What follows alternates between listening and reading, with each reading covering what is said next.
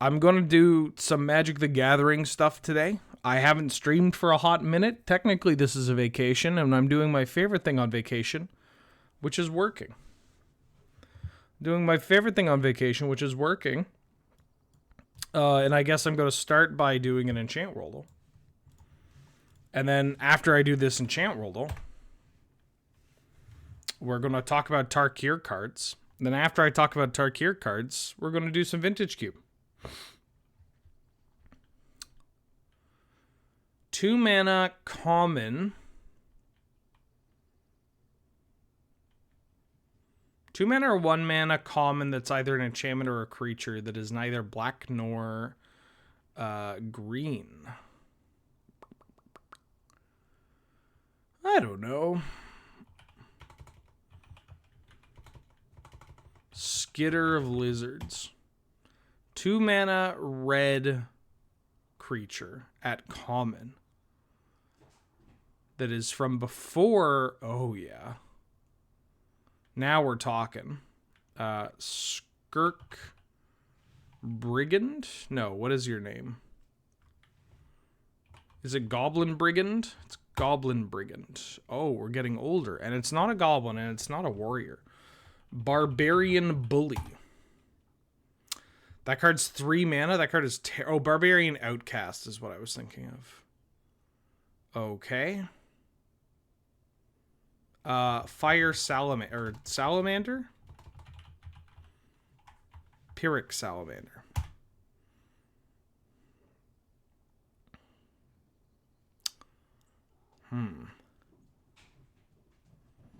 It's not a human. Okay. Hello, kitten. Kitten has ran into here. It is not a human. Oh, boy. Also, this sucks. I just looked at chat because normally at home, I have my monitor, my chat monitor, and my Twitter blue sky monitor. This is a 3-drop, but I'm just trying to figure out the year. And I looked over here and I saw you. So thank you for not telling me, but also thank you, Seismic Lawns, for the 2nd year. Oh, hey, that's 1 and also 1 year. The double year. Not a human, not a goblin. Is it like 99? Oh, Canyon Wildcat?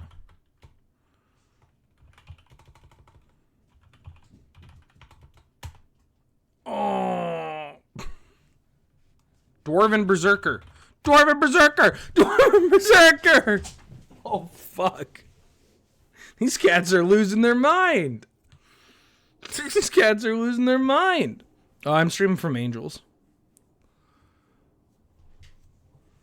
I'm losing my mind. Pull the Dwarven Berserker? This card wasn't that bad. It's pretty bad, but Oh, the cats are fighting. Hey, no fighting in here. The cats are fucking losing their minds.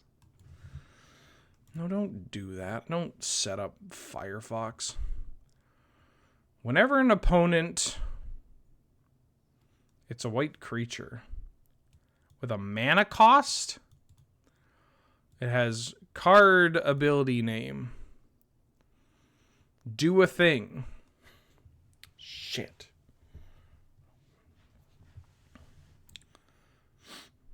A popular white creature. Is it a human? It is.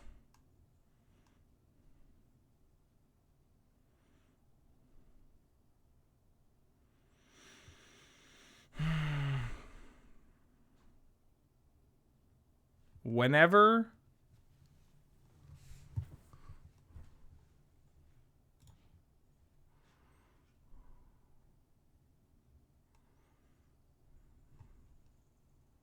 this is throwing me off.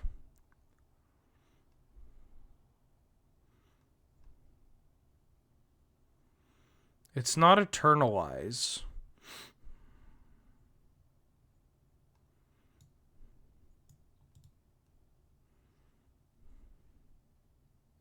Flasher back.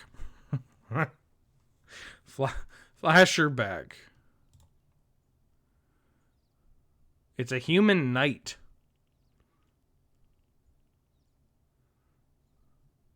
Human knight.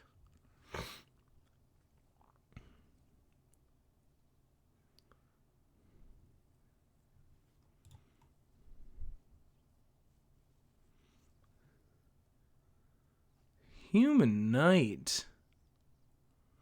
This is throwing me off.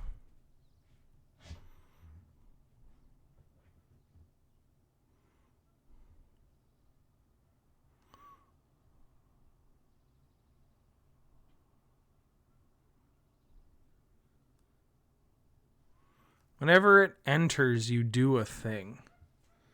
A human knight that whenever something enters...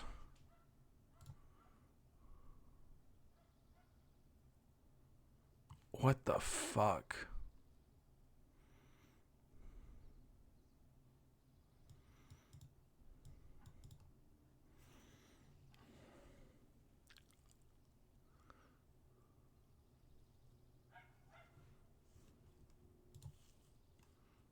Metalcraft. Pure Steel Paladin.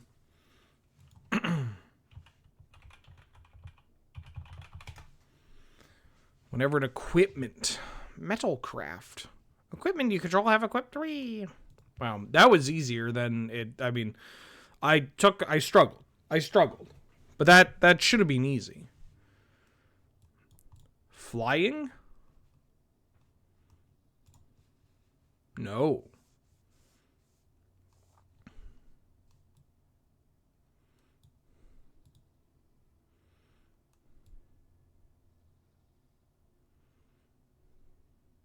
It's a creature. Is it an elf? No. Menace. It's a god.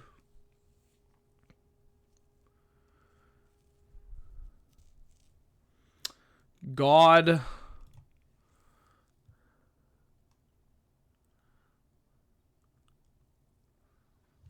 Nioyoyon. Whenever another creature you control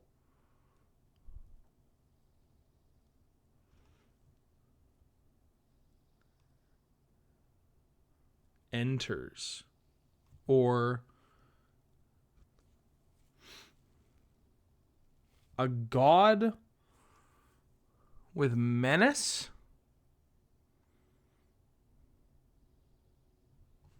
With just these two?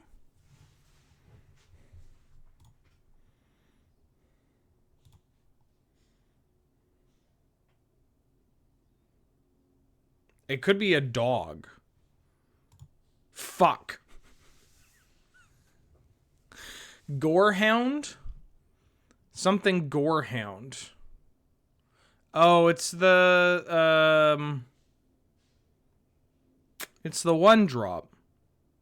What the hell is your name? Something Gorehound.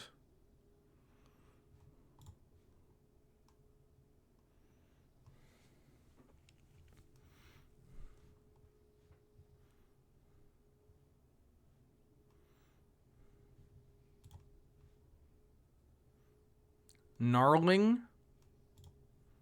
Snarling Gorehound.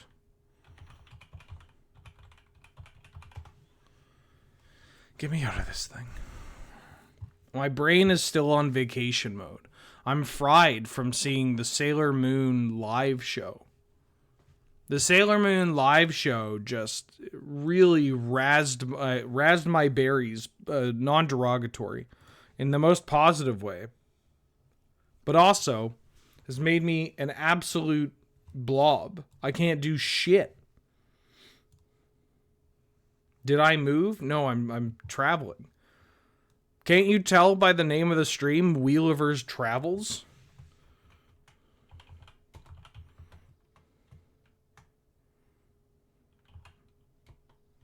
Travel. I'm out of town. I'm out of town. People read stream titles? I don't know. Do they not? Yeah, I'm now one of Angel's many cats. I've been conscripted. Okay. Let's get into, I guess, the first part of the stream, where I'm going to talk about some of the cards that have been previewed. There have been some cards previewed for Tarkir Dragonstorm since we last talked about him, and I'd like to talk about them. I'd like to talk about them through the lens of Canadian Highlander, Cube, vibes. I don't know. People like it when I talk about new cards. Probably not going to talk about every new card, but certainly every rare and the new cards that are exciting to me. That sounds like a cool thing to do. Yeah, this monk token's pretty cool. We're also going to be covering some of these cards that are in the Commander product. Obviously, if they're in the Commander product, I'm going to let you know they're in the Commander product. And, you know, then don't... If they're in the Commander product, so I'm not talking about them in the Gladiator or something. Okay. Oh, God. Everything's breaking behind me. Yeah, let's talk about my least favorite card in the set. Clarion Conqueror. 2 and a white for a 3/3 flying dragon. That says activated abilities of artifacts, creatures, and planeswalkers can't be activated. Couple of things. One, this doesn't say accept mana abilities. So this thing just hoses everything, including mana dorks like Elvish Mystic and friends, or artifact lands. Oh, this also reminds me, I have to make a post on social media. I've been trying to get better at posting on social media because people actually follow me on Blue Sky. It's kind of wild. There's been a bit of a shift in Blue Sky, right? There's been a bit of a shift in, people that follow other people on social media, mostly because there aren't as many bots on social media. Or, sorry, there's not as many bots on Blue Sky.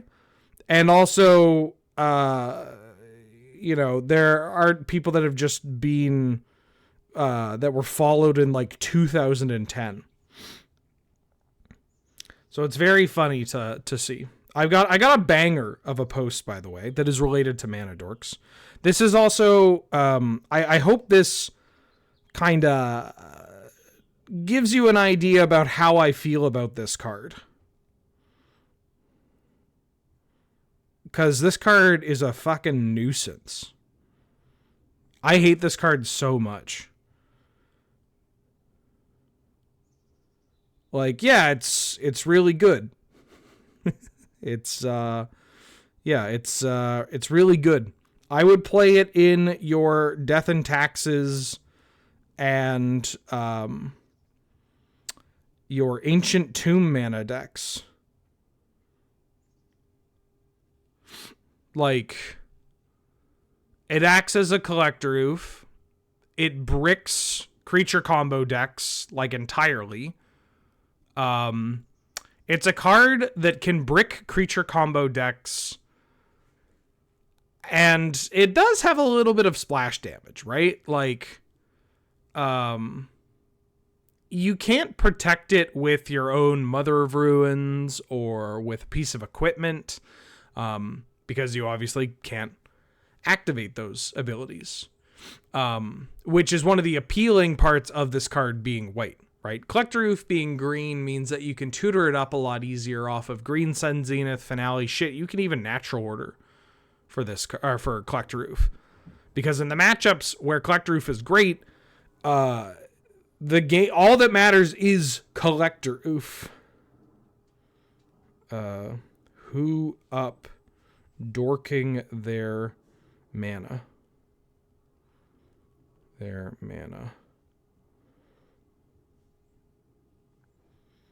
All right, I'm making a post on Blue Sky. It says who up dorking their mana, and featured are my copies of Beta Birds of Paradise signed by Mark Poole and Beta Llanowar Elves signed by Anson Maddox. There we go. I did my social media post of the day. Prop back for the 61st month. What up? And yet somehow doesn't affect Urza's Saga. Yeah, that's very funny. I mean, also worth noting, thank you for bringing it up and thank you for all the support. That means a lot to me.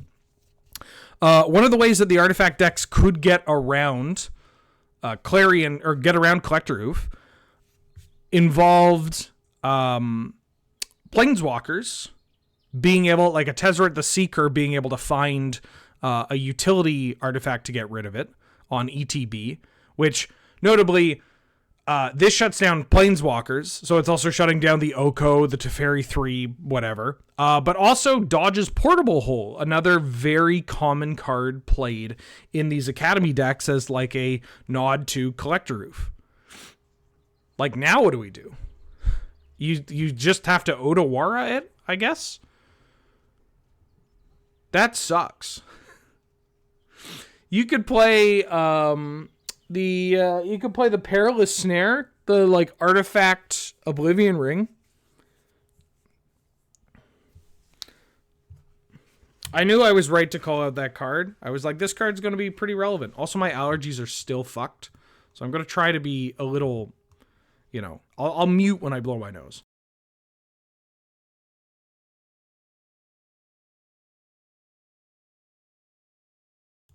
Yeah, there are other cards you can play beyond, Portable Hole, but they're bad. Glass Casket is, like, not a good Magic card. Play more counterspells in blue artifact decks. I mean, Cryptic Command should probably be in your blue artifact deck, because you can bounce it, you can protect your stuff, you can reset things. Like, that makes sense to me. Anyways, this card's really fucking good. I'd play it in a lot of stuff. Yeah, Duskrose Reliquary is pretty good. That one gets a pass. Descendant of Storms. 1 white for a 2/1 human soldier that says whenever this creature attacks, you may pay 1 and a white. If you do, it endures 1. A reminder, endure is a new keyword ability word, something. It's a new thing that you can find in Tarkir Dragonstorm, which means endure N.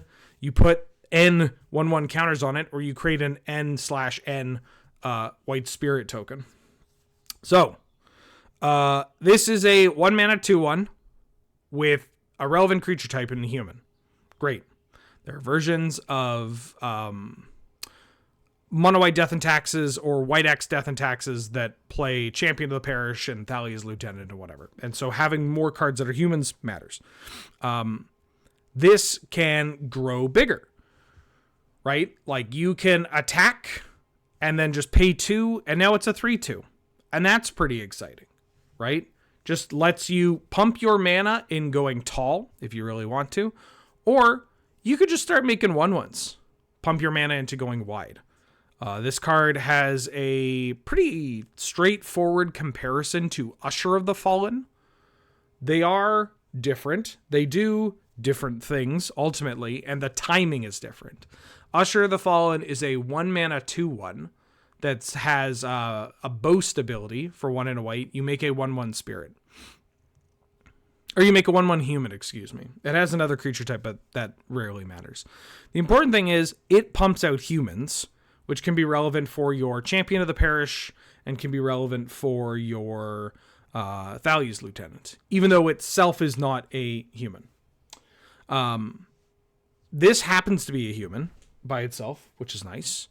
One of the issues for this, though, is that you have to put the mana into this ability on attack, whereas Usher of the Fallen's boast ability is just you have to have attacked, and then you can pay this mana whenever, which means that you get to make that decision after blocks are made, or, once people have played other abilities or done additional things. You just get to, hold that mana.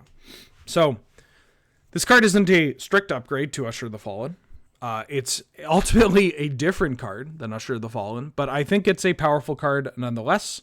especially because it's just a 1-drop. Like, anytime you have a 1-drop with a reasonable stat line that has additional text on it, you get so many extra points because it's just a 1-mana card.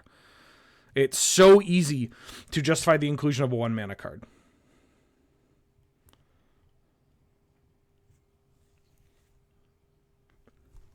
Uh-oh, Logan Armitage. It looks as though you used the S word. You tried to apologize even though you don't need to apologize. You're asking a Magic-based question in a Magic-based channel. Your question is, hey, Wheeler, blank to be a bit off topic, but I think Iron Man Titan of Innovation, and then you apologized again? Or no, that was somebody else. Do you think Iron Man could go into Grixis, Welder, and Canlander? No. I think that card costs like 5 mana. The only kind of 5 mana card that I want is in that deck is like Chaos Defiler. Or like, I don't know, a Demonic Junker style card. I think there are just better cards to play than Iron Man, which is very unreliable. Cool card, but an unreliable card. Yeah, Tezzeret's fine. Like, you know, there are other things. Yeah, Descendant of Storms, pretty cool. I think I talked about this dog. It's fine. It's fine. HD back for the 62nd month. Jesus Christ. Bring back Bolster. I love Bolster, but this is much better representation of Abzan and gameplay and lore. Yeah, Endure is great.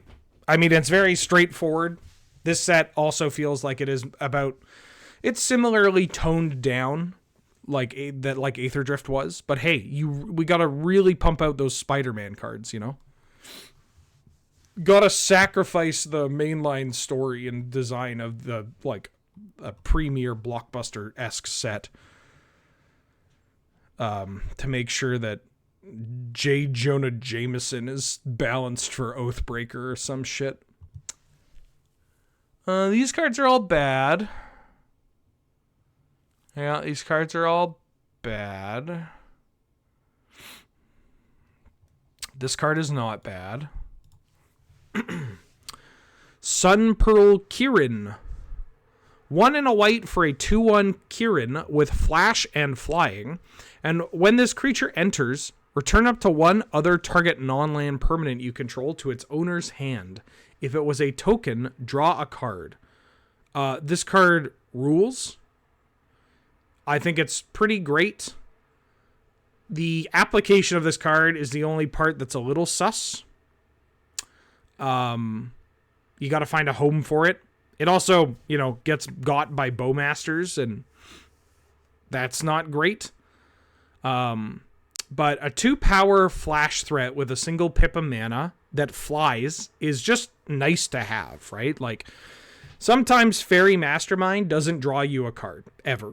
And it's just there to block a Murktide Regent, or to hit them for 2, or to pressure a Planeswalker.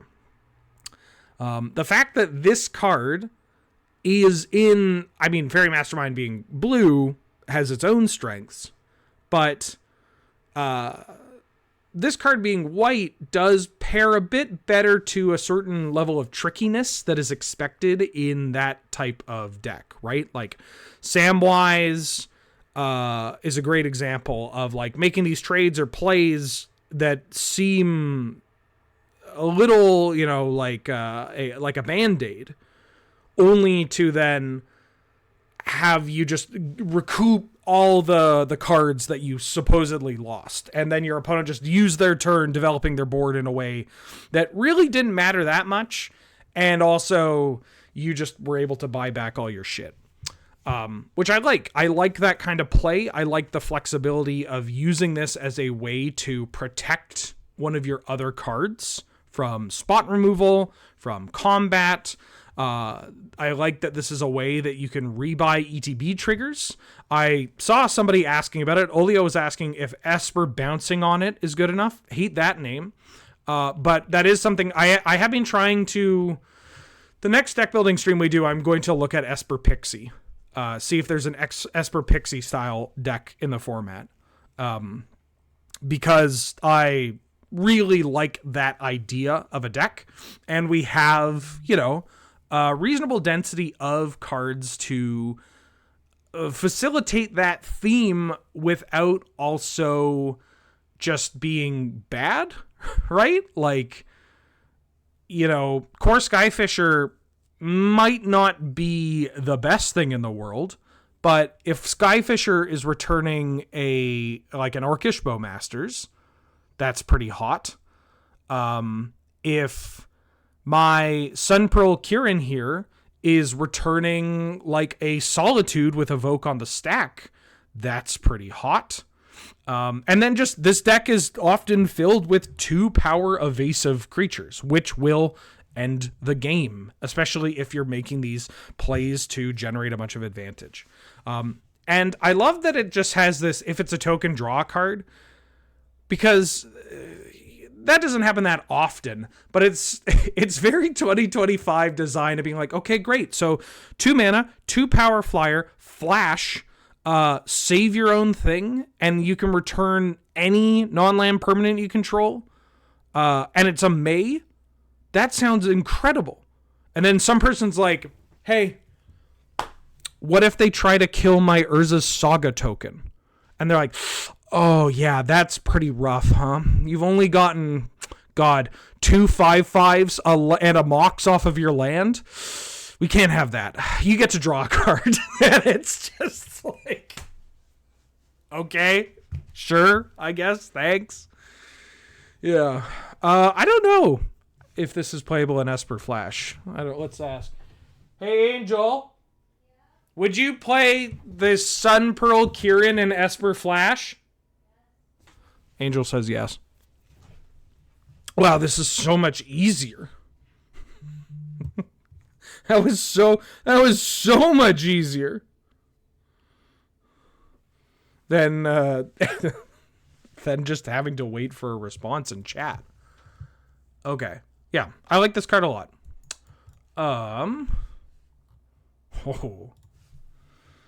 This card is not playable in Canadian Highlander, but I'm a big fan of this card. Tempest Hawk, 2 and a white for a 2/2 flying bird that says, whenever this creature deals combat damage to a player, you may search your library for a card named Tempest Hawk. Reveal it, put it into your hand, then shuffle. And a deck can have any number of cards named Tempest Hawk.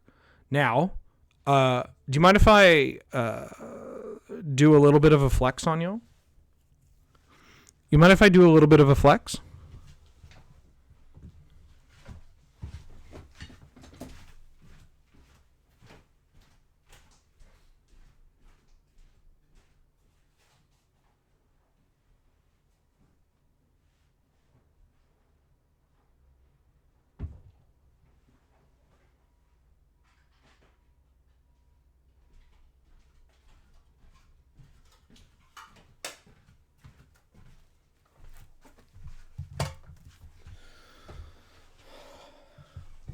Oh, there are so many cats.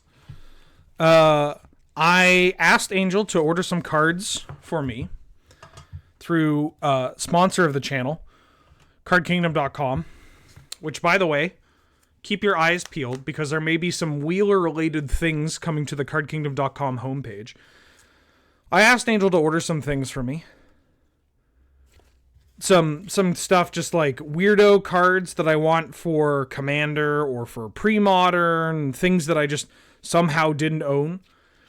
And in addition to those, oh wait, the camera's right here. In addition to those, she helped flesh out my Heir Apparent collection. So now, big props to Angel. I now have all of my Heir Apparents. For my... Also, get this. She also got me an additional copy of Preston the Vanisher so that I could have a Preston, so that I actually have my commander for my unsleeved Heir Apparent commander deck. I believe this now makes 40 Heir Apparents. So now I have my 40 Heir Apparents, which is great. I can have my unsleeved Heir Apparent commander deck that I can just bring to a MagicCon if I want to. And it's very goofy. in recent days, weeks or whatever, there you may be on social media, you've seen the discussions about bar cubes or bar commander decks being decks that do not have any use of tokens or dice. So they don't make counters, they don't make tokens. You literally just need that deck and you're good to go. Oh, there's going to be a rubber band on that deck, don't you worry. Tempest Hawk is going to be my unsleeved bar commander deck, where I'm just going to play so many Tempest Hawks and like glorious anthems and ways to protect my Tempest Hawks. And I'm going to have like, I thought it would be appropriate because I looked at some of the possible commanders and I was like, great, I'm not going to pick Soraya the Falconer. I'm going to pick Commander Isha. One, they have commander in their name, and two, they're a bird.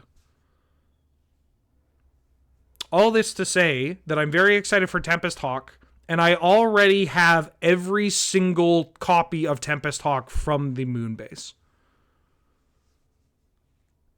On top of that, selfishly, I do think that this is a more interesting approach to a deck can have any number of cards named whatever. Because it's not just on ETB, and you have to play a fucking Winddrake, and your Winddrake finds more Windrakes, and that's really exciting to me. Like this one, like the Assassin's Creed one, really boring to me. The Shadowborn Apostles, very boring to me. Like this one feels the most kitchen table out of basically all of them, and I'm super into that. Really into that. So excited to play this. And on that note, because I think it is not as powerful as the previous ones, and also more kitchen table and more kind of clunky, I think this one is hopefully going to be cheaper than the other ones. So what I'm trying to say is, if you see me at an event, if you plan on going to MagicCon Vegas this summer, please give me all your copies of Tempest Hawk. I'll trade. I mean, I'll have sick trades to make. You don't have to just give it to me. I'll just take some copies of Tempest Hawk. Yeah, it's also not a rabbit, so you lack that cuteness thing. And it's not tied to, like, Bloomborough just came out. A bunch of people have bunny commanders, and now here's a rabbit. But yeah, it's great. I literally have birds and bunnies. Those are, like, my two favorite things. Is birds and bunnies. Very, very cool. Very cool. I think that's it for new white cards that are in the main set. They've previewed a lot of the commander products, so we can talk about some of them. But some of them are, I don't know. Like I like the Palace Cat on this card. Inox Strike Leader, 1 and a white for a 2/2 Dog Warrior. Whenever you attack with this creature and or your commander, for each opponent, create a 1/1 red goblin creature token that's tapped and attacking that player. Sack this creature. Creature tokens you control gain indestructible until end of turn. This is technically a 2-mana 2/2 that you can play like in Canlander, where it's just a 2-mana 2/2 that whenever you attack, you make a 1/1 goblin that's tapped and attacking. And you can sack this creature to protect your tokens. Like, this card might end up actually seeing some niche play in token strategies.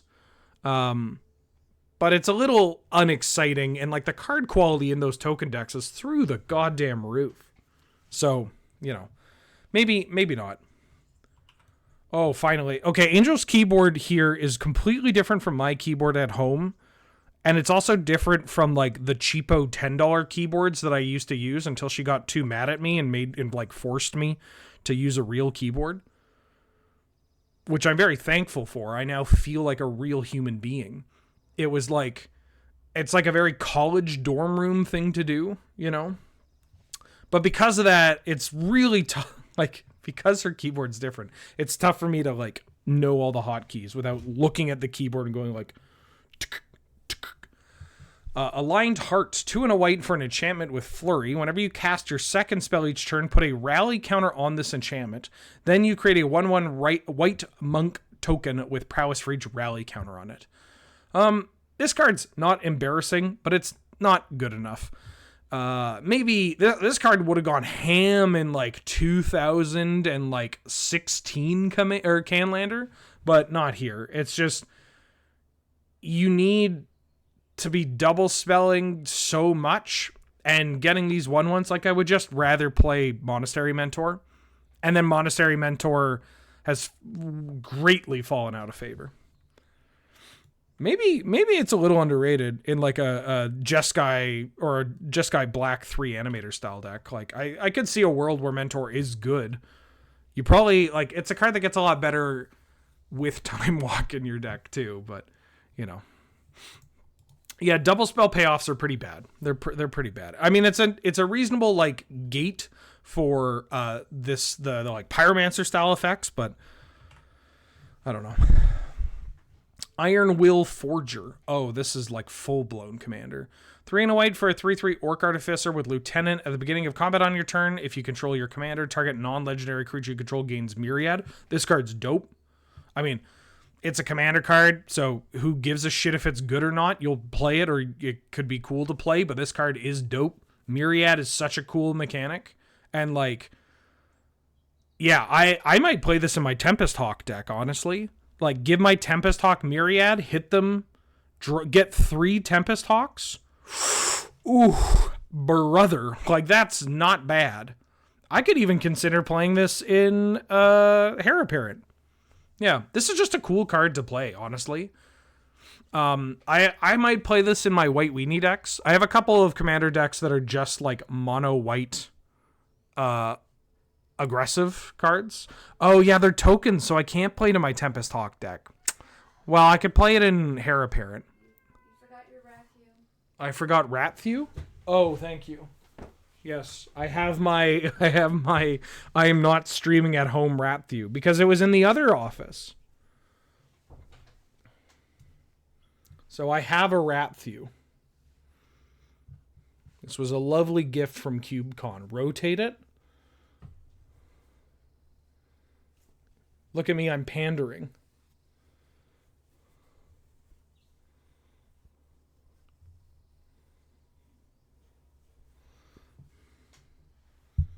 Is there a TLDR? Didn't I make... I thought I made a command, but now I forget what the command was. Was it town? Or was it travel? Why would it be town? Travel. Yeah, there we go.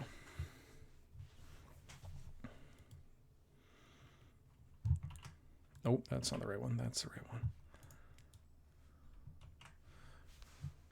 Protector of the Wastes. 4 white for a 5/5 dragon.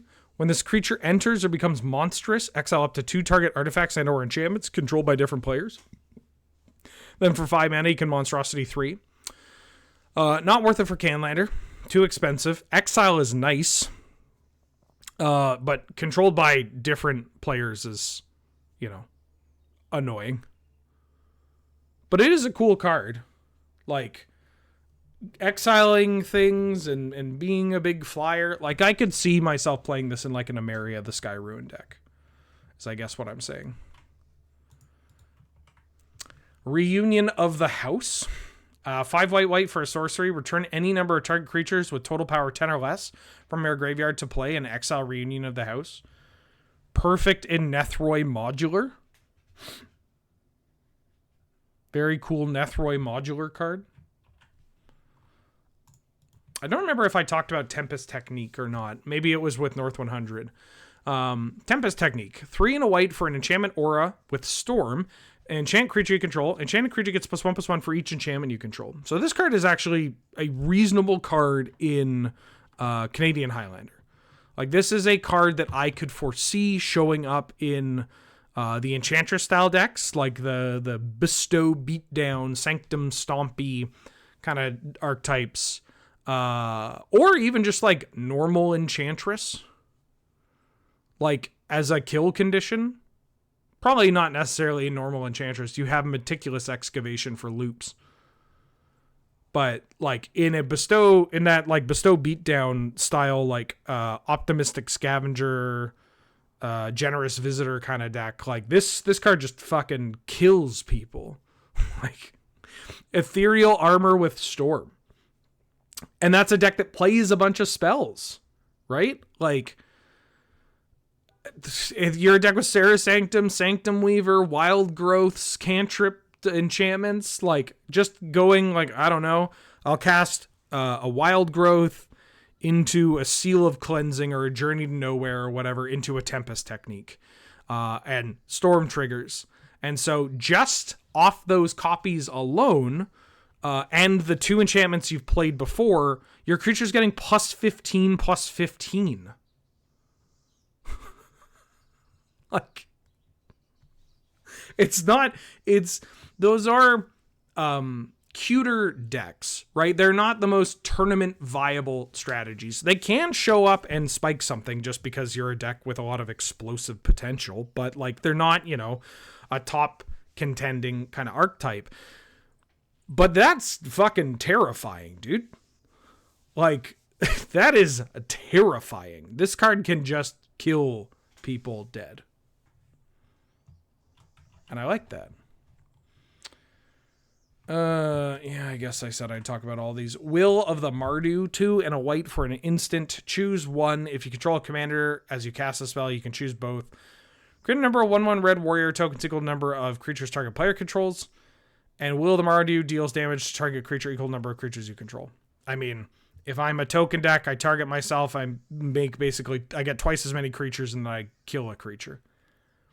No questions asked.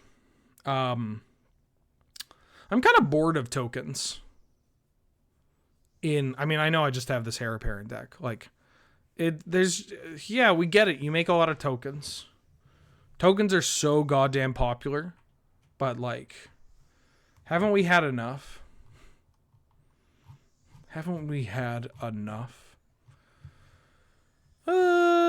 I'm going to level with you. The blue cards in the set suck. They are, like, genuinely real bad. Like, I'm not playing 3 mana for a 1/3 that finds a spell. Like, oh yeah, the Goatsy artifact. We are beyond playing Seagate Oracle. Loki just came in to visit. He came in, he got some scritches, he shook his fur, and then proceeded to get that fur all over my sweater and glasses. They're giving us the double Goatsy. Yeah, I'm just like, this card's not good. Like, these cards are all bad. Legit. Stillness in Motion. I guess I said I would talk about all the rares. Naga Fleshcrafter, 3 and a blue for a 0/0 snake shapeshifter. You may have this creature enter as a copy of any creature on the battlefield, and you can pay 3 and exile this card from your graveyard. Put a 1/1 counter on target non-legendary creature you control. Each other creature you control becomes a copy of that creature until end of turn. This card's kind of cool. It's a 4-mana clone, which I think this is the first 4-mana clone that's ever been printed. Somebody should tell Serge. And like, I will say that if, you are potting, like, it is cool that this is a thing that can clone something, you pot it away, and then you can use this activated, like, this ability. But it's just not good enough. Cool card. I'll play in Commander for sure, but that's the get out of jail free card. Tokens as a strategy is effectively a variant of power creep that lies on the fact that, like, unlike other games, Magic has no board size limit. Well, they're cool. You want to know the real reason why tokens are very popular and why they get used a lot? Is because one of the easiest things that you can do to give cards cross synergy is you have them create other objects, right? You have them create like temporary objects, because there are going to be other cards that care about the creation of new objects and those objects having specific characteristics. That also lets you stay in pace with power creep, because one of the easiest things that you can do to up the power level is just make a thing bigger, or give the potential for a thing to be bigger, or for one card to bring 2 cards, right? So a card that is actually 2 cards comes with a creature that comes with a token. That's pretty exciting, right? Because, well, I can, instead of a grizzly bear, what if I just pay 2 mana and get 2 1/1s? Like, I can make these 2 1/1s even bigger. And with a Glorious Anthem, they become 2 2/2s. And that's so exciting. Wow. Not to mention, people like collecting. People like personalizing their cards. There's so many tokens, token art that you can use. I don't think you know what power creep is. Are you talking to me? Oh, you're arguing in the comments. Okay. I see. Have fun. Think about it. Think about how many people you have sat down against, or yourself, that has a token deck, a commander deck that uses tokens or whatever, and you are using the tokens you want. You are collecting the tokens that you think fits your vibe, your theme. You can use custom tokens. You can get friends to make tokens. A new token comes out and you get excited about it. Right? Like, think about every time there's a new set that comes out, think about it at the PPR, when you have, think about it at every PPR, there's always a ton of people that are like, can you show us the new token? Now, the tokens are available here, but before, they're just like, please show us the token. I want to see the new token. I'm so excited to see the new token. Anyways, what's this bad card? Stillness in Motion, 1 blue enchantment. At the beginning of your upkeep, mill 3 cards, and if your library has no cards in it, exile this enchantment and put 5 cards from your graveyard on top of your library in any order. Okay. Sure. This card's kind of fun. I don't know. Anytime you have a 1 mana spell that can return itself to your hand and that card is like an enchantment or an artifact, it's kind of interesting. But not really. The commander cards are also pretty bad, right? Adaptive Training Post, 2 blue for an artifact. Whenever you cast an instant or sorcery spell, if this artifact has fewer than 3 charge counters on it, you put a charge counter on it. Remove 3 charge counters from this artifact. When you next cast an instant or sorcery spell this turn, copy it. You can choose new targets for the copy. A cool commander card. Great. Cool commander card.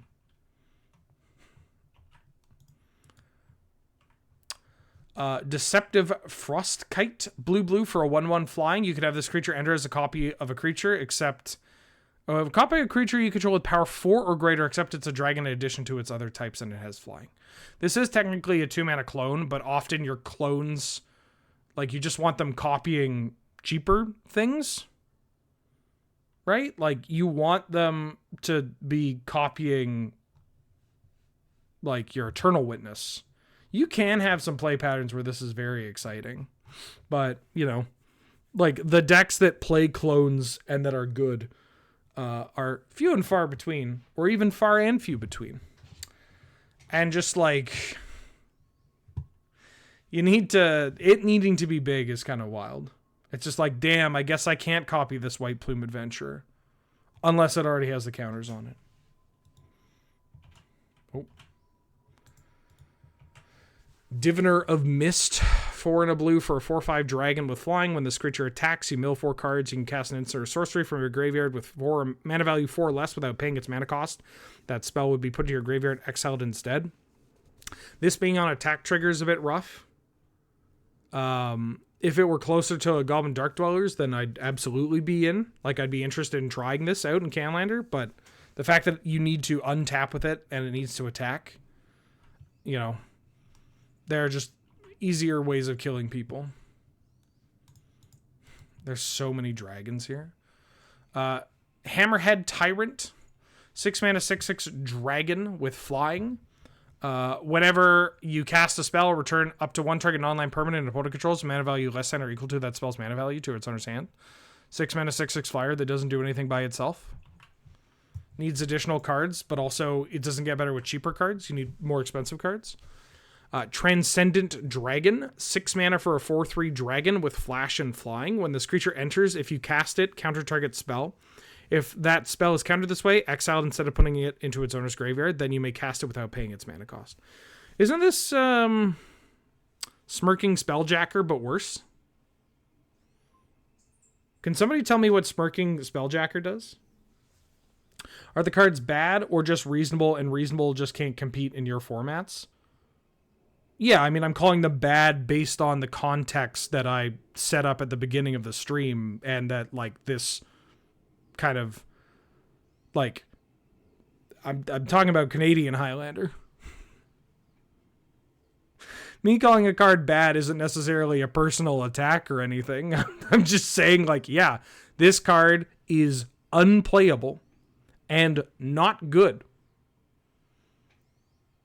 in the context of the formats that I am talking about.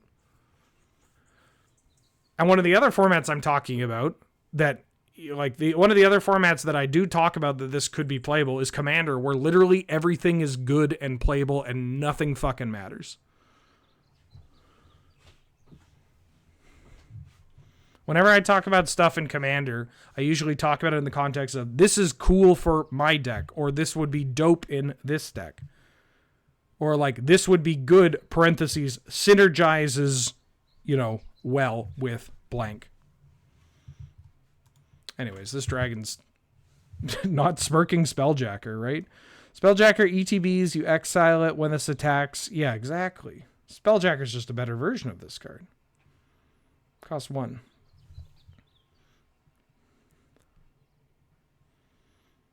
What's Yule Tried?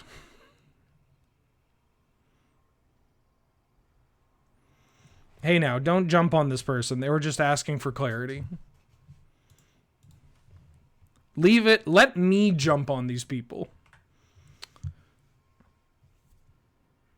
House of Pain. No, this joke sucks. Voracious Bibliophile. 3 and a blue for a 3/3 dragon with flying vigilance, and whenever you cast a spell with one or more targets, draw that many cards. No, I'm good. This card costs 6 mana. I just don't give a shit. I just don't give a shit. The blue cards are so bad in this set. It is actually just so funny. Like, I'm going to give you... I guess the whole set's not out, so I shouldn't say anything. Right? The whole set's not out yet. Wanting to be Mario? Don't you ever call me Italian. Don't you ever call me Italian. That's reserved for people that say slurs during HelloFresh streams only. I think I talked about this card. This one's kind of interesting. Desperate. Oh, I leaned too much into the mic. What? Oh, you had to be there. Desperate Measures. Black for an instant. Target creature gets +1/-1 until end of turn, and when it dies under your control this turn, draw 2 cards. That's kind of cool. Like, you have some flexibility being able to pick up mana dorks. You can block, and you can use it as a village rights, like block with a token, cast this, have it die, and then draw some cards. You can also just have it be a genuine combat trick that skull clamps for a turn, right? Block with my 2/2 against your 3 toughness creature. I give it 3 power, so it trades with your 2/2. Trades with your X3, excuse me, and then I draw 2 cards. Like, that's kind of cool. I'm kind of into this. The problem is where you play it. Like, I think you could play this alongside Village Rights and Corrupted Conviction in, like, an Aristocrat style deck, or like a mono black or a black X deck that is playing that style card. Again, 1 mana. It's 1 mana and can kill a Birds of Paradise and a Ragavan. And an Ocelot Pride. Like, that's pretty exciting. But also, if it's in your deck, you're probably built around using this card for other, more uses under your control, right? Which is kind of dope. Oh, another Death George. This one I don't think was out. Rot Curse Rakshasa. 1 and a black for a 5/5 demon with trample and decayed. For those that don't remember what decayed is and cannot read. This creature can't block, and when it attacks, you sacrifice it at the end of combat. Then it has Renew for X black. You exile this card from your graveyard, and you put a decayed counter on each of up to X target creatures, activate only as a sorcery. This one's kind of fun. The applications for it, I think, are relatively limited. Like, if I'm playing this card, I got to be playing like mono black aggro or like black green aggro, like a Jason Jobin kind of deck, or the I hate the name Black Mold, but the Black Mold style decks. It can kind of just hang out and kill somebody dead. Good with Skull Clamp, Village Rites, and all those cards. Even the last one that we mentioned, right? Good with sack outlets, all that. Like, you just hit them or kill off their creature. It's very funny that there's a bunch of what appears to be Black Lotuses on the ground. And it's a Chris Ron too. So these are definitely Black Lotuses, right? Which is very funny. So they're just kind of, it just hits them for a lot, or kills off a Planeswalker, or forces them into a block where they take some damage and they lose a creature. The Renew is the sick part, though, because the Renew is the like, oh, you've played to the board to try to deal with my onslaught of creatures. I'm just going to pay like 3 mana and make it so your board can't block. That's pretty cool. So like, if this card, and it's only 2 mana. So if at 2 mana, this card kills off a Planeswalker, domes them for a bunch, maybe forces them into an awkward block, and then later on you get the added value of your best creatures or your board can't block, and I'm going to kill you. That's okay by me. The application for this is the one thing. Like, where am I going to play this? I listed these decks, but those decks aren't exactly tournament winners, which is a little unfortunate. But like, yeah, this card can put in some genuine work. Also, very funny with Luris. Just very funny with Luris.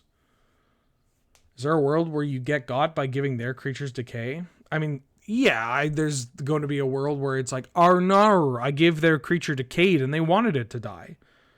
But, just don't do that, bozo. Bozo, just don't do that. Scavenger Regent. 3 and a black for a 4/4 dragon with flying and ward, discard a card.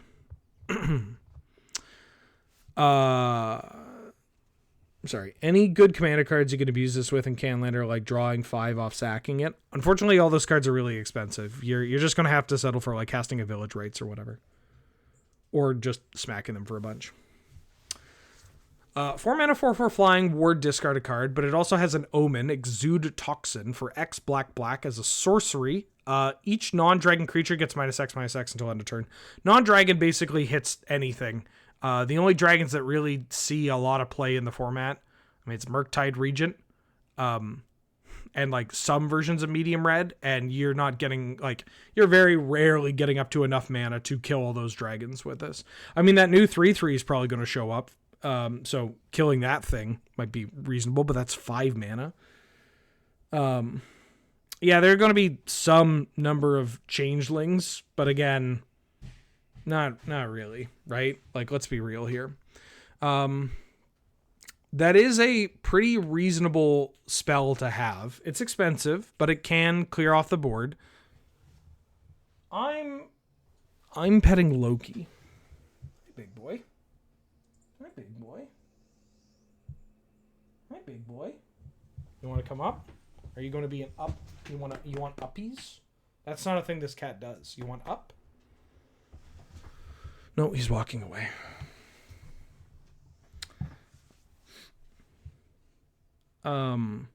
Anywho. Yeah, this Omen's very expensive, but can put in some genuine work. I'm just, where do I want this card? Right?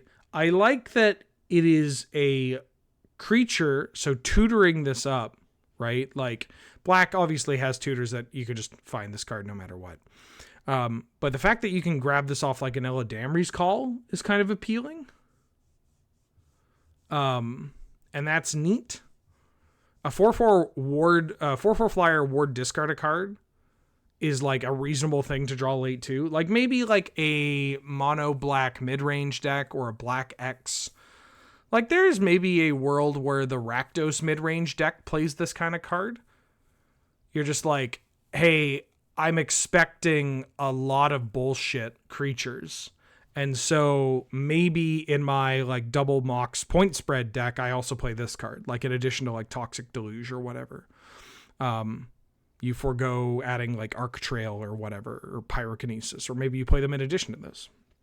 Because it's kind of dope to have like this creature that is pretty annoying and a reasonable threat, like that they're going to have to deal with. And if it does get dealt with, you could just Volrath Stronghold it back, draw it, and then fire off the Omen. It does get shuffled in, but you know, that's not nothing. This is the kind of card where I wish there was a better home for it.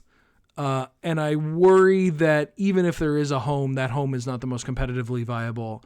And the power level of this card is just not quite there. Would have gone hard in like, I don't know, 2019 Canlander, but not here.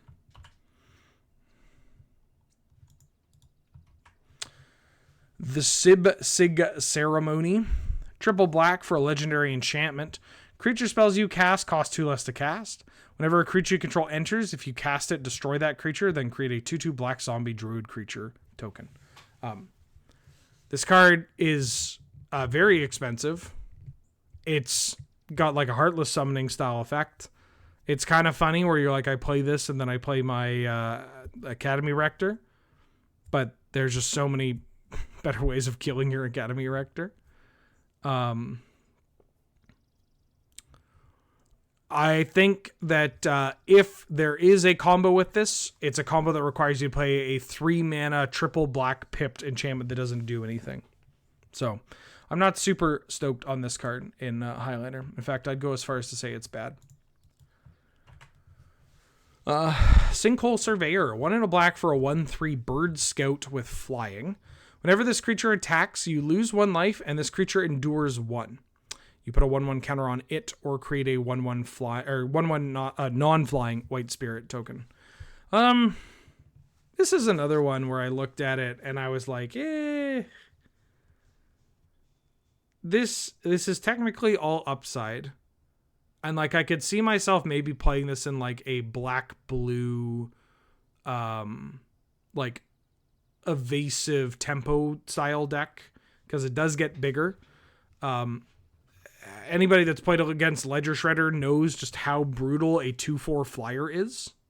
That's kind of a pisser. And this card is pretty strong at keeping or taking back the initiative, which is kind of nice. I'm just like not impressed. I think that's my best evaluation for this card. As I look at it and I'm like, okay. It doesn't spark joy. I'm not immediately leaping to play this card. I could see it maybe in like a Black X counters deck, like Angel's Sultai counters list. I could see playing this card.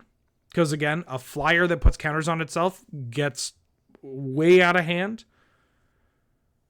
But like, it's so straightforward, right? I just look at this and I'm kind of, you know, it's weird to say. Like, I will die to this card. This card, somebody's going to play this off of a Mox or whatever, and then I'm going to be like, well, fuck me. I can't burn this thing. I'm going to have to blow like a Swords or whatever, or like a Prismatic Ending. But it's just, I don't know. Just kind of a bird. And I like birds.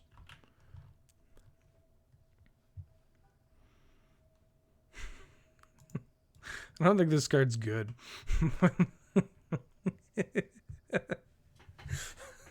Her name is Okami!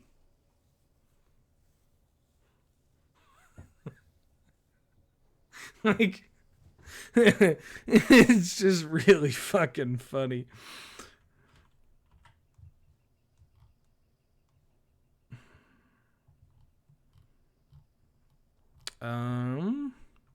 Oh, this card's messed up. Afterlife from the Loam. 5 triple black for a sorcery with Delve. For each player, choose up to 1 target creature in that player's graveyard. Put those cards onto the battlefield under your control. They are zombies in addition to their other types. So obviously triple black is a genuine cost, but I think we'll get there. I think we can manage. Especially, you know, maybe we have an Urborg running around, or we just know this card's in our deck, and so we fetch accordingly. If we go all in on the Delve, and we only, like, okay. So we go all in on the Delve, and only we have a creature we want to reanimate. I'll pay 3 black to 3 black Delve 5, reanimate one of my creatures. Great. If my opponent does have a creature, Delve 5, 3 black, reanimate 2 creatures. That sounds pretty good. 3 black and like Delve 2 or Delve 3. 5 mana. I'll pay 5 mana to get this, get my best creature and their creature. I guess what I'm saying is this card's fucked. Yeah, this name is atrocious. This name is very like, hey, Lois, remember this magic card? Like, I don't care. Doesn't do, like, Delve and Dredge do work well together, but, you know, what does this have to do? This doesn't have any lands. Like, it brings things back from the graveyard or whatever, but, like, I don't know. It's very hey, Lois. But this card's absurd. Like, I'm going to play it in Reanimator. I'm going to play it in, like, a Black X deck with, like, Necromancy style cards. Like, this card's very good. Very good. There's not much to say. It's just, I'm just going to play this card.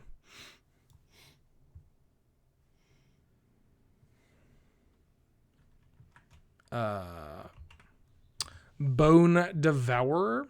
3 in a black for a 2/2 dragon with flash flying. This creature enters with number 1/1 counters on it. Equal number of creatures that died this turn. When this creature dies, you draw X cards. You lose X life, where X is the number of counters on it. Cool commander card. Jaws of Defeat. Oh! 3 and a black for an enchantment. Whenever a creature you control enters, target opponent loses life equal to the difference between that creature's power and its toughness. Boom. Magic the Gathering is really eating well with this set, huh?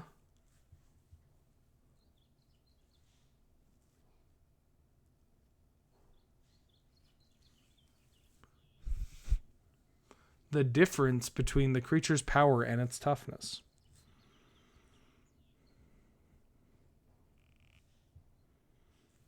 Okay.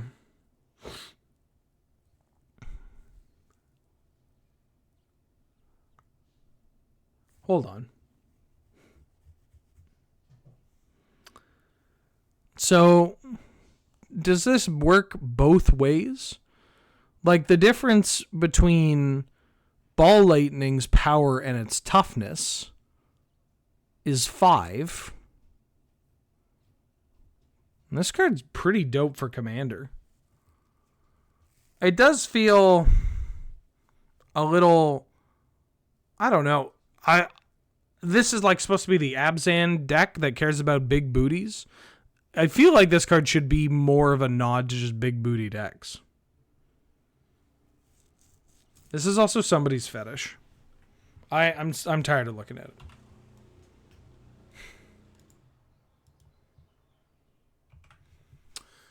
Teval's Judgment. 2 and a black for an enchantment. Whenever one or more cards leave your graveyard, choose one that hasn't been chosen this turn. Draw a card, create a treasure, create a 2/2 black zombie druid token. It's like a Ketramos, kind of. Except cards can leave your graveyard on your opponent's turn as well. That's kind of cool. I think I'd rather play Ketramos. Ketramos has not had a huge amount of play It hasn't seen a massive amount of play in the format. It's shown up a bit. I haven't really gotten to play with it that much. Ketramos also just has other functions outside of getting Scrabbling claused and all that. Really good into Scavenging Ooze and Keen-Eyed Curator, but is also just a 3-mana enchantment that doesn't do anything unless you are really like built around it. Like there are so many matches where you play this card, and it's just not doing anything. I would just rather play cards that always do something. But that's just me. Tip the Scales. That's very funny. 2 and a black for a sorcery. Sack a creature. When you do, all creatures get -X/-X until end of turn, where X is the sack creature's toughness. Sack creature is not a part of cost, which is kind of nice. Does make it a little awkward in, like, you can cast this card and somebody responds and just kills your biggest booty, and you're like, oh, well, now I have to sack a creature. Like, you could end up fucking yourself over so many ways. It's comical. Not playable, but very funny that, like, I get the design of, like, okay, well, it's a feel bad if it's an additional cost, and, like, maybe, you know, we don't want to word it that way, right? But I'm just picturing a Commander game where somebody's like, cast this card, and they have like a 2/2 and like a 1/1 or whatever, and they have like an X5, and they're trying to get rid of your 4/4s. And they're like, tip the scales, and you're like, okay, respond, I'll get rid of your X5. And they're like, oh, well, now I have to sacrifice the 1/1. It's like, great. You paid 3 mana to sack your own shit. That's pretty funny. Pretty funny. Welcome to the Dead. Or Welcome the Dead. 3 and a black for a sorcery. Draw 2 cards and discard a card, and you lose 2 life. Create X 2/2 black zombie druid tokens, where X is the number of cards that were put into your graveyard from your hand or library this turn. And has flashback for 5 and a black. Very weird card that tries to do so many things. Like, you can maybe do something goofy where you just, like, self-mill a bunch of cards. But then even this has, like, it has flashback as a way to be like, hey, what if you just put your entire deck into your graveyard? But then it also forces you to draw cards and discard a card, meaning that you can't, like, put your whole deck in your graveyard and then activate this unless you have, like, a Jace or whatever. But also, like, the drawing and then discarding is there to help facilitate, like, to make sure that you at least get 1 2/2, right? It's very weird. It's not playable in Canlander, but it's a very funny card. I'm sure this card is the kind of card that you get people to put it in their deck because they're like, oh, dude, in my Grimgrin deck, this is going to get me. I'm going to, like, draw cards and pitch a card, and then I'm going to make, like, 20 zombies. And that's like, oh, that's so dope, dude. This is the Magic card that has the response of, like, wow, that's crazy, man. It's just like, I don't fucking... Yeah, I mean, I guess, weren't you already doing that? Like, dude, this new card makes so many zombies in my zombie deck. This sounds like I'm talking about Shivam, but I'm not.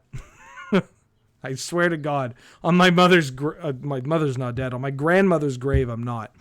But it's just like, this is the kind of card that somebody is going to be like, you need to ban this card immediately. And I'm like, what are you talking about?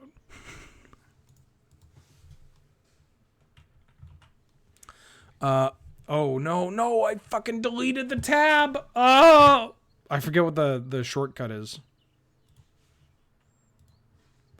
No. Tarkir. This shit would have never happened on my home computer. I found it. I'll just do this. Who cares? None of this matters. Look, it's like nothing even happened. I already got it set up before people told me the hotkey. Will of the Abzan, 3 and a black for sorcery. Choose one. If you control a commander as you cast a spell, choose both. Any number of target opponents each sack creature with the greatest power among creatures they control, and they lose 3, and you get to reanimate. Pretty good. Pretty good commander card, gotta admit. It's also just zombify. Like, I'm not excited to play this in... I don't know why I leaned into the mic. I'm not excited to play this in Canlander or anything, but it is kind of funny where it's like, oh yeah, it's just zombify. History? I'm not going to open up the history. I don't want to dox Angel. But there is a Patreon tier where I reveal her address. Within range.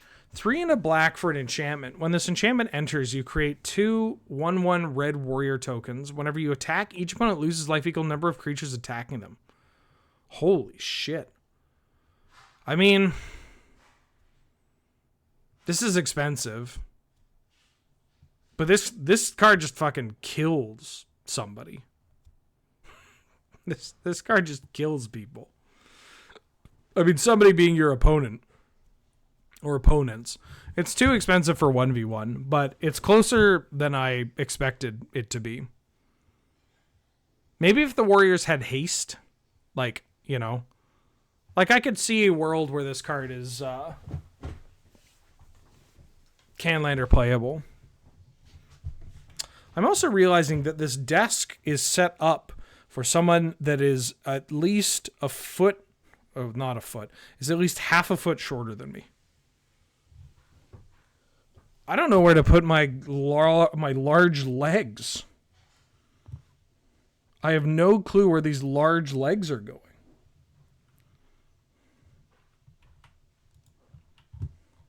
All right, on to red.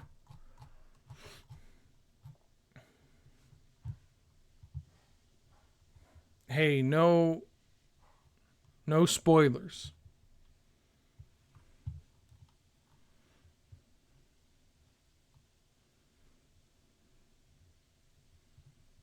Breaching Dragonstorm. Am I going to play this card in Cascade? I might play this card in Cascade. Hold on. Breaching Dragonstorm. 4 and a red for an enchantment. When this enchantment enters, you exile cards from the top of your library until you hit a non-land card, and you can cast it without paying its mana cost. If that spell's mana value is 8 or less, if you don't put that card into your hand, I might... Yeah.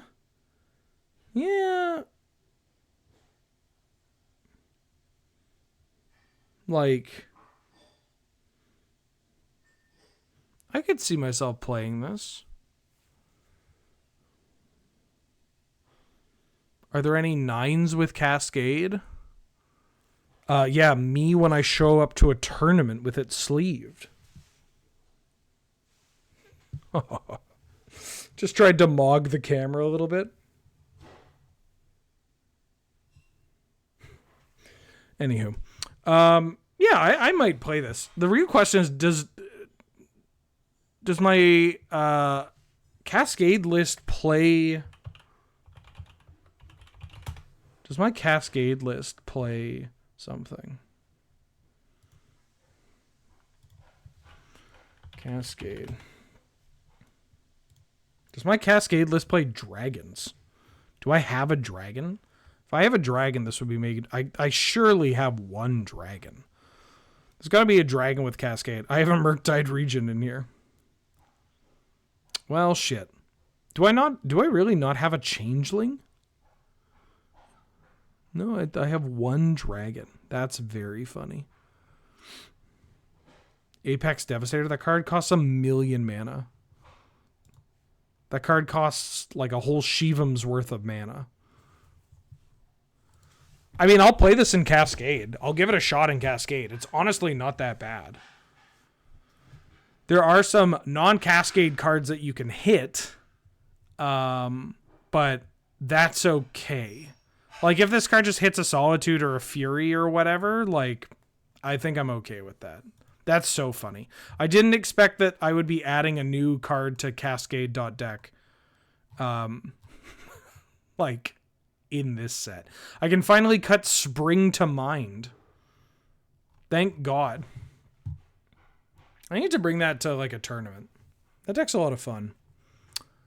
Did I talk about Corey Steelcutter? How real is the Cascade deck?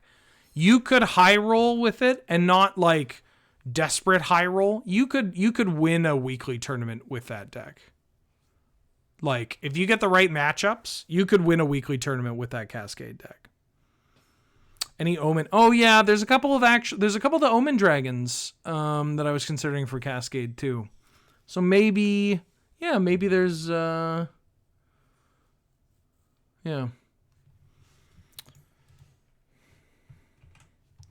Steelcutter. 1 in a red for an artifact equipment. Equipped creature gets +1/+1, has trample and haste, and has flurry. Whenever you cast your second spell each turn, you make a 1/1 white monk with prowess, and you can attach this equipment to it. Its equip cost is 1 in red.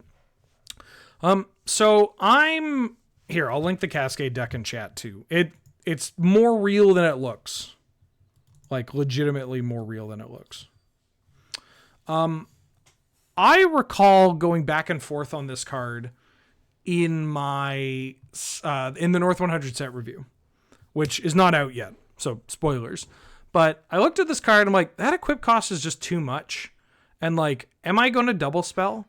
And then I started thinking about it more. It's like, well, my version of equipment is closer to like red white ruin your evening than it is to Surge's old like bone splitter on a thing. Because I've told Surge this, I think that is just like an unplayable archetype.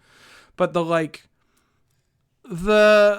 Imperial Recruiter the guard, every card finds another kind of card approach, right? I think is really interesting.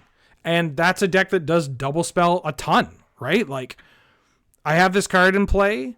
If I steal Shaper's Gift, I find equipment, I play the equipment, that's 2 spells. Imperial Recruiter finding a Stoneforge, that's 2 spells. That's a deck that has Moxen, plays Lightning Bolts, plays Swords to Plowshares. It's 2 spells. I think this is a reasonable card to include in that style of deck. I don't know, and the fact that it gets around the equip cost too, right? Like, you know, I like the fact that I can like double spell and then all of a sudden I have a 2/2 trampler with haste to push through more damage is pretty interesting. You know? Yeah. I can see myself playing with this card.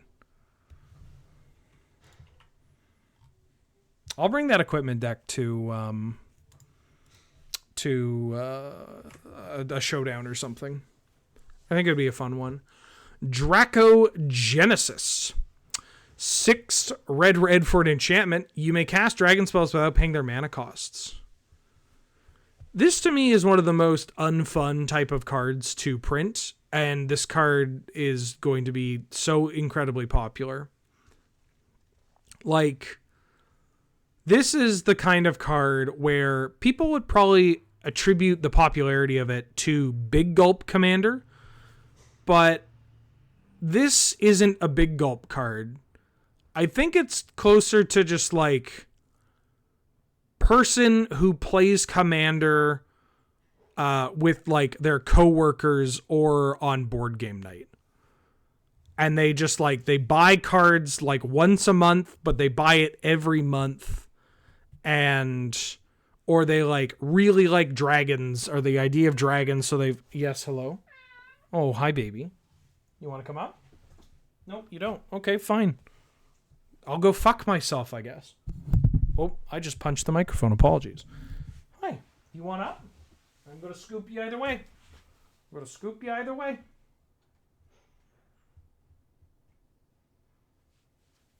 You want to get up here? No? Oh-ho. Oh-ho. Okay. Okay, bye. You're just meowing. He's just meowing at me. That's Vax. Now Vax is doing my least favorite thing for cats to do, which is lying immediately behind me on this carpet. Angel has 2 critical rolls. Yes, Vaxed. Angel has a Vax and a Vex.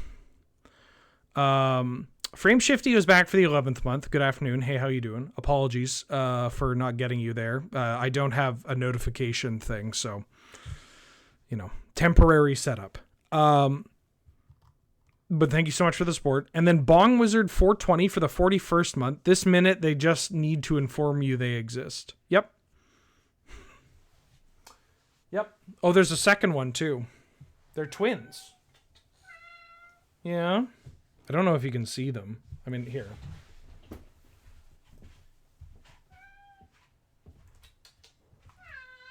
Yeah. Vex gonna pick you up. Oh. This one is Vex.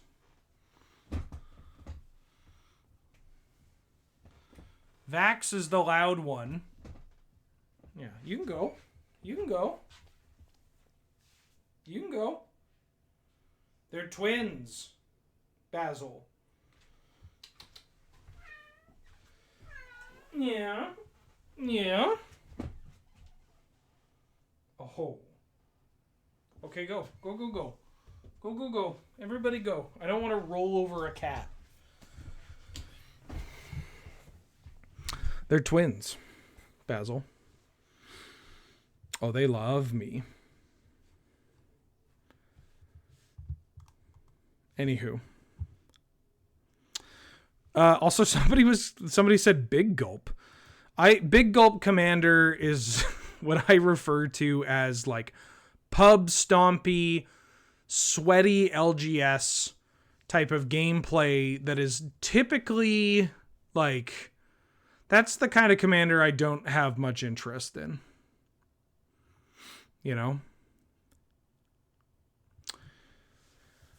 Does this work with commander tax?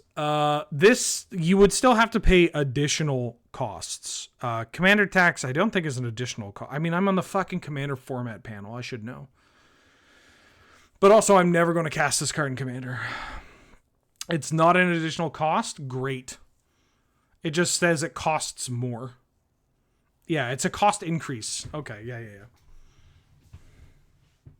Great. Yeah, this card's going to be selling $1 million. This card is selling $1 million. Anyways.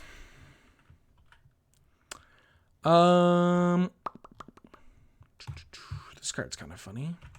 Magmatic Hellkite. 2/2 red for a 4/5 dragon with flying. When this creature enters, destroy target non-basic land and opponent controls. Its controller searches their library for a basic land, puts it into play tapped with a stun counter on it, then shuffles.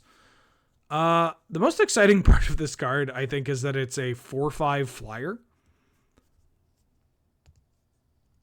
that like can muck some. It can muck like. I mean, the land coming into play tapped with a stun counter is also pretty nice. It is 4 mana. This card doesn't attack the turn it hits play. It survives a lot of removal. And you can obviously muck some utility lands. Or you could just keep them a little stunted on mana for a bit. You can mess with their colors. I'm like not super enthused with this. Although I do think that there is likely a version of like red-green LD. I guess kids call it Ponza now. I mean, Ponza is a different LD strategy than this, but you know what? Ponza went through the twink thing. My dragon bias?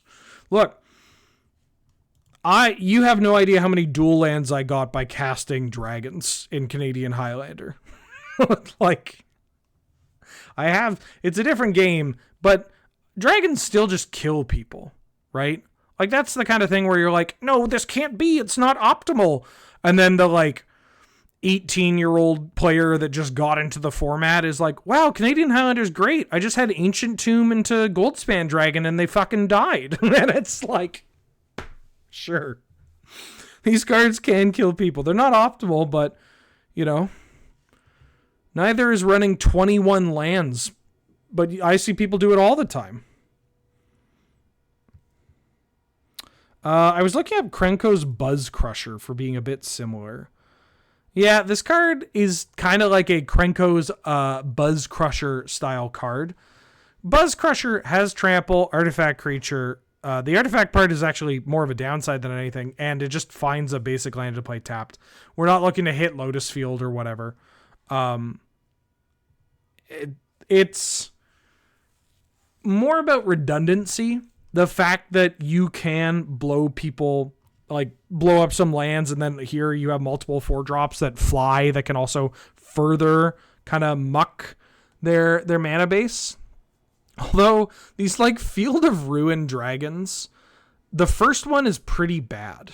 Although it is kind of funny because like obviously you can fix their mana for the Blood Moon in play, or the Magus of the Moon or whatever.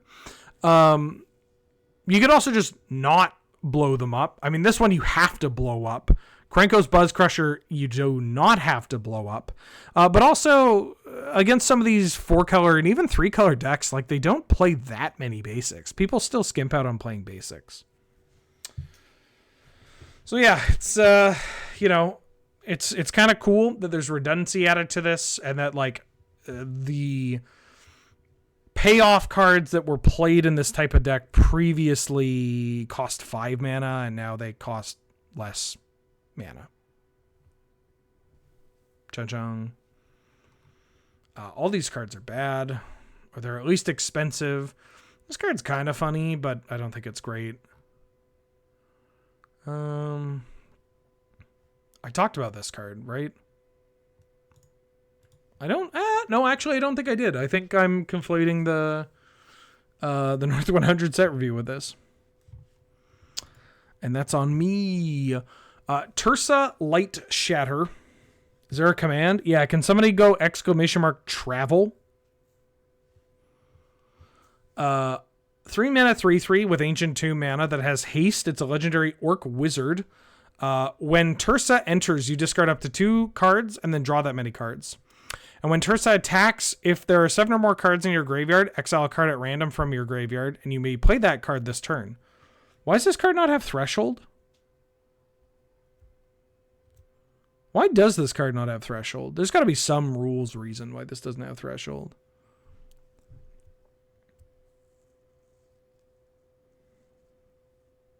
Like, Kiora has Threshold, right? 7 or more cards, 7 or more cards. Bloomburrow has it. Threshold was in Foundations. This is a rare. Feels like this should have Threshold.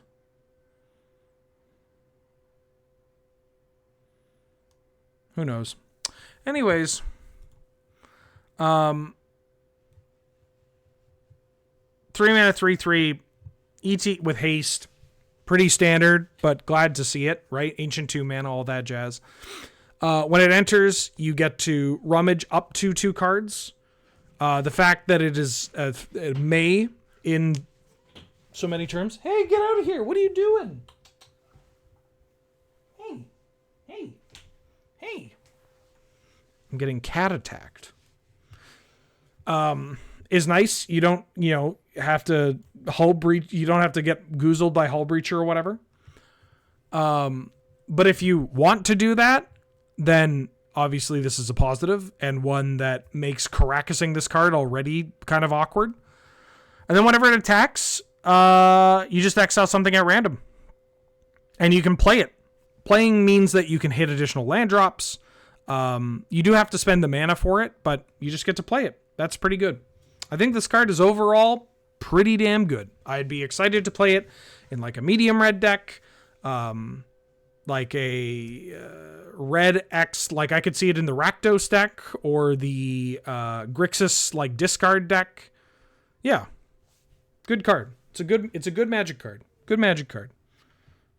They print good cards. It's a good Magic card. They print good Magic cards. Yeah.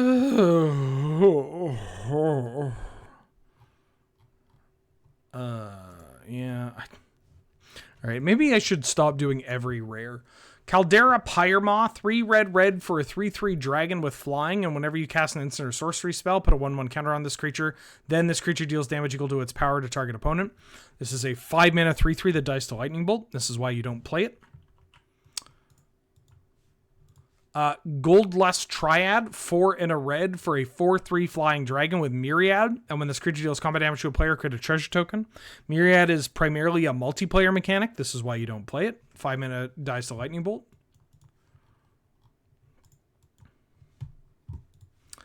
Infantry Shield, 3 and a red for an artifact equipment. When a equipped creature has Menace and Mobilize X, where X is its power, equip 2. Powerful ability, but it's a 3 mana equipment with equip cost for 2. That's so much mana for something that is just making tokens. That's why you don't play it. Parapet Thrasher, 2 red for a flying 4/3 dragon. Whenever one or more dragons you control deal combat damage to an opponent, choose one that hasn't been chosen this turn. Destroy target artifact that opponent controls. This creature deals 4 damage to each other opponent, or exile the top card of your library. You can play that card this turn. 4 mana, no ETB, no haste, has 3 toughness, dies to Lightning Bolt. Can do something with your other dragons, but again, dragons are typically 4 or 5 mana, so you're probably not having multiple. And this is also, the best part of this card is a multiplayer card. So not playable. As bid for the 10th month, welcome back, how you doing? Thank you for being here. That's it? That's it? It's not great? It's not great to have me? It's not great to see me? It's not great to be... how is it being here? How's it being here? Please, I'm begging you. I need validation. Oh. Damn, it smells good. Redoubled Storm Singer. 2 and a red for a 3/3 Orc Wizard with first strike. Whenever this creature attacks, for each creature token you control that entered this turn, create a tapped and attacking token that's a copy of that token at the beginning of the next end step. Sack those tokens. Not good enough for Canlander, but honestly, a very cool card. And I'm usually not a fan of the like, hey, did you make a thing? Well, guess what? You get twice that many things. Wow. I like that there's enough, this says like, look, you know what you're about, right? You need to make tokens. You have to be tapped and attacking. And those tokens are now tapped and attacking. And you're going to get rid of those tokens at the next end step. So, like, we're here for a good time, not a long time, and you got to build around it. Cool card. Cool card. Cool card. Cool card. For Commander. Thunderbane Dragon. 3 and a red for a 4/4 flying dragon. You may look at the top card of your library at any time, and you may cast creature spells with power 4 or greater from the top of your library. If you cast a creature spell this way, it gains haste until end of turn. I mean, that's a cool ability. 4 or greater is a big ask. That's very Commander coded. I get why they do it, because ferocious dragons, all that. Yeah. This one is better than the other ones, but still not playable. Ooh. Transforming Flourish. 2 and a red for an instant with Demonstrate. If you don't know what Demonstrate is, it's from the Strixhaven Commander product. When you cast a spell, you may copy it, and if you do, you choose an opponent to also copy it, and they can choose new targets. You destroy a target artifact or creature you don't control, and if a permanent is destroyed this way, its controller exiles cards from the top of their library until they hit a non-land card, and they can cast it for free. I mean, I guess it's kind of cool for Commander. It's just like, yo, fuck that in particular, but also you get to do a thing. Autumn Rain for the 65th month. Welcome back. How you doing? How you been? Thank you so much for the support. That's a long ass time. Glad to have you. Good to see you. I'm not. These kind of cards are never playable. Ooh, cool Beetleback Chief.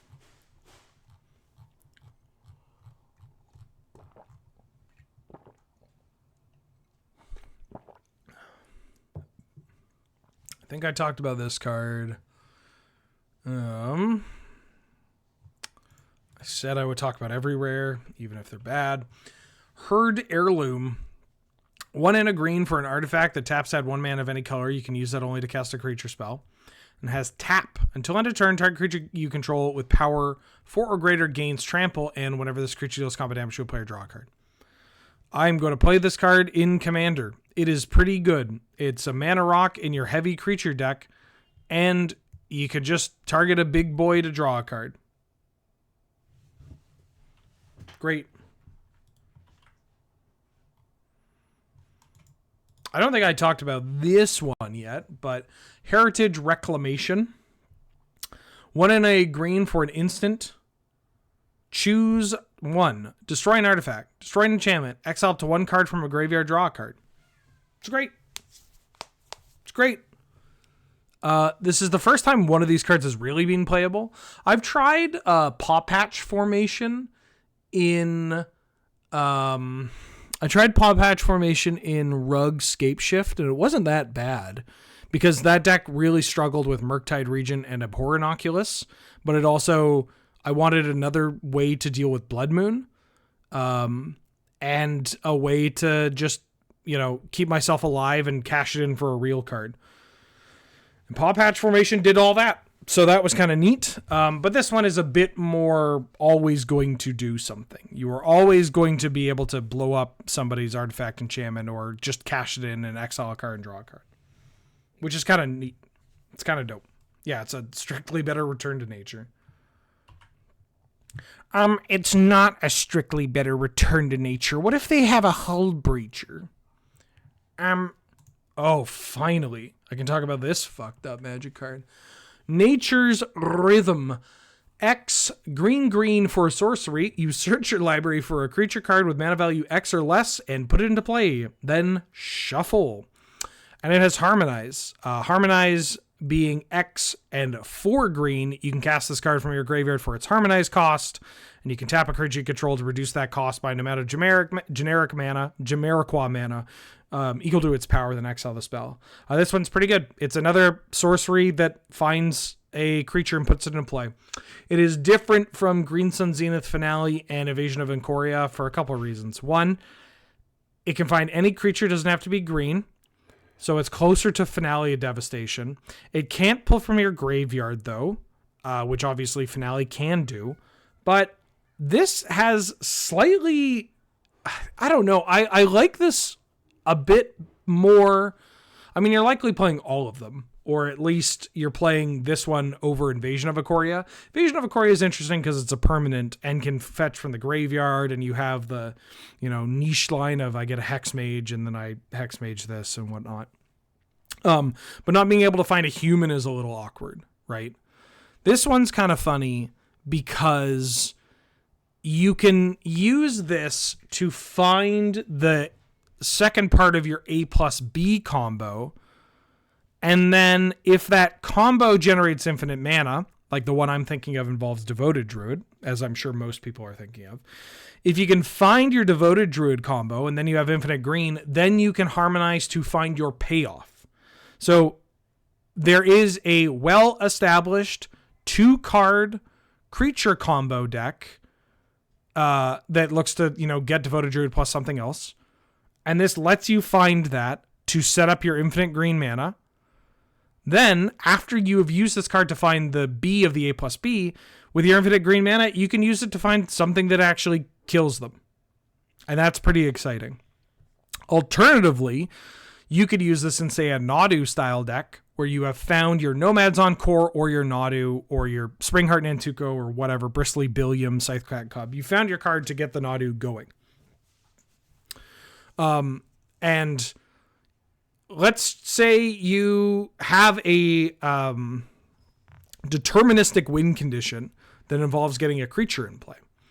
But you don't necessarily have a deterministic, cycling through your deck with your Nadu. Oh, God bless. This is one way that you can, if you flip a Cradle or enough green mana, you can then Harmonize and kill, which is kind of cool. I mean, this card's cracked. What do you want me to say?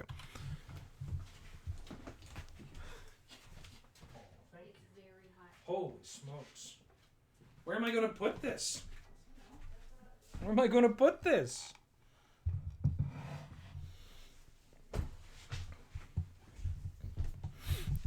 Angel made me some lunch. I've got turkey chili and some garlic naan. Damn.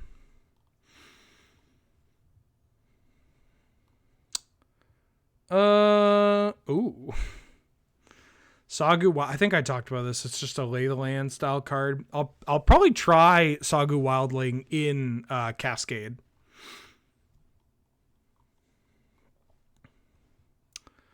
Talked about Surrock.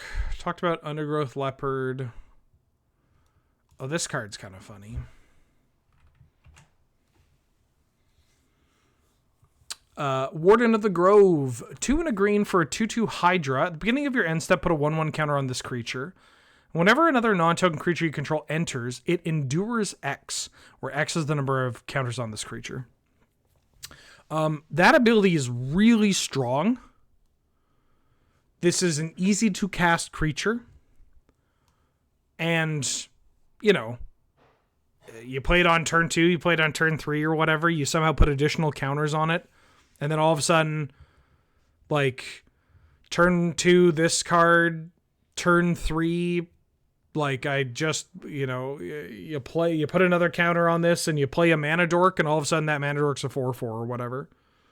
Like, that's kind of hot. I think this card is more or less only in that style of deck.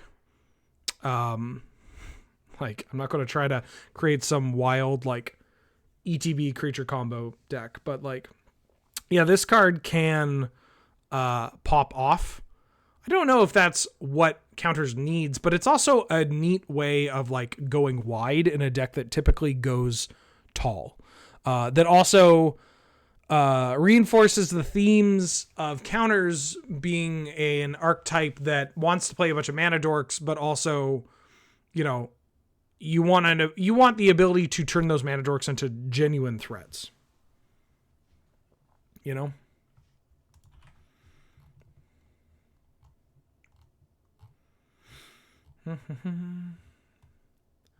This costs 4 mana and is a dog. Dog Druid. Tap to add 1 mana of any color. Tap to add X, where X is greatest toughness. Okay. Become the Avalanche. I mean, this card's like one of my favorite cards for Commander. Become the Avalanche. Such a dope name. 6 mana, green sorcery. You draw a card for each creature you control with power 4 or greater. Then creatures you control get +X/+X until end of turn, where X is the number of cards in my hand. I mean, I'm going to play this card in Masamaro, in my Large Idiot Sons deck. Like, just like, yeah, play this card, draw some cards, my entire team gets +20/+20 or whatever. That's pretty dope. This is a big dumb dragon. Broodcaller Scourge, 7 mana, 5/7 dragon with flying. Whenever one or more dragons you control deal combat damage to a player, you can put a permanent card with mana value less than or equal to the damage from your hand into play. That's fucked up for Commander, but also it's a big dumb green dragon in Commander. Like, of course it's going to be fucked up.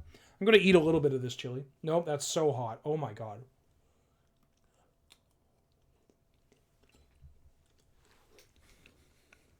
That was a mistake.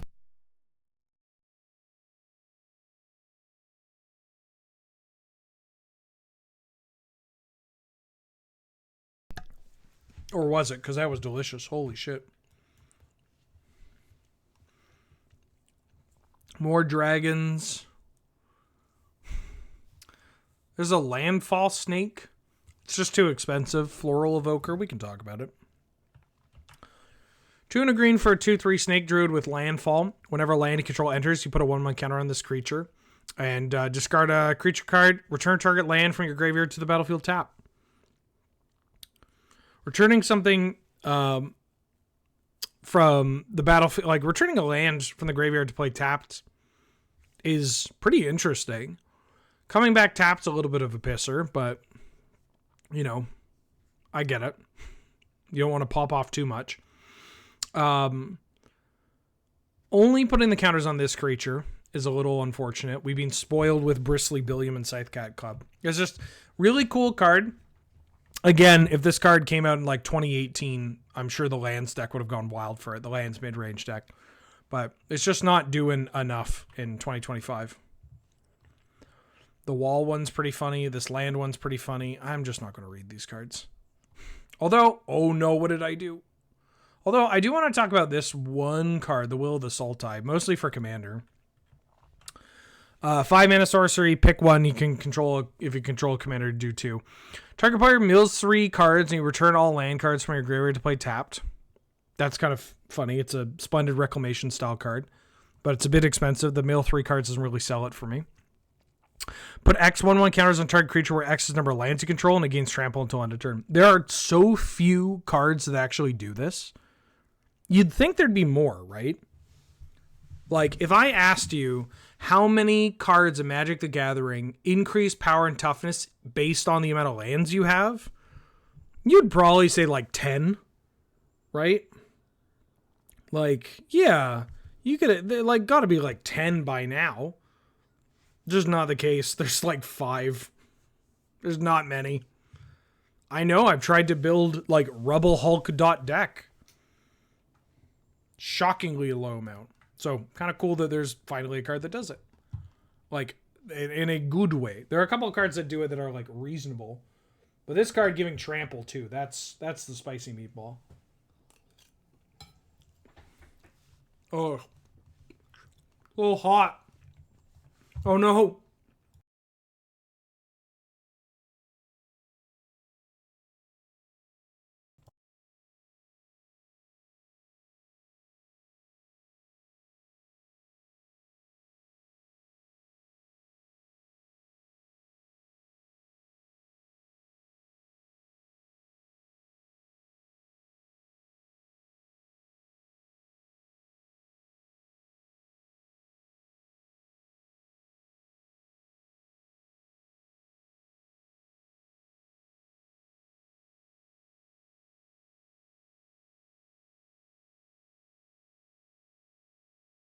My bad, I'm muted.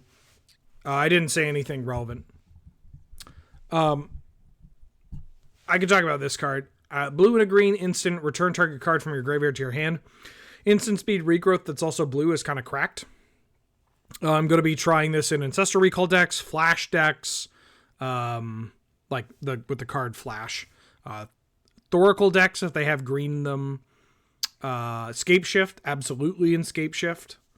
Like, it is so funny how good making this card blue is. Like, instant speed is super relevant too, right? You get to hold up the mana, and then you can cash it in to regrow something, or keep up your mana for counterspell or creature removal. But yeah, instant speed, just like, yeah, give me that back and I'll do this again. Can just kill people, right? That's super appealing. I think I've already talked about this at length.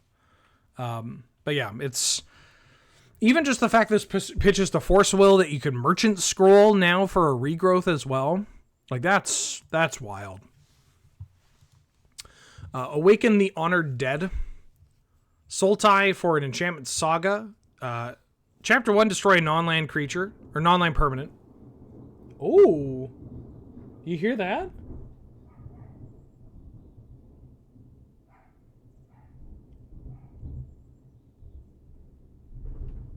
Oh.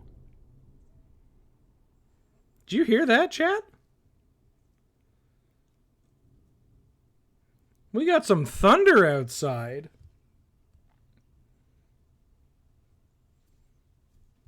Ooh, we got a thunder. We got a little thunder. And a cat is now hiding under me because of the thunder. 3 mana, Enchantment Saga. Chapter 1, destroy target non-land permanent. Oh, the cats are hiding. Oh, babies. Chapter 2, mill 3 cards. In Chapter 3, you can discard a card. When you do, return target creature or land card from your graveyard to your hand. I think this card is not great. 3 mana sorcery speed, destroy a non-land permanent just doesn't really cut it as much anymore, especially in 3 colors. And mill 3 cards is kind of neat. Like, that's just a thing people want to do. That's fine. But it still just does nothing. I guess the fact that it's already blown up something is kind of appealing. And then getting to rebuy a creature or land, it's kind of cool, but, you know, often not what you need to rebuy. Yeah, I'm a little low on these sagas, but this one's kind of like, I'm not playing this, but it's not the most embarrassing card to play. I will say that. We've talked about you. Call the Spirit Dragons. Wooburg for an enchantment. Dragons you control have indestructible. At the beginning of your upkeep, for each color, put a 1/1 counter on a dragon you control of that color. And if you put a 1/1 counter on 5 dragons this way, you win the game. This card's so boring. Holy shit. Like, I don't know. Wooburg, I don't think Wooburg is a way to limit power level. It is only a way to limit the number of commander decks that can play it, which is really frustrating. Like, the mana is so good in a 100-card singleton, whether it be commander or Canlander. Like, there is a cost of inclusion, for sure, but, like, I don't know. It's just so fucking boring to me. It's just really boring to me. And, like, pretty powerful. Like, it's definitely a win more card, but, like, yeah, my board is forever indestructible. Brutal.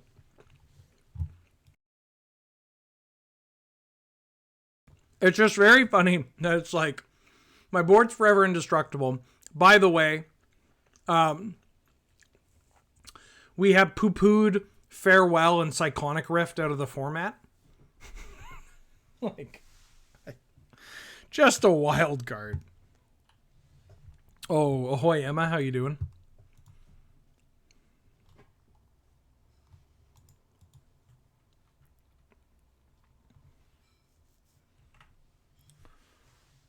Odds it'll actually end games of Commander? More than you'd think.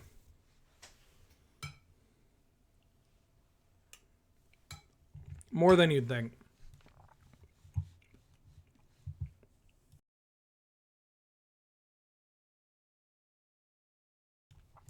This card's messed up. Death Begets Life. It is 8 mana. 5 in Sultai for a sorcery. Destroy all creatures and enchantments. Draw a card for each permanent destroyed this way. I like that it doesn't blow up artifacts, because that's just mana acceleration, and it just resets the board in a lot of spots. Enchantments are a little more devious. Very powerful card. It's just like a Decree of Pain style card. Yeah. Pitches to Forcible.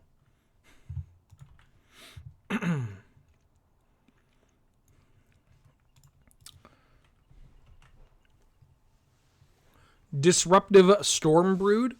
4 and a green for a 3/3 flying dragon with, when this creature enters, destroy up to 1 target artifact or enchantment. And then it has an omen called Petty Revenge. For 1 and a black as a sorcery, you could destroy target creature with power 3 or less. I could see myself playing this in Cascade. Like, if I accidentally Cascade into this, yeah, it's probably just going to be a 3/3 that blows up something. And that's not the worst. It's not, you know, the best, but it does a thing. And then being able to actually keep me alive in that deck is kind of nice. Yeah. I don't know. Not super exciting. Very niche in where I'm explaining it. I don't think you'd play this in, like, a different strategy. It's just not powerful enough if you can play, like, other cards.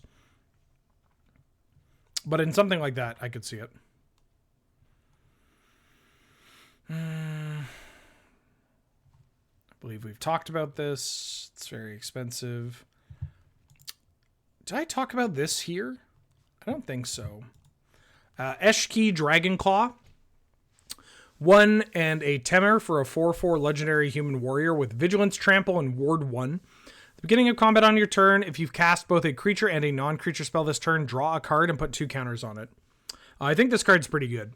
Finding a home for it's a tough one, but I do think that Rug is very underexplored. I think that there's got to be a cracked rug deck somewhere, or at least like a very reasonable tournament viable rug deck. Maybe it's like a rug mid-range, or like the Quebec players have like Rug Moon, which is something that I've wanted to update and try playing.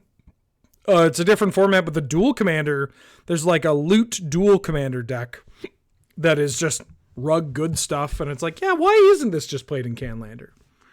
I mean, the answer is that Rug doesn't have a great way of dealing with stuff like Psychic Frog or, you know, Abhor Inoculus and Murktide region and whatnot. But if we're a more proactive strategy with like big Dorcases, like I'm not telling you to build this and go play a Savage Knuckleblade. If you want to, you can. But like, I don't know, playing this card in a deck that's casting Ponders and Tarmogoyfs and Pyrogoyfs and Lelias and all that seems kind of exciting, doesn't it? Seems pretty cool. Yeah, and like 4/4 trample, vigilance, ward 1, that if you have played another spell into this, or you've gone like, here's my Eshki, plus I'm going to Pyrokinesis, or I played a Bauble, or I played a Mox into Eshki, you get to immediately make her a 6/6 and you draw a card. That's fucked, right? That's very impactful. Ward 1 isn't like completely stopping Caracas, but 2 mana to Caracas this thing, especially after I just described one of the possible strategies being a Blood Moon strategy, is pretty interesting. Yeah. This rug is something I'm going to be experimenting with a bit over the next year, I think, because it's really untapped in our format.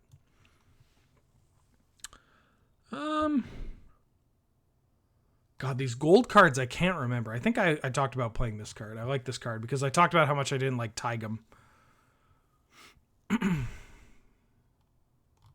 Talked about all that. Oh, this card's new, and I like this card a lot. Hollow Merc Siege. Black and a green for an enchantment. As this enchantment enters, you choose Sultai or Abzan.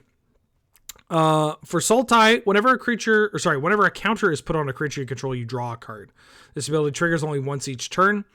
And Abzan, whenever you attack, put a 1/1 counter on target attacking creature, it gains menace until end of turn.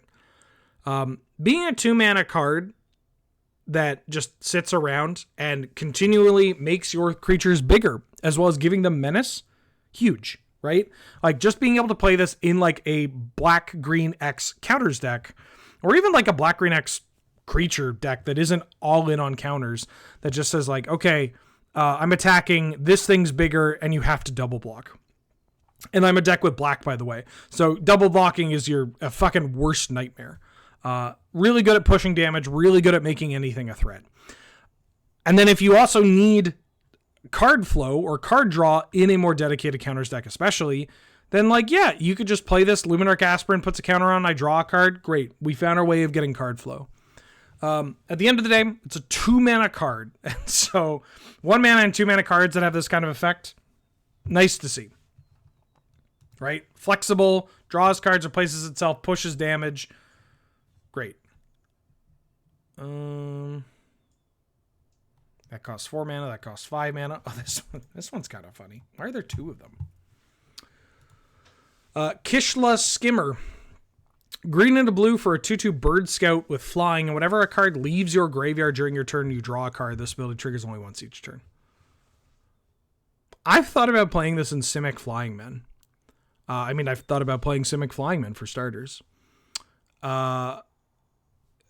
2-power flyer that doesn't die. Well, it does die to Bowmasters if you're about to draw a card. That can trigger off your Murktide and your Oculus and whatnot. Yeah, sure, why not? I don't know. It's a card where I'm like, hey, you had me at 2-power flyer. You know? That's pretty great.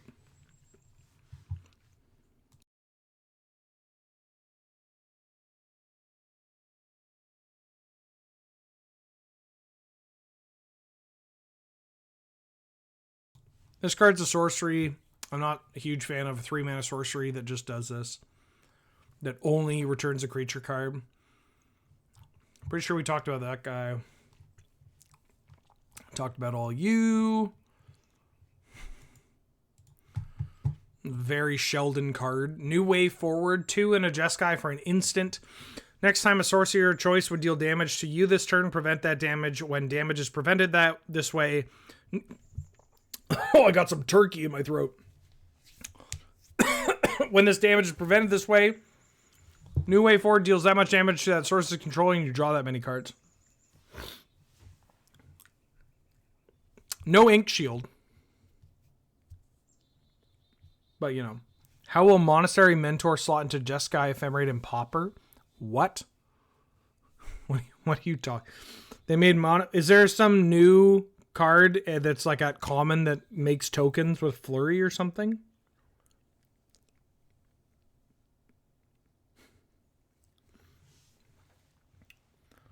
Yeah, pretty cool card. Obviously not powerful enough for Canlander, but it's not Ink Shield. Now, Ink Shield, that's a card that can kill somebody.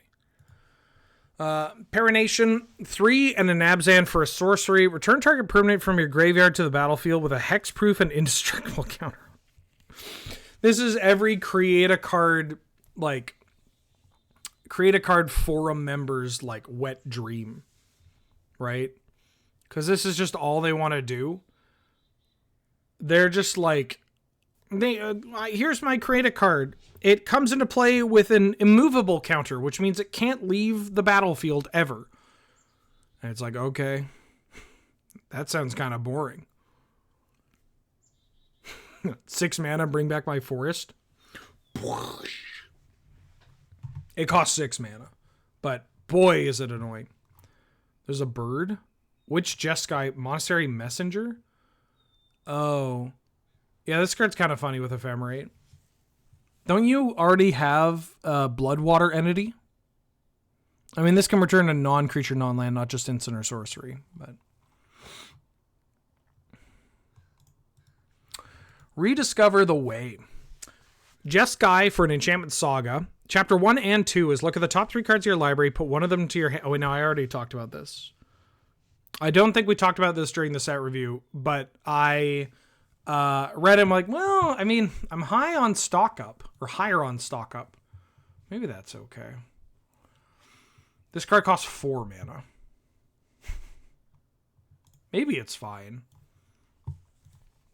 Revival the Ancestors. 4 mana and Abzan for a Saga. Chapter 1 is you make 3 1/1 white spirit tokens, no flying. Chapter 2, distribute 3 1/1 counters among 1, 2, or 3 target creatures you control. Not the worst. And then creatures you control gain trample and lifelink until end of turn. That can often win the game, but trample on your tokens is really funny. The lifelink's the important part. But like, what the hell are we doing, right? We're playing little dudes and attacking with them, and that part's fun. But I'll ask Jason Jobin if this card's playable. Because, like, I could see this card's probably going to wind up on a couple of, like, tournament-winning tokens lists or something. It does make tokens and then makes things bigger and then can, help race or whatever. Psyop, apologies for the 4th month, egg. And a mini egg to you, too. Thank you so much for all that egg. And then El Generico's Favorite Orphan for the 3rd month of Dragons Kick Ass. Like the set or in general? Dragons are pretty big. The dragon fly, they go vroom zoom, and they get up really high in the sky, and you can't even hit them. And isn't that interesting?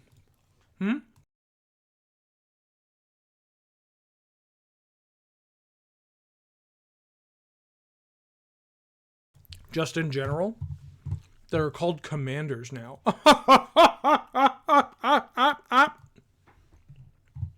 Oh.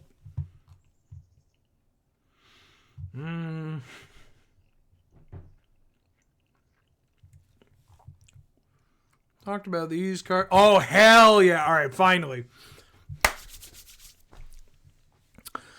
Songcrafter Mage. Temur for a 3/2 human bard with flash. When this creature enters, target instant or sorcery card in your graveyard gains Harmonize until end of turn. Its harmonized cost is equal to its mana cost. So, this is a legitimately a 3-mana Snapcaster Mage. Right? It's Snapcaster Mage. It hits play, pick a spell in your graveyard, and it just gains Harmonize. And you cast it for that Harmonize cost. Right? So, if you target a 1-mana card, it just costs 1 generic. As far as I can tell. Because Harmonize doesn't add it to the cost, right? Or is it just... Oh, wait, hold on. I mean, this card's fucked either way. I initially read it as just Snapcaster Mage, but it has Harmonize. Okay, yeah. It's just Snapcaster Mage with Harmonize. I'm okay with that. I had a moment where I was rereading this and I'm like, wait a minute, hold on. Does this just like also fix your colored mana?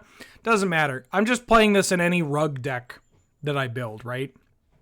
Like, it's just another Snapcaster Mage. Hey, what are you doing?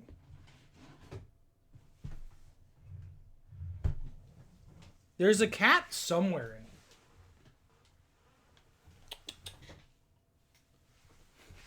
Am I going to have to, like, audit the cats?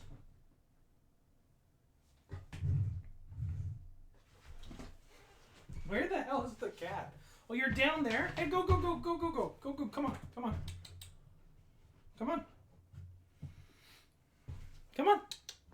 Go. That's way too... No, that's... I'm going to, like, trample you or something. Go. Go. Come on. Out. Thank you. Go. Trying to get Loki out? No. One of the boys was literally under the drawers on the desk. And, like, I thought they were going to get crushed. No. Like, they can climb up inside the door from there. You can open it and then pop out. Well, that's the thing. So it's like, are they trying to get into the drawer? Yeah. And then I was about to open the drawer, and I'm like, I'm going to crush this cat to death. And I do not want to do that. Anywho, this card's fucked. Long Meet the Pirate. For the 57th month, do I have a pick for the funniest card in the set yet? Yeah, it's her name is Okami. The something whale.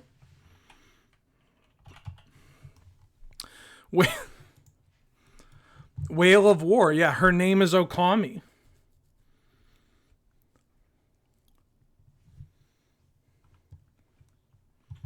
It's so good. It's so fucking good. All right, hold on. Let's go back to the gold cards.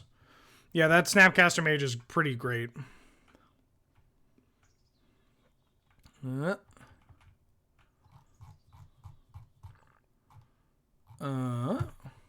Talked about all these.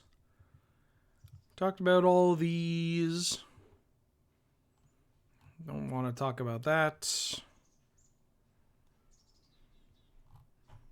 This one's kind of new.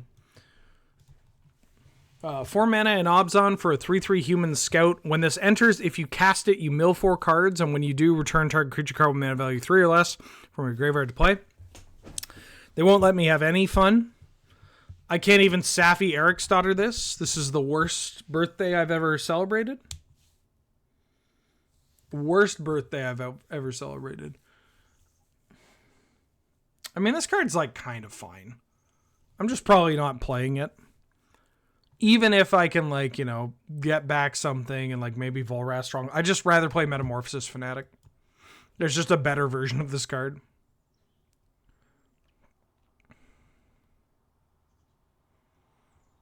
Damn, this Eshki goes hard. So does the Snake. Right, they're all the wacky. I already talked about all the commanders. Oh, this one's kind of funny. Colossal Grave Reaver. 6 black and a green for a 7/6. When this creature enters or attacks, you mill 3 cards, and whenever one or more creature cards are put into your graveyard from your library, you put them onto the battlefield.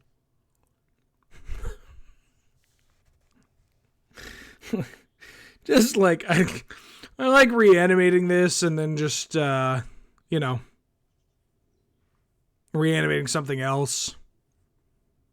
I could see this card maybe showing up as a dread return target in Dredge. Or like there being a combo built around doing this. I haven't looked into it too much. But like, yeah, I could see it. Like a setup where we get this into play. And then we repeatedly, like the creatures entering play will then cause more milling or dredging or something, which then bring them into play, and then, the cycle continues.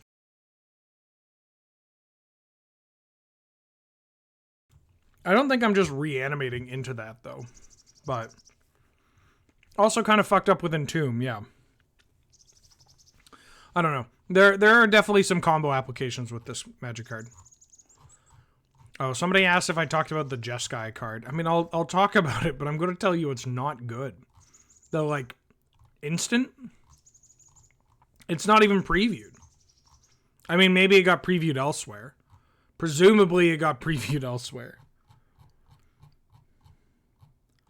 Yeah, I forget what it does. It's one of my pre-release cards. The Tarkir Dragonstorm PPR this Friday, by the way, 10 a.m. Pacific Standard Time.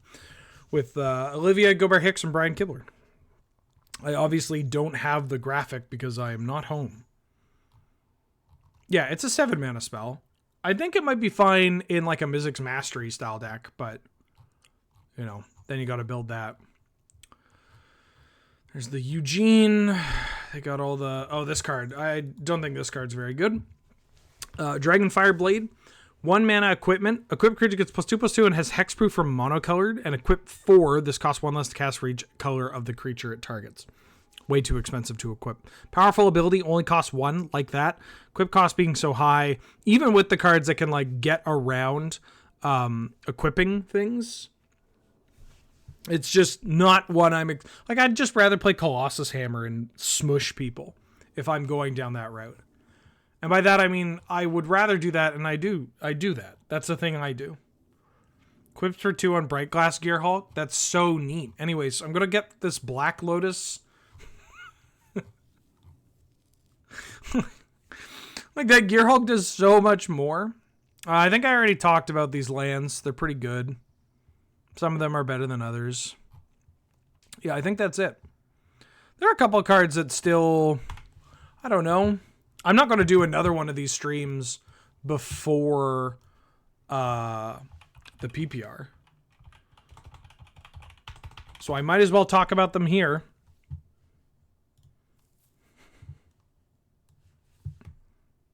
Some of them were entered, but not all of them. Oh, this one is fucking... I love this one. Hold on. What? Oh, because I was holding on this. I love this card. Roar of Endless Song. Get this Blade Point advertising out of here. 5 mana and Temur enchantment makes a 5/5 elephant for the first chapter and the second chapter. And then you double the power and toughness of each creature you control. I'm going to lose to this card in Sealed at the PPR. Somebody's going to kill me with this at the PPR.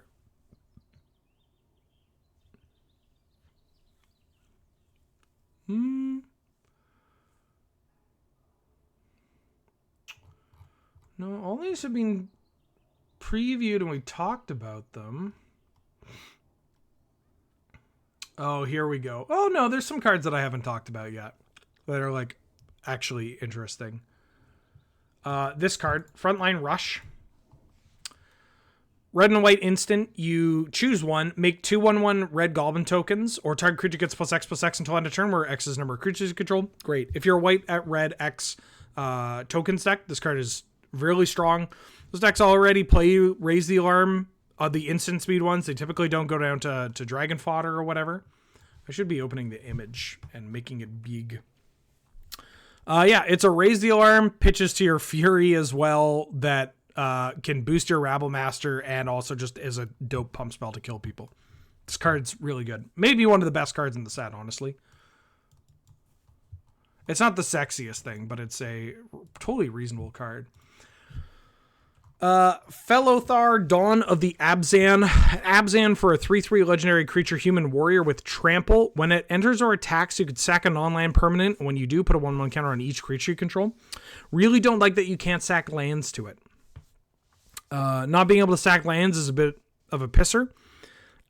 You can't convert like drawing extra lands into buffing your team.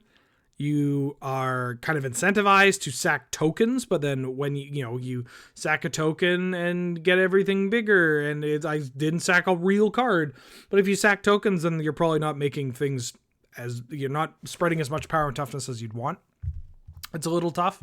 I haven't seen what Abzan tokens looks like, just because Mardu is so good and Jeskai and Bant are good. Abzan's a little weird, but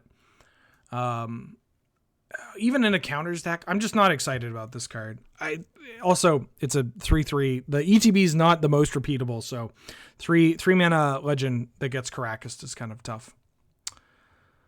Yeah, here's the Jeskai card. 4 in Jeskai, return a spell or permanent to its owner's hand, deals 4 to any target, make 2 monks, draw 2 cards, gain 4 life. That's like good, but not even that good. I mean, I'm not going to play this in the Mizzix Mastery deck when I can just kill people. I forgot that the numbers were so low on this. I mean, 7 mana is a good mana that you can cast. That's the big thing, right? But like, we can enter the infinite. So why are we not entering the infinite? Sage of the Skies, 2 and a white for a 2/3 human monk. When you cast a spell, if you've cast another spell this turn, copy this spell, and it's a 2/3 flyer with lifelink. I could see this card being fine. It's very weird because, like, by itself, it doesn't matter. But, like, a 2/3 flying lifelink is annoying, especially if you have 2 of them. It's not the sexiest card, and, like, maybe because of it, it's just not worth a slot. But, like, I could see myself losing to this, is the thing. That's the ETB -2/-0/1. What the fuck? Come here. Yeah. Hello.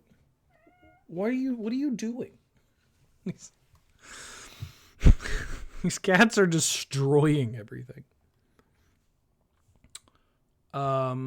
There's this card. It's technically a 4-mana 5/5 that you mill some stuff and you can make a thing bigger. I'm good. I'm good. You want to play Magic Online? You want to do a vintage cube draft? I may want to do that depending on the time. Because Angel and I have tickets to the to a Princess Mononoke screening at some point. I don't actually know when that is. What time are we leaving? Okay, great. I have time. I've been told that I have time. So I'm going to set an alarm just in case. Yeah, the 4K restoration. Second, yeah, we're going to watch the Sailor Moon show again. Yeah, very excited to watch that. Let's do some Vintage Cube. I mean, actually, before we do, I think I'm just going to eat a little bit. If y'all want to ask questions about Tarkir or whatever, you can. I mean, maybe I'm just going to eat while we draft.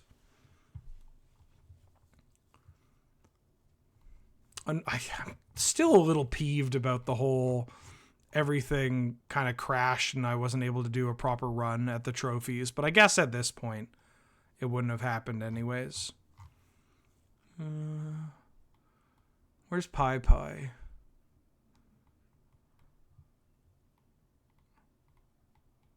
I'm looking for Pi. There's Pi. Pi at 10. And I think Noel. I saw Noel at 7 or 6. I mean, I could just... What am I doing? I can... Noel's got 7. Okay. I think I'm going to mute and eat because I need to eat. Benny got to eat. But you can chat. How about this? Chat, you have to help me defeat Ganon. Only you can help me defeat Ganon. You need to point at the cards that I'm drafting here.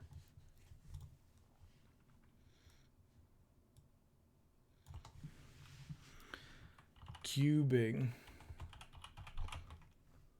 away. Vacation cubing. Vacation's all I've ever cubed. Vacation. How do you draft a cube?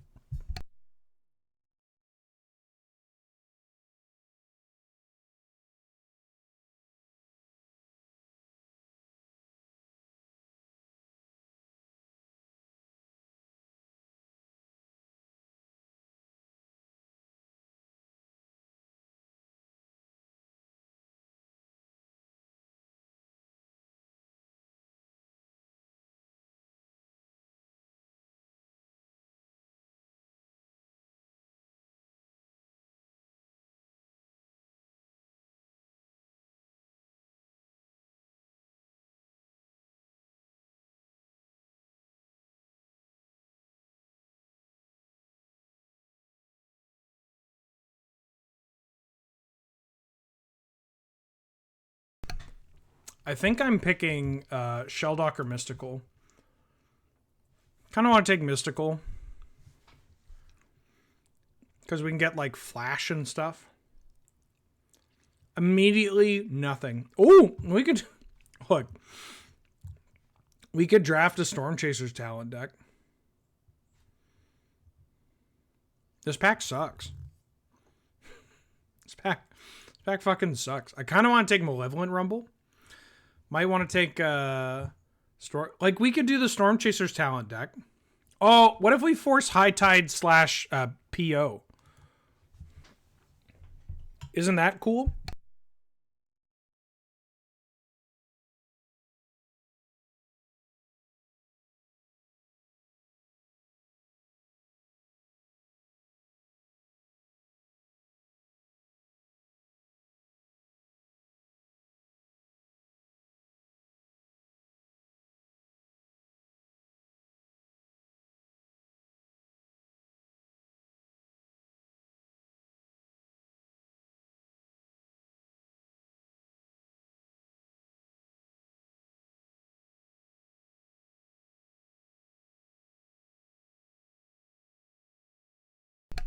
Healy goes hard in the Storm Chaser's talent deck.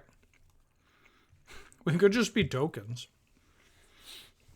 There's also Chromatic Star. You know what? I'm fine drafting a meme deck. Let's draft a meme deck today. Fuck. Ooh, Goblin Bombardment, though? There's a Cub to go with that Springheart Antuco. What if I took Goblin... I mean, I'm taking Spell Pierce. But what if Goblin Bombardment comes around? Oh my god, there were 2 jam cookies on this plate? Holy shit. I just discovered object permanence. I had no idea there were jam cookies on this plate, but the chili bowl was in front of it. This is incredible. I'm taking Spell Pierce. Okay, well... What if I take a Narset? Just hard cut blue for my bullshit.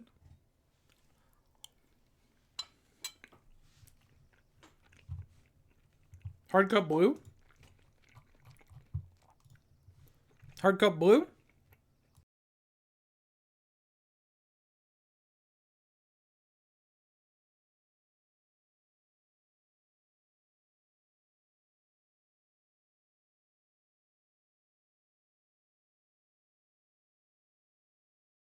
Fuck. This pack has 2 really good cards that should not be passed. How the fuck did Minskamboo and Broadside Bombardiers make it this way? Yeah, I hate this shit.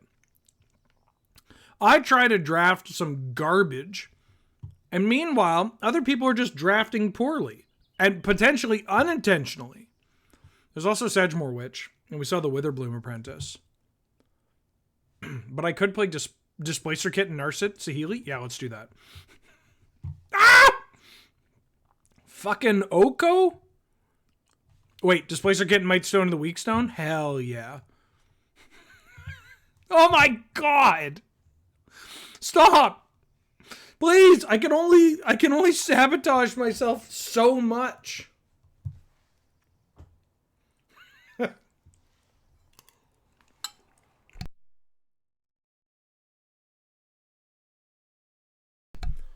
I think if I was drafting this seriously, I probably would have ended up 4-color. Holy shit. Yeah. We would have had a really good deck. Or the start of a really good deck. I think that's reasonable.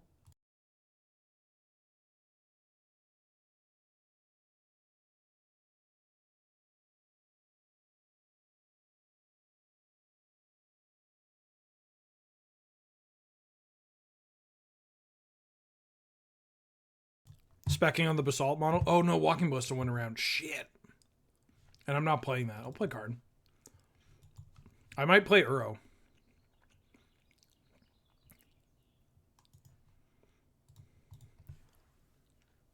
Damn, this deck sucks. And it sucks because... It mostly sucks because I know what else we could have had.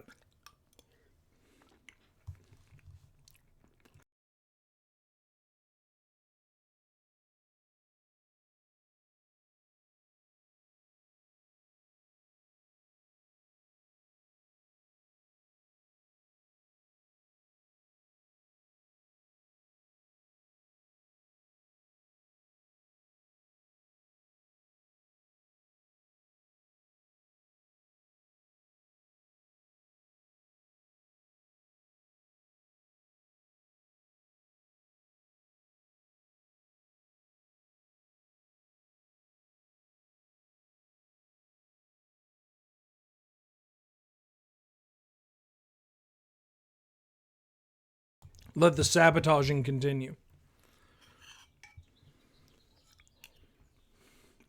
Oh, hell yeah.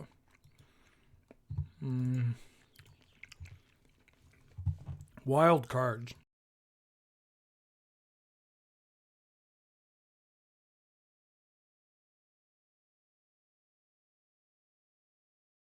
Could you imagine how good the rain on our skin would feel?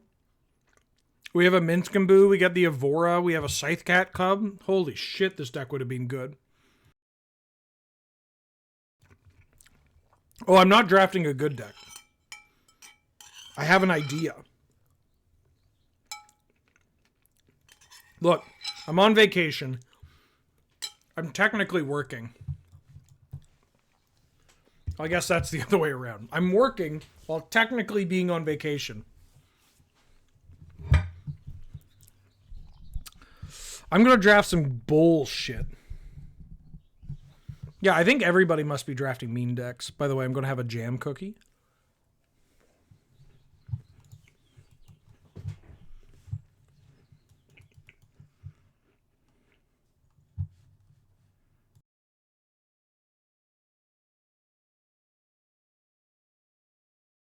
Huge get for my bullshit. Take that mana crit.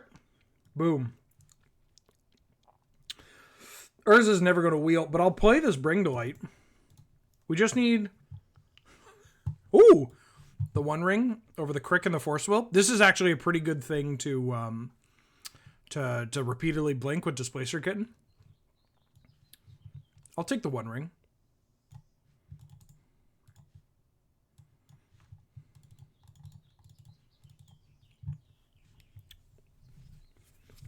Yeah, Ursa might wheel.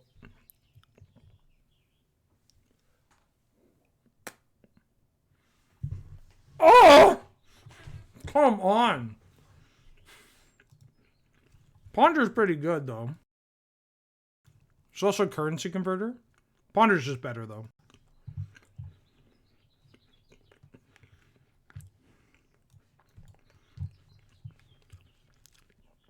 I'm going to build a deck so dog shit. Okay. Metamorph. We can take Metamorph. We can still do this.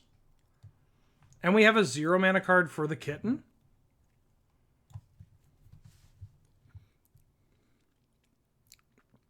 We have a 0 mana card for the kitten.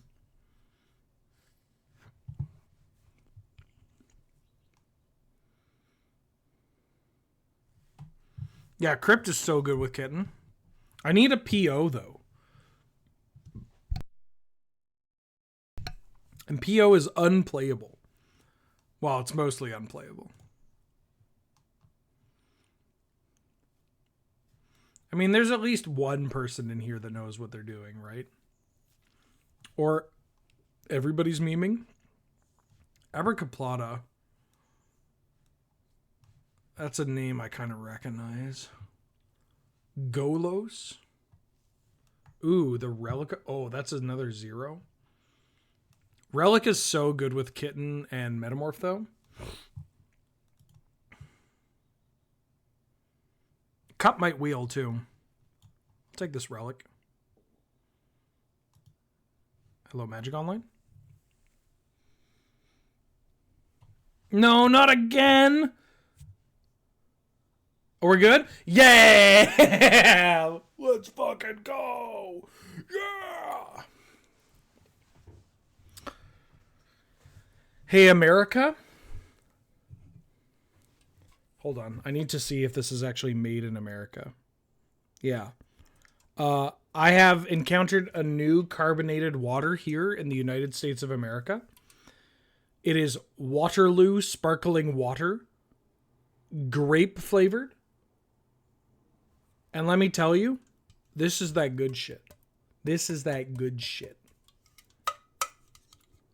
That's a Nadu.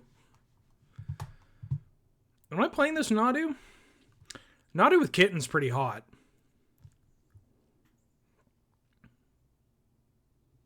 Yeah, I'll take the Nadu. The fucking Cub. We do have a Springheart Nantuko. And an Uro. Hold on. Yeah, what if we're just the worst Nadu deck? Waterloo's pretty good. Yeah, this is great.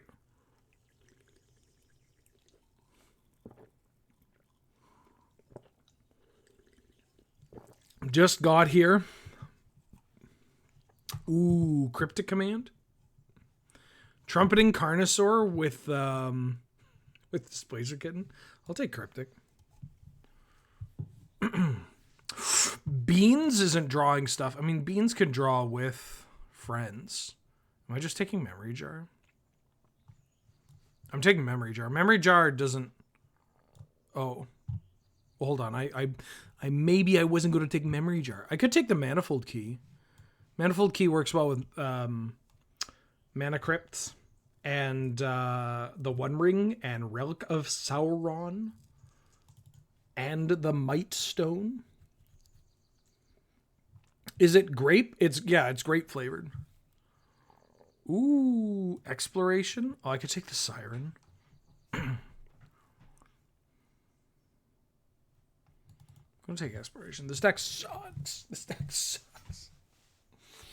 Okay, here's how we make this work. We get a Soul Ring, or a Mox, or Black Lotus. I'll take Delighted Halfling. We have a bunch of things. Or we get Time Walk into Eternal Witness into, like, something else. There's no way this deck 3-0s. I would be shocked if this deck 2-1s. I would even go further. I'd be shocked if this deck 1-2s.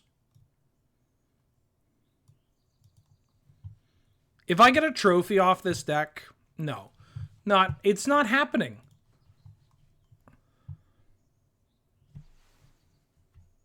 I'll do something special if I get a trophy off this deck.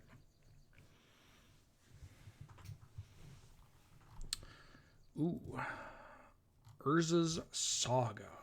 Vaultborn Tyrant with Displacer Kitten's very funny. I'm going to take Urza's Saga.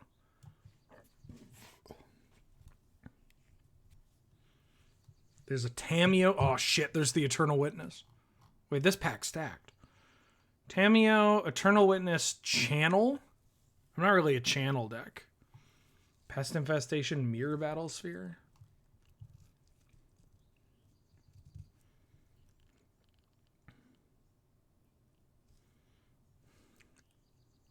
Shielder. This pack's stacked. I think I'm taking Tameo here. If I wheel this Eternal Witness, because we're not getting... Ooh. Is this how I'm killing people?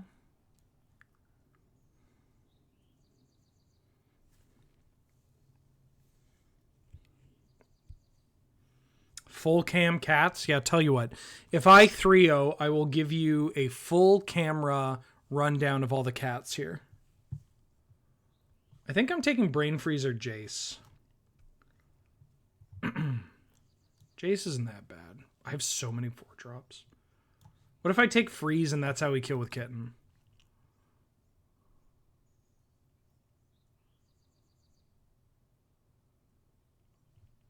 I think I'm going to take a Llanowar Elf because my deck's terrible.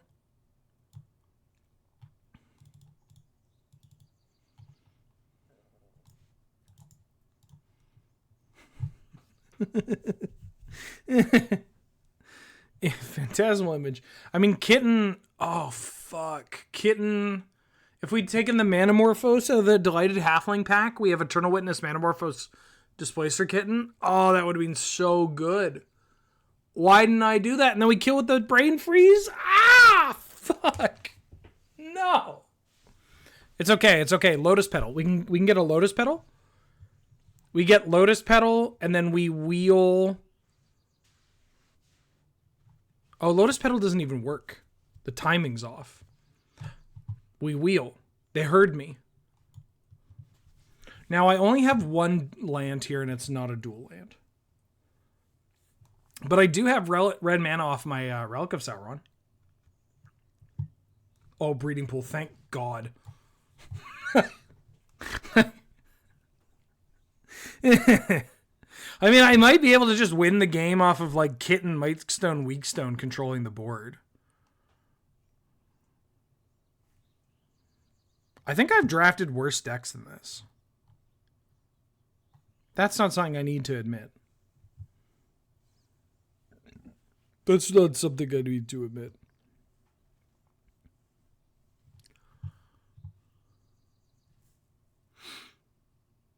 I think I'm just playing this because it's fixing. Over Brain Surge? Yeah, I have card draw. This deck might be dog shit. Guaranteed dog shit. There's no way it's not. Rusty Venture back for the 22nd month. Welcome back. How you doing? How you been? Thank you so much for the support. Glad to have you. Good to see you. Yeah, there was the Mardu deck with 22 creatures. And that deck 2-0 or 2-1'd. We 2-1'd with that deck. Also, didn't we play like a total of 2 games? Yeah, I could splash for the Ephemerate. Holy shit. Holy shit.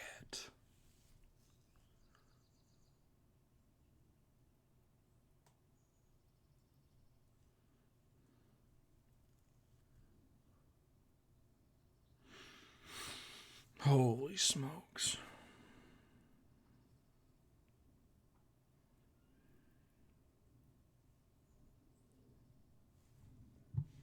There's the High Tide. Ah, come on. All right, I'll take it. Take the Temple Garden so I can splash the Ephemerate. Eternal Witness. Eternal Witness. Eternal Witness. Eternal Witness. Eternal Witness. Eternal Witness. Ha! Okay. Okay. Everybody. All right. We can do this. We can do this. We can do this.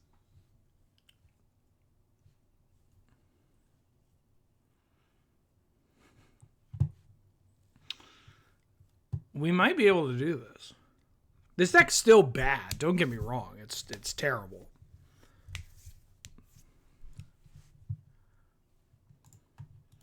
I think we should all get a warning. Like, the other players at this table must be drafting bullshit too.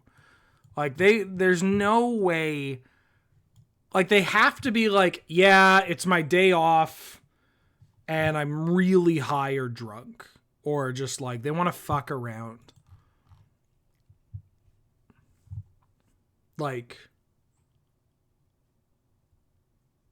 there's just no way. Now I'll play Pimmage. God. It's wild that I intentionally sabotaged this draft. But if I take that Scythe Cat Cub, I think we could just have like a totally reasonable deck. Right? I don't know. I'm not playing any of these. Yeah, they're at Burger King.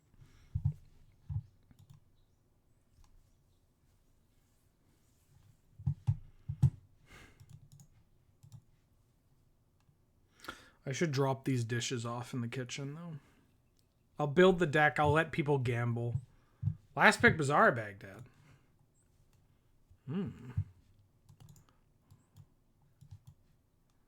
Okay. So, thankfully, my green cards are actually pretty reasonable. I definitely want the One Ring. I want this.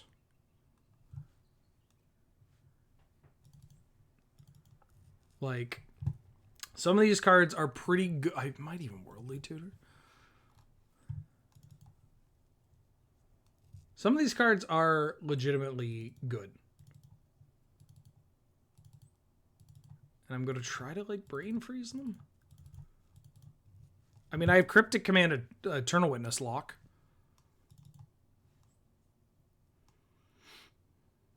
Do I need the Saheeli?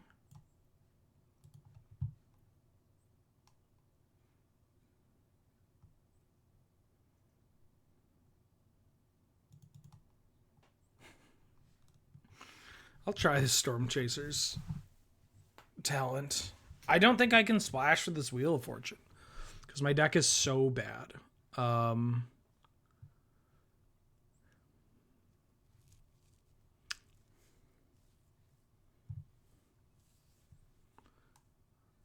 What does Mystical even find?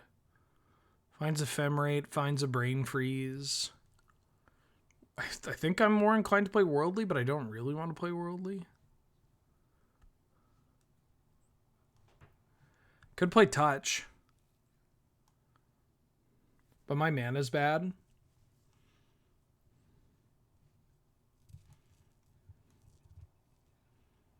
I mean, maybe I should just play the Saheeli.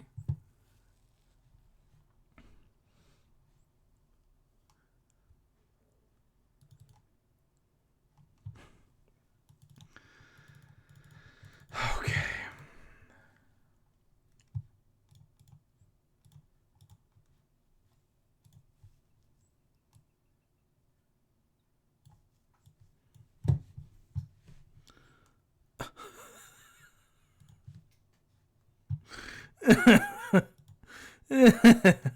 Okay. Okay. Worldly's just like, I Worldly for Nadu and it doesn't do anything. I don't actually have a good way of getting Nadu going. That's the thing.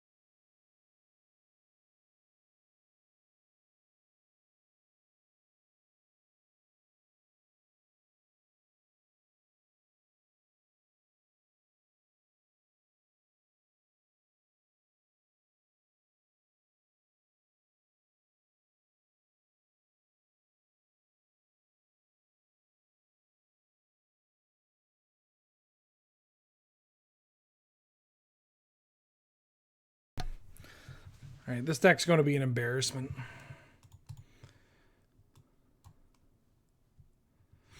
I mean, I could include Manifold Key. Give me another tutor target. I don't know. Just get me in and out. I could include Karn.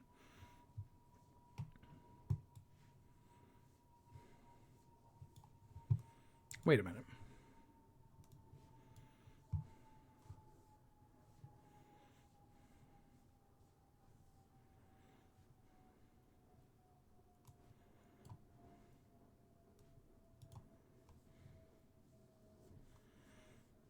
Okay.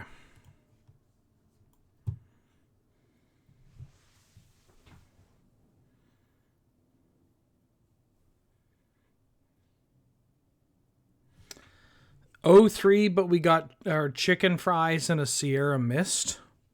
What? I know Sierra Mist is a cola.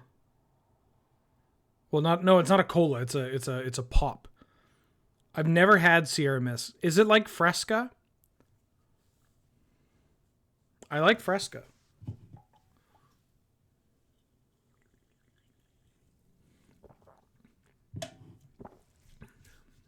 It's a Sprite-like.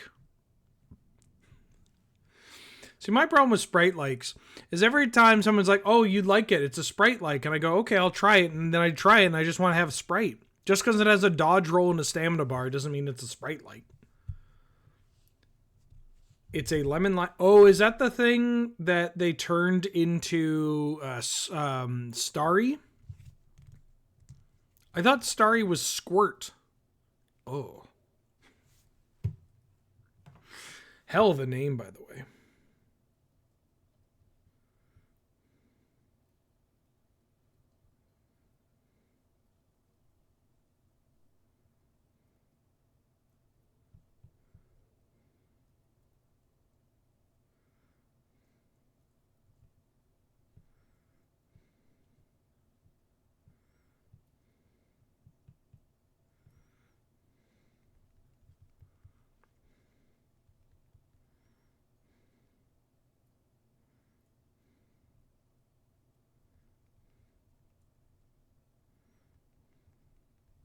I see that we've started.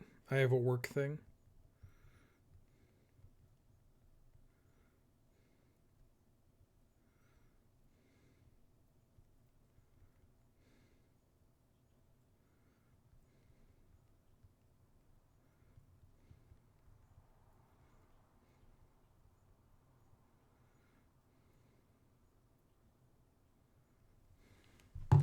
I would like to go first. I'll keep this. Playable. Squirt in a glass bottle?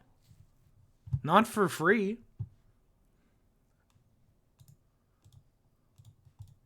Oh God, I don't have any of my stops.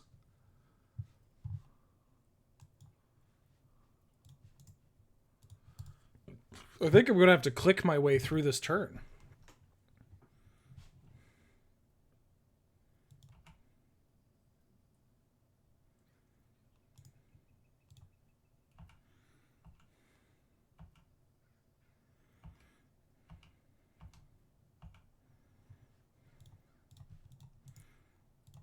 $16 land, by the way.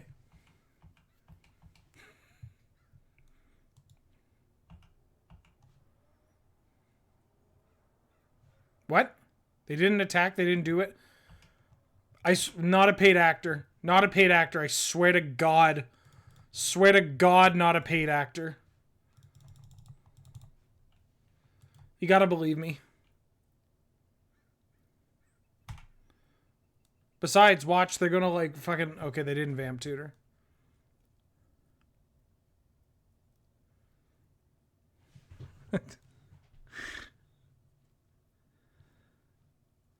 Rusty Venture, did I get you for the 22nd month? Thank you so much for all the support. I hope you're doing well. Ooh, a Ragavan. You going at me or you going at Saheeli? This one's going at Saheeli and that one's also going at Saheeli.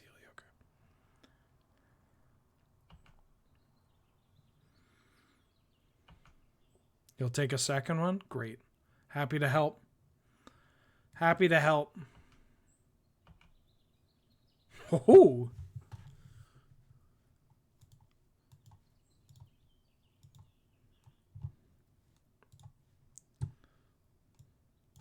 I am going to play this untapped and take the 2 to keep up the ephemerate. Because now I just have so many blockers.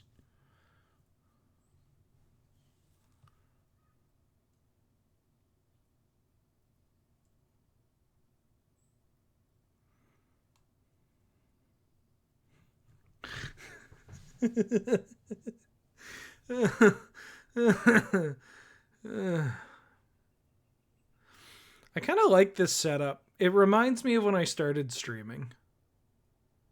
I mean, the camera angle is maybe a little more flattering than the original one. When I first started streaming, the original camera angle was like up and forward. It was like this. Wait, hold on. It was like this. Am I wearing my chain? I'm not wearing my chain. It's like, hey everybody, Ben here. Was not good. This one I can at least make work. Also, oh shit, fuck. Nobody tell Angel. They're doing it main phase? What is going on?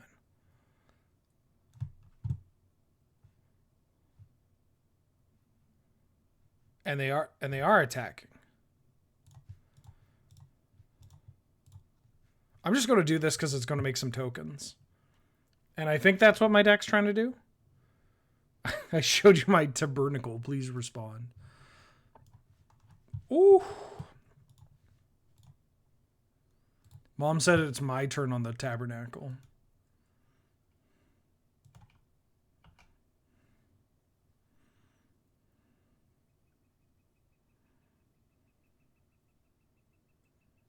They have like a pyrokinesis or something? Because that would be dope.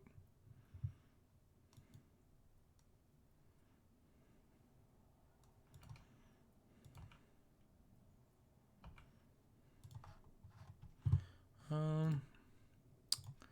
should keep an artifact around.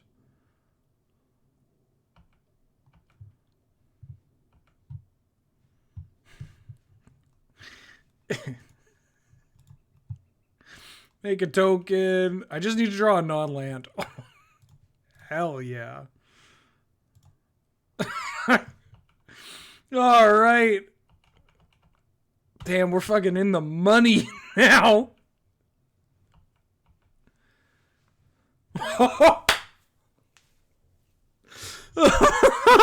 This deck sucks. This deck sucks, dude. Just setting it back. We're on the board. On the board.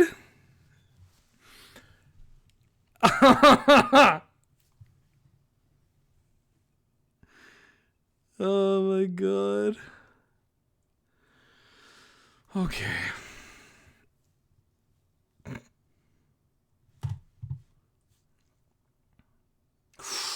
Ooh, yeah.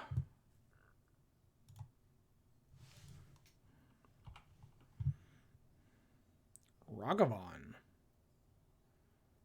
Nimble. Nothing. Oh no, they're going to unholy heat. Oh, they didn't have it. What? Why does this keep happening? I mean, I'll take it.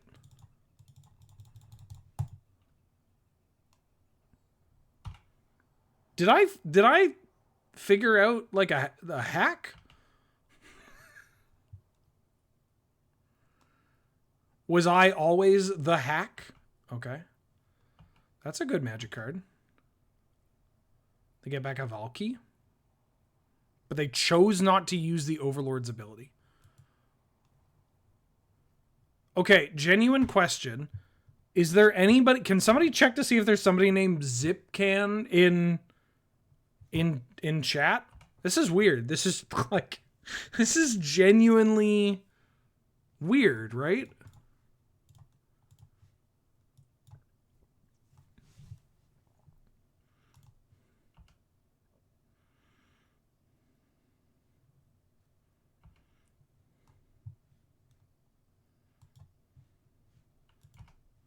Like, Magic's a hard game, but there are enough, like, very confusing plays being made here. No zip can't enchant. Okay. Like, I don't know. I'm not trying to be rude, but you understand where I'm coming from, right? Yeah, I do miss P-Taker.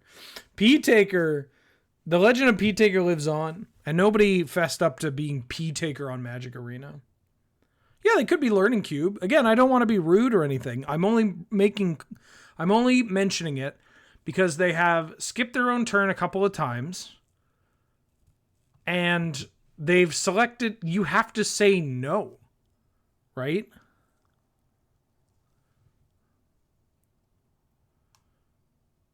I haven't even talked about how unlucky it is that I've drawn. How unlucky it is that I've drawn lands.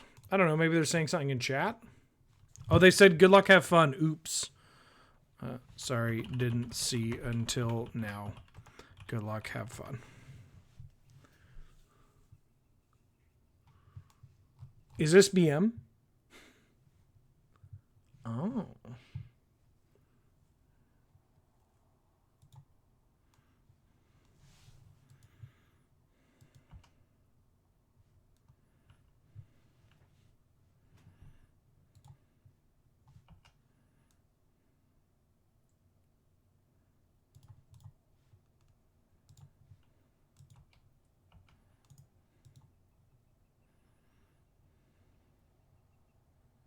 Making some copies of Delighted Halfling here. Yeah, I don't know why MTGO was skipping my turn there. Very weird. Could be lag.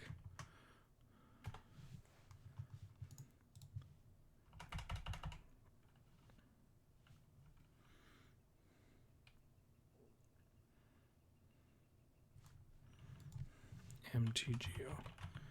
I don't know. Must be with me setting. Oh, yeah, that may done it. Can be a fickle.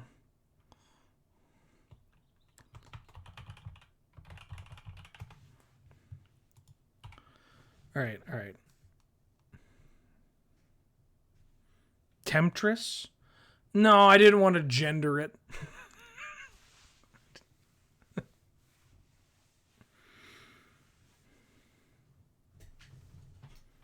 Wokely typing on Magic Online.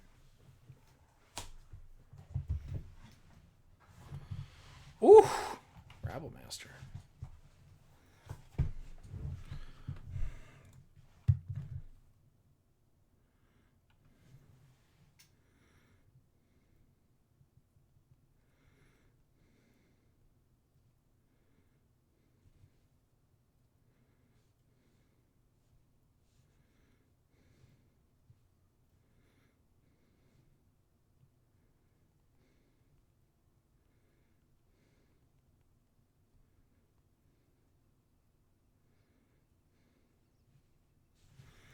Doing work stuff. No! Fuck.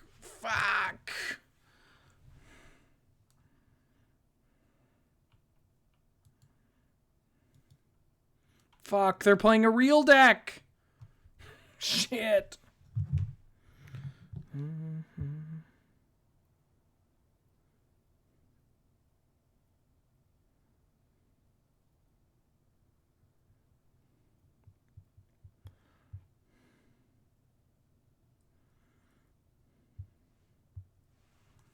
Okay. Oh, they're killing the halfling and the token. Interesting.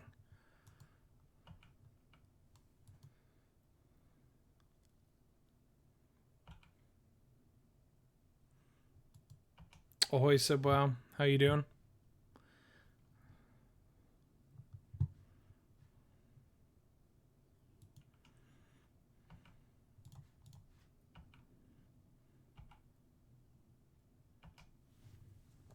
Holy shit.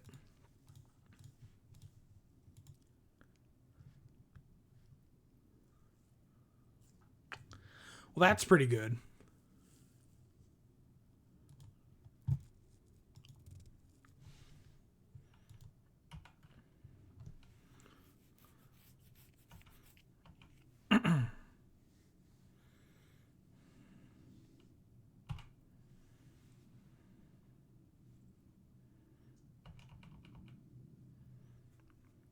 Do I have removal in this deck? I cut Cryptic Command, right? I don't think I have removal. Oh, I have Brazen Borrower. Never mind. Yeah. Burst Lightning. I'm actually okay doing this.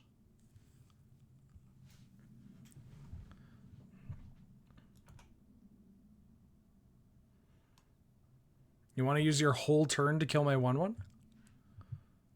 If the answer is yes, that's also okay. Great.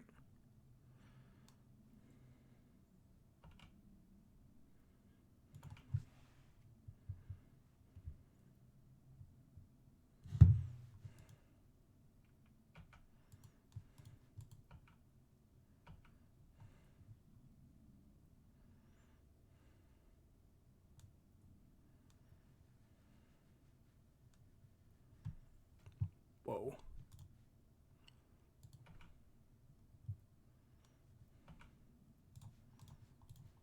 I'm going to block like this. Part of why I wanted to Spell Pierce that. Core Fox, thank you for the 100 bits. Glad to have you. Good to see you. How you doing? How you been? No, I cut touch. Ragavan. Overlord ticks down. Uro.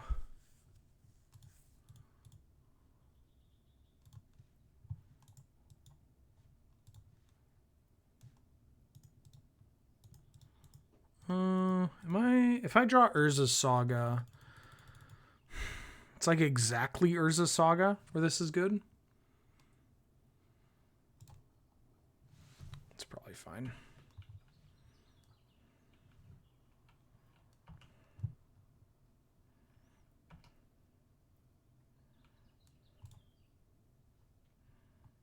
Ooh, Pimage. Pimage is great against their Overlord.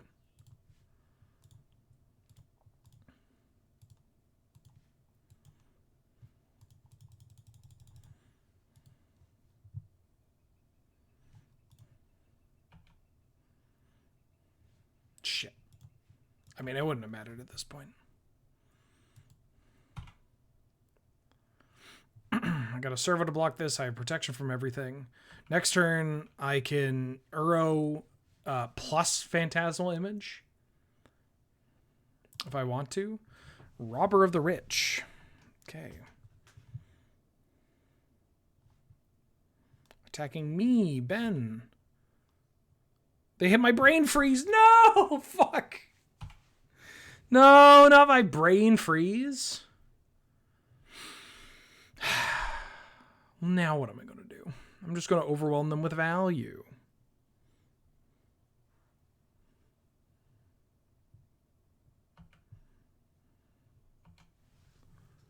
Karn.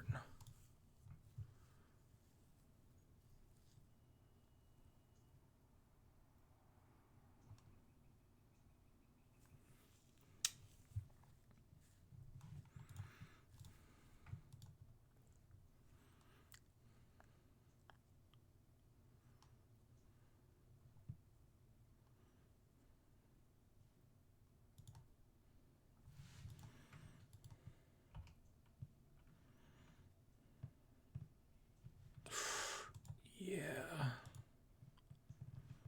Bring back an Eternal Witness.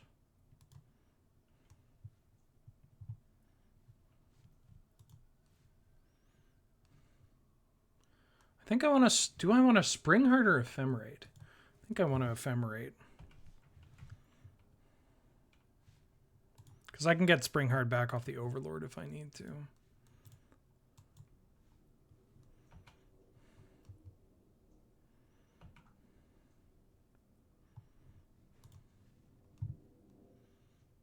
Or I can use this to just get Spring Heart here.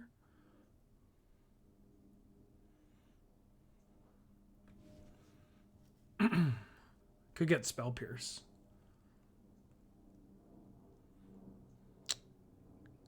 Could have saved this Ephemerate. I haven't played a land.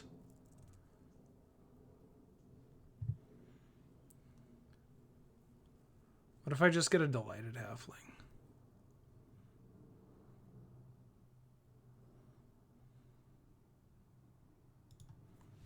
I think I just want to get a delighted halfling.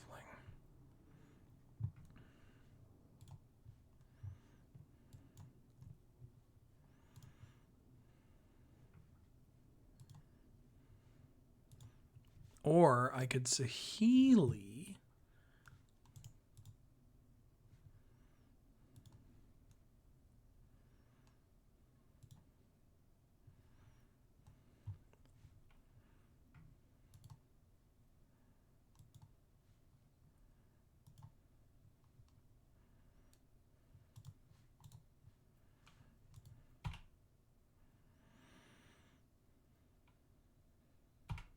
Okay. My preferred Eternal Witness art? I mean, my favorite art is also not one that I particularly... My favorite piece of artwork is by the Turf, which is very unfortunate. But that card, that artwork on that card, much like a couple of other pieces of artwork from that artist, are cards of my childhood. But aside from that, I like the tattoo art. It's like one of the few cards where I'm like, and I like the secret layer.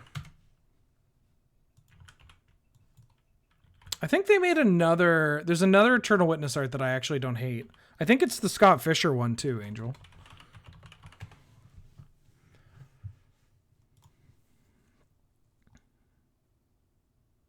Yeah, I like the Scott Fisher one.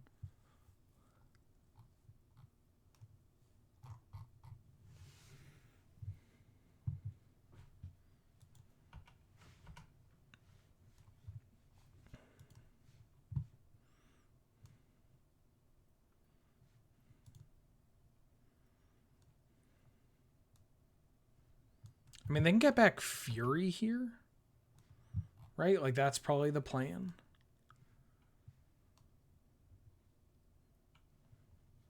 Yeah, they got back Fury. I mean, I could just trade for the board. They layered their triggers in a way that works out for me. Shit, stacked it wrong.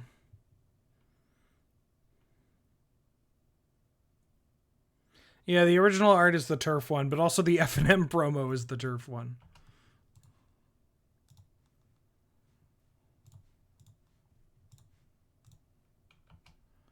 What if I block like this? And then they Fury and clear my board. But I guess I get to keep a couple of things around here. I forgot about the Overlord getting the Fury. The deck seems pretty alright. I think I can still win this. I have the One Ring after all. And they have to kill my Eternal Witness.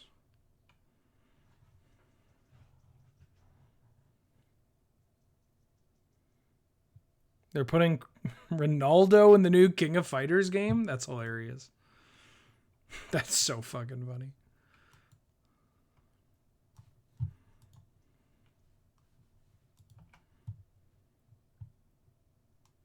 Like, Uro beats their board, which is kind of nice.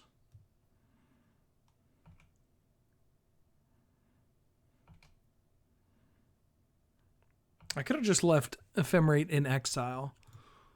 That's a good draw. Tamio.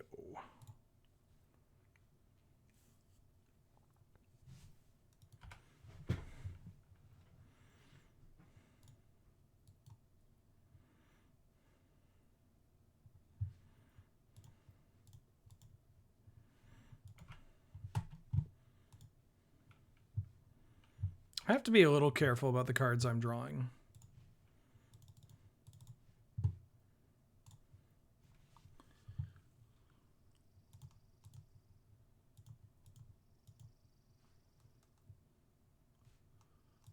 It shouldn't be that. It should be Lenwolf. Because I have this Tamio that might be able to bring back the Spell Pierce. I doubt I'm going to want to do that, but who knows. Oh, I also have the Storm Chaser talent.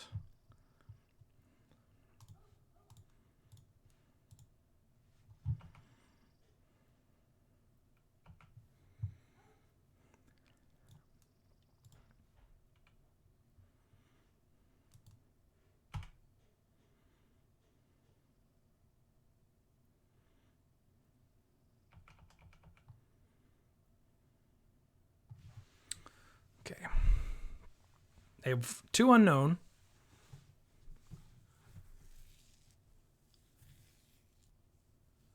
Could be anything. They've already Kolaghan's Command.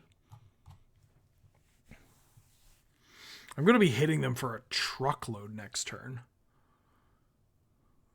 Maybe this deck should play Cryptic Command.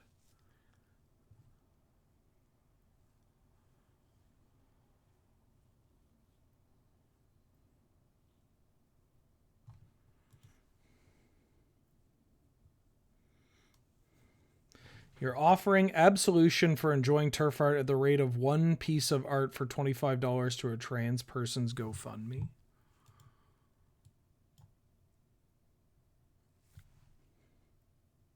Just $25?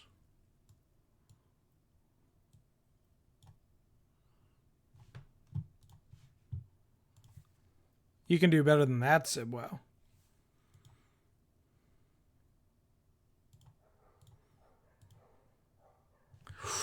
Ooh, that's really good.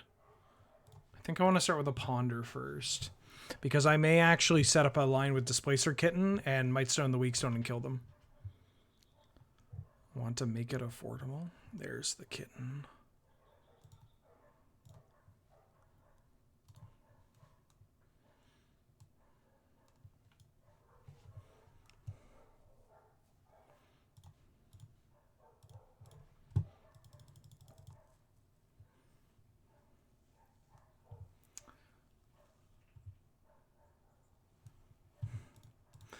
I didn't need to do it this way, but it is kind of funny that this is the way that we're doing it.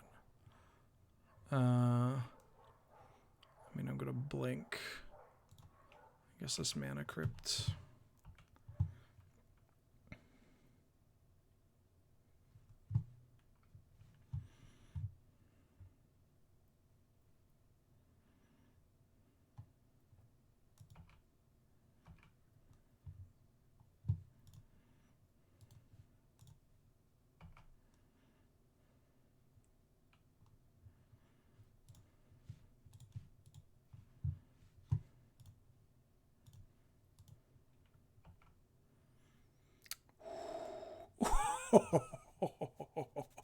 Oh.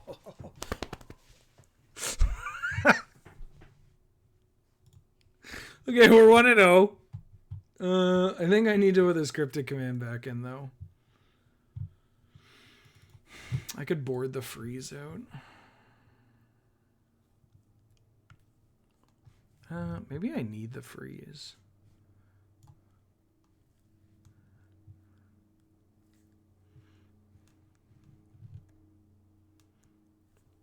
Nah. Actually, what if I cut Cryptic and played Touch? No, that's even worse.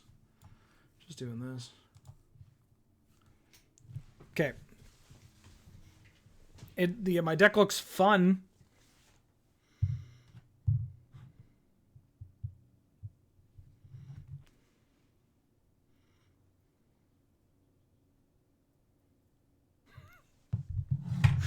I just thought of a really good joke / bit in a response to what you said, Simwow. Like, I'm offering absolution for enjoying turf art at the rate of 1 piece of art for $25 to a trans person's GoFundMe. Wokest guy in the friend group be like, I cried when Sophie died. Does that count? Oh. True story. It was odd. I celebrity deaths never actually hit me, but it went so when I found out Sophie died, I was like fucking grocery shopping and I started crying. Well, this hand doesn't really do anything unless if my opponent plays something good. I think I'm keeping it.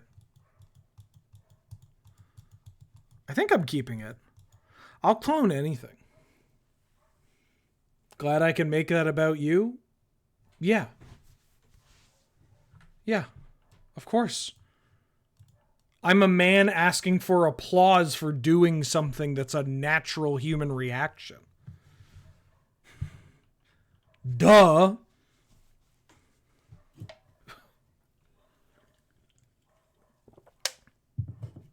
Oh, shit.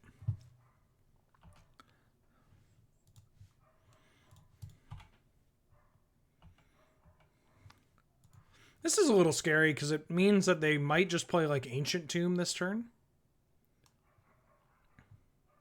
No, Cycling Eagles of the North.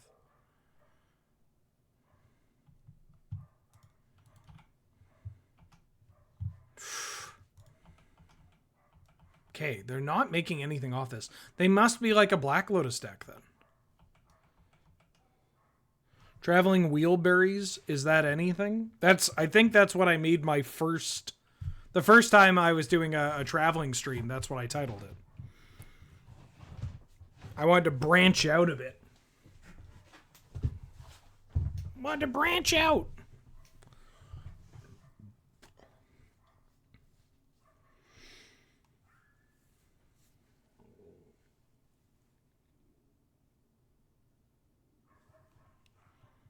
Urza's Saga. Urza's Sog Paneer. Is that anything? You want to find an academy?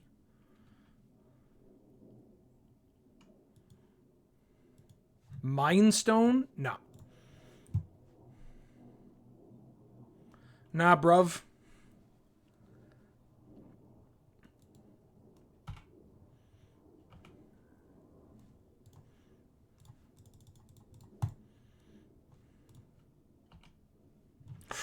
Ooh. Nice.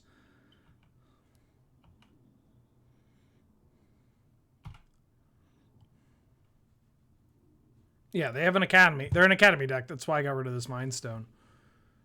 But not really doing anything.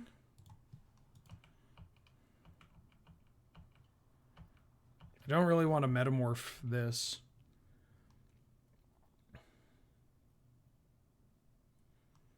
Guide of Souls? Yeah, that's okay. Stoneforge Mystic. Draw a card and counter that spell.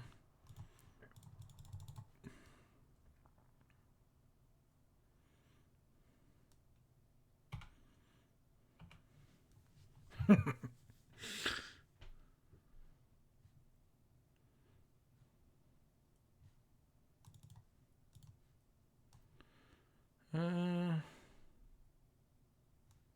think I want to play Narset first.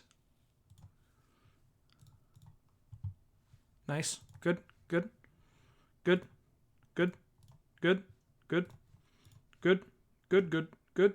Good. Good. Good. Good. Good.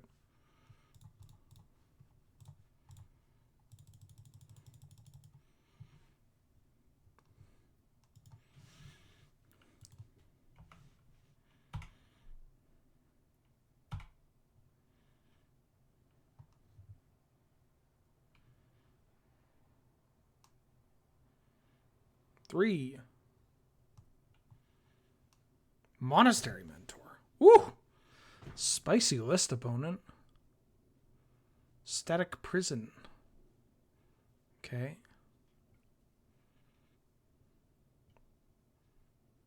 Damn. Damn.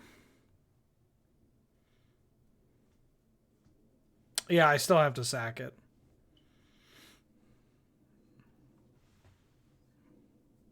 Wait.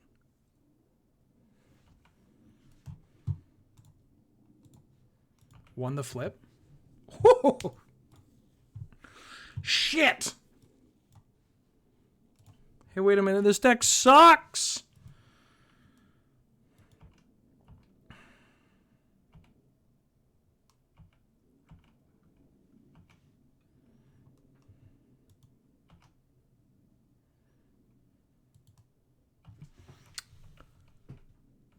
They're going to kill this Narset.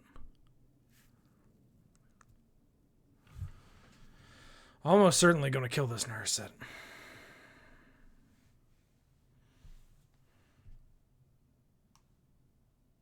What you got for me? What you got for me, opponent? Lion Sash? Fuck off. No, no, no. My Uro.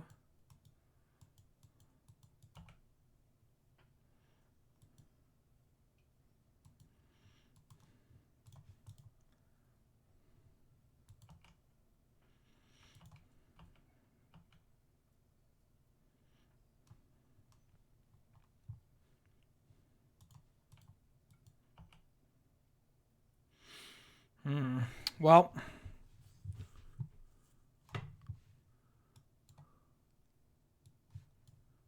that's hitting me. That's hitting Narset. That's hitting Narset.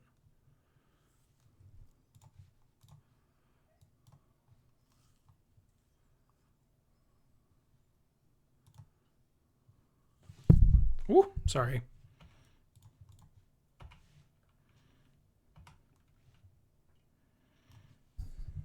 Didn't mean to bump the microphone.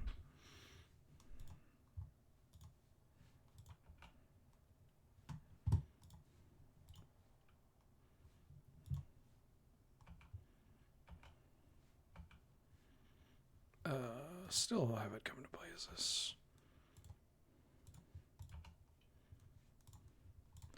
Good draw.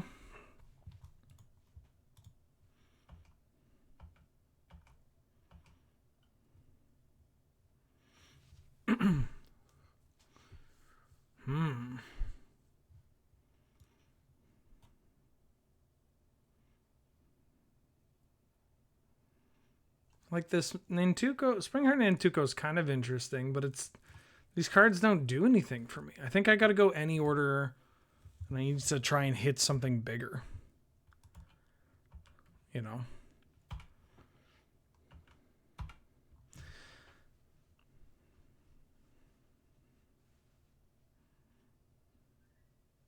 They have the Gadgeteer. Okay.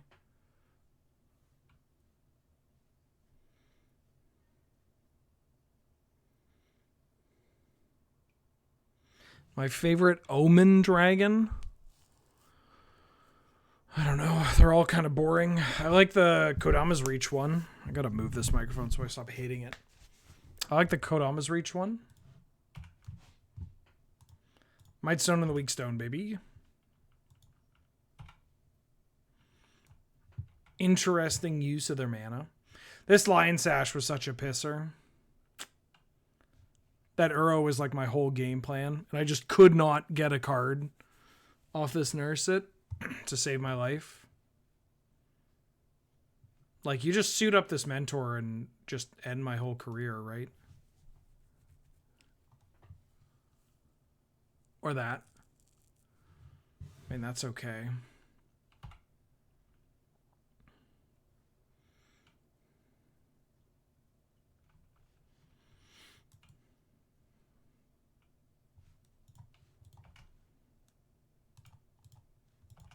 Nice. Okay. This is a deck where Freeze is going to be pretty good. Pimage is not as exciting in this matchup. There's a bunch of things to copy, but they have a lot of ways of targeting stuff.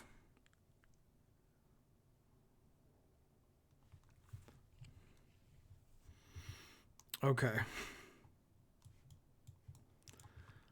Nadu would go hard in this matchup. You're debating getting a box of packs. May I recommend just buying singles from cardkingdom.com? Getting exactly what you want and saving you some money. This hand's pretty good.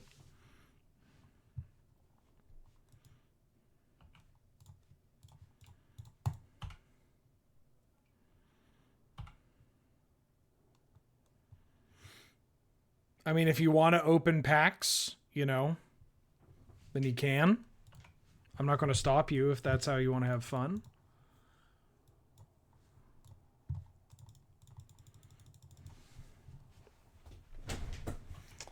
Yeah, this brain freeze may go hard on like a big academy turn they have. Okay. Monastery Mentor. Tinker.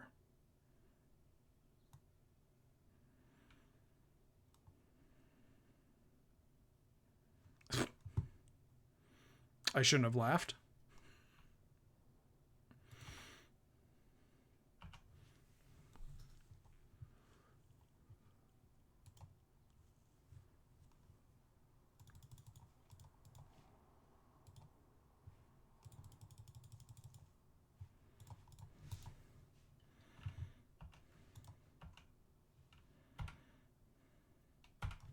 Playing out a gain 5.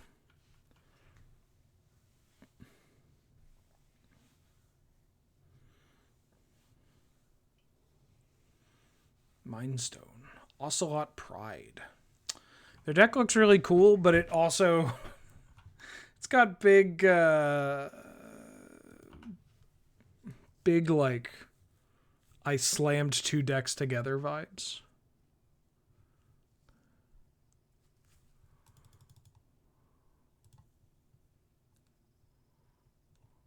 I think I want to save this for a big brain freeze.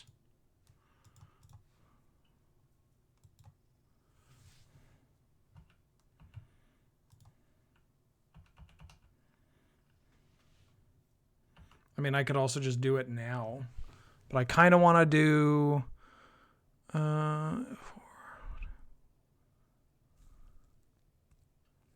don't need to do it now. That's the thing. Or I could just do it now and then do it again later.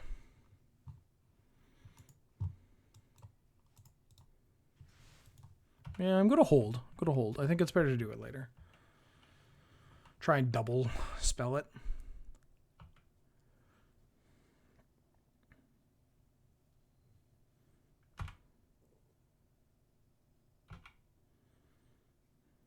Yeah, I mean, a little gambling's kind of fun. Soft G gambling.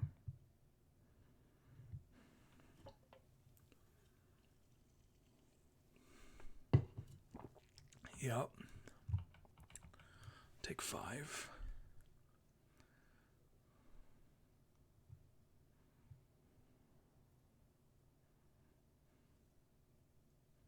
Kappa. Oh, that's bad. Ooh. That's good.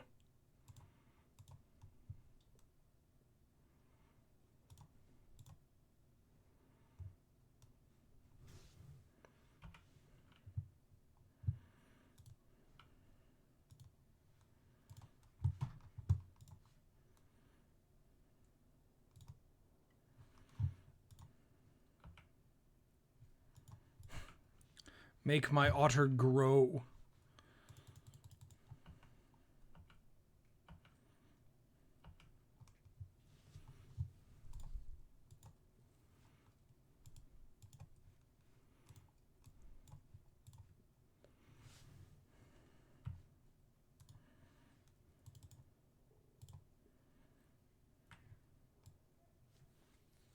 Oh, hold on.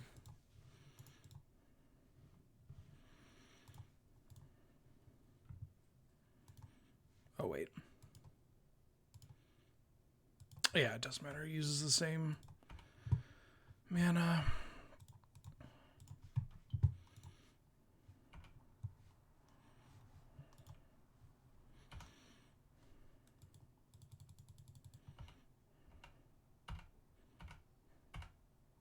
And then we just need to draw Eternal Witness. Easy peasy.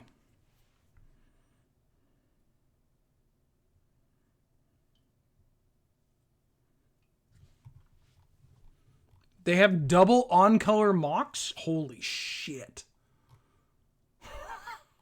Their deck is dope. They have Pearl and Sapphire and Tolarian Academy?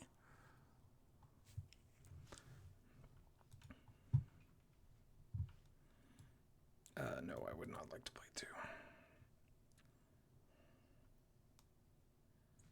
Oh, I'm dead. Right? I block here. No, I'm fucking dead. Eternal Witness. Shit. Alright, the 3-0 dream is alive. Or is dead, excuse me. My opponent's deck was great. Double Mox, Academy, Ocelot Pride, Guide of Souls. Woo!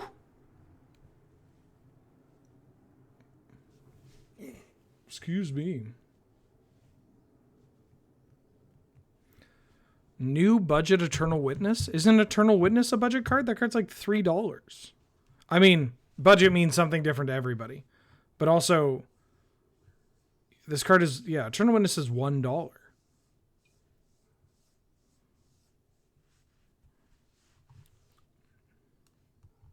Oh, as in, oh, it's Eternal Witness at home. I see. Well, this isn't really indicative of what my deck's trying to do, but maybe it's fine. We do have the Storm Chaser's talent plus Kitten. Yeah, I'm going to keep this.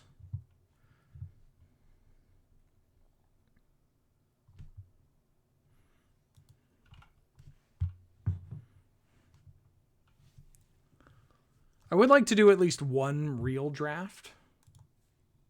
I knew that I was going to fucking draw an elf.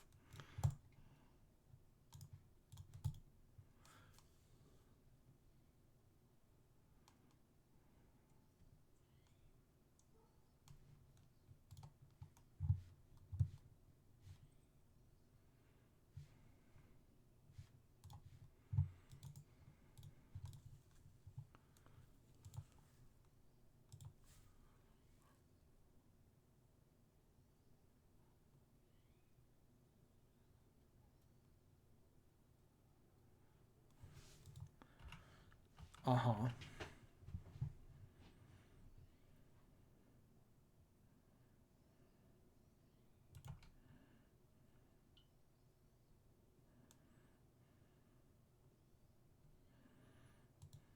Bin's a lightning bolt. Holy smokes.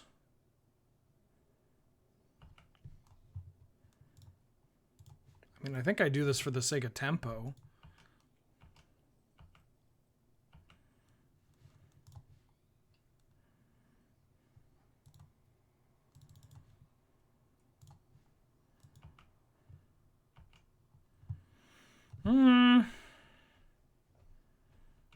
I'm just going to play this Nurse It.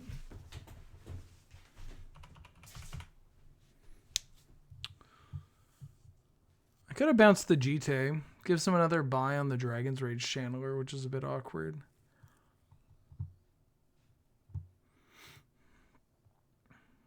Avora. Ooh.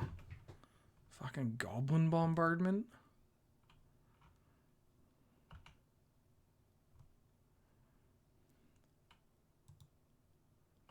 Yeah. That's just more creature.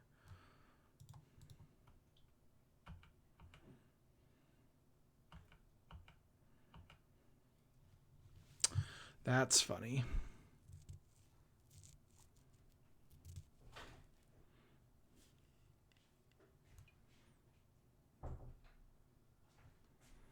Like I can mana crypt.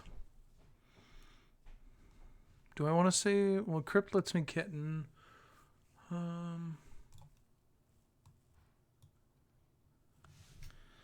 Bombardment means they always have a thing to kill the Brazen Borrower. Maybe it's fine either way.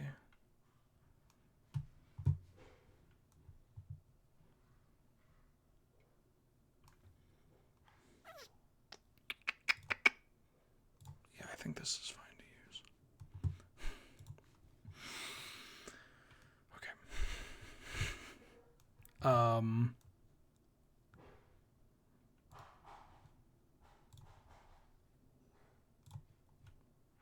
I will play the One Ring to try and hit my land drops.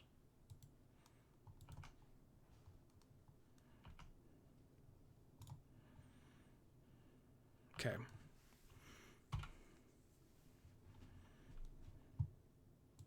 No, I'll force them to use this. Yeah, this Narset sucks in this deck, but it's pretty good with like Kitten if I just need to blink something. Oh, they have a discharge. They're just killing Narset. Huh? Hi, Kitten. Kitten heard me call her name. Wait. No! Come on! What do you mean? This cat's in fucking love with me. And I go to pick her up and she runs away. That's never happened. Oh my god! Heartbroken. Holy shit, they're giving us another turn.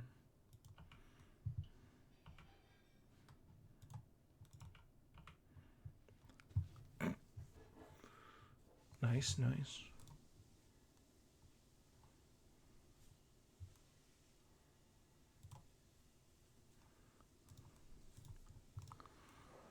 I know I should be playing Displacer Kitten before doing all this, but this relic is going to be pretty good. Am I worried about this blue mana? Yeah, maybe.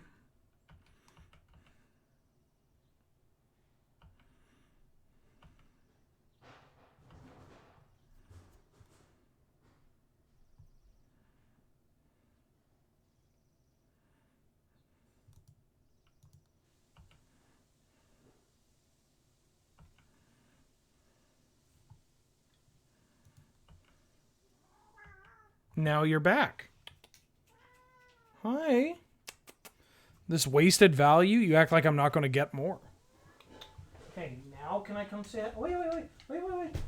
What's going on? Fuck. She's so slippery. Oh, I got to counter that.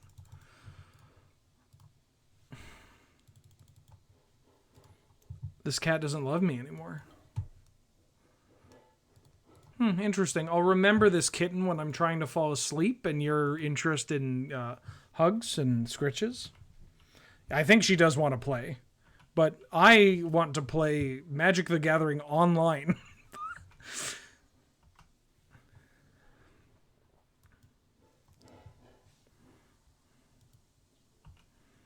Okay, does this draw my deck? I don't know. Let's find out.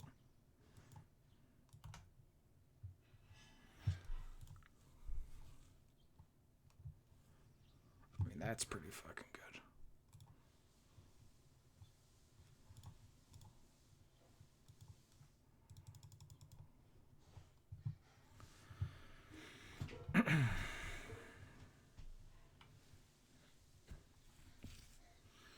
Unfortunately, my only big thing...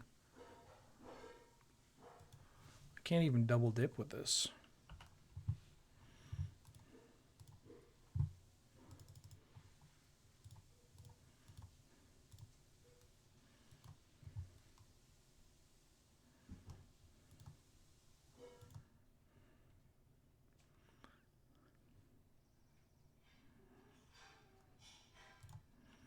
Guess I'm going to reset this.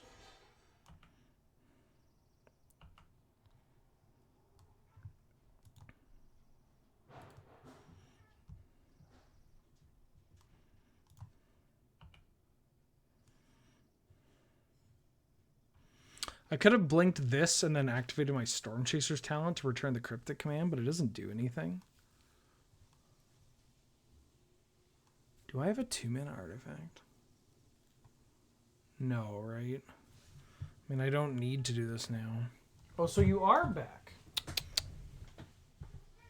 Hey, kitten. Psst. She's being a troublemaker. She's fighting with Loki. Hey, what's going on?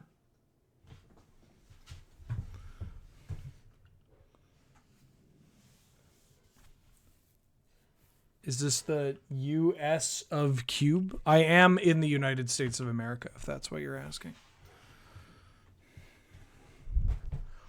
Oh, fuck. They're going to GT onto this. Oh, they're going to duress me?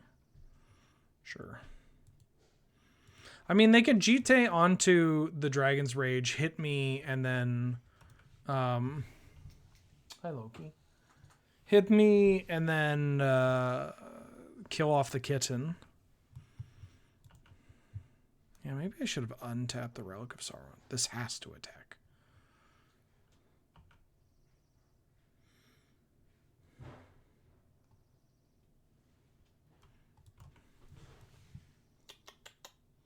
Kitten's favorite cube deck? Something with a lot of disruption. Yeah, they're killing the kitten. I have 21 cards. Probably going to Uro. Gonna have to Uro, I imagine.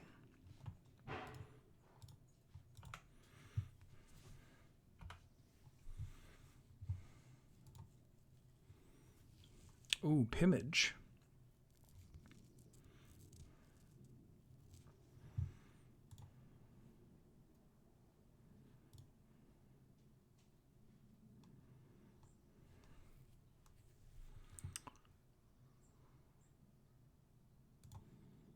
Am I making a construct? Yeah, maybe.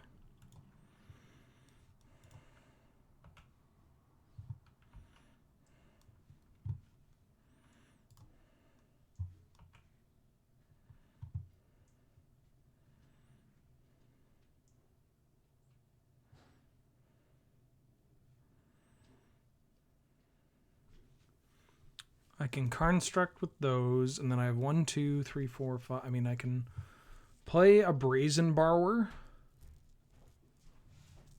It's pretty good. I just don't have the green mana. I can bring back Cryptic Command with 1, 2, 3, 4. I think I bring back Cryptic Command.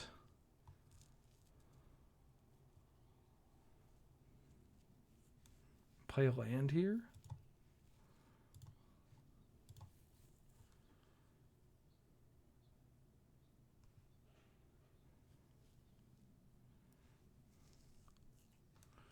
Have to play this untapped. But that does keep me alive.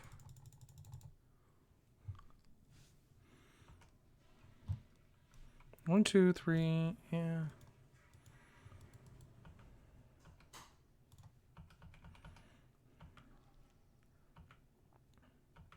This deck's not very good, chat, so I have to play in a very odd way.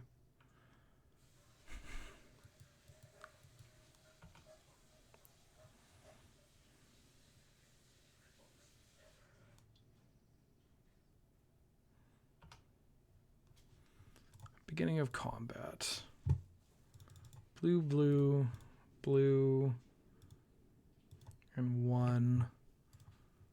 Cryptic Command. Tap your team. Return my 1 ring.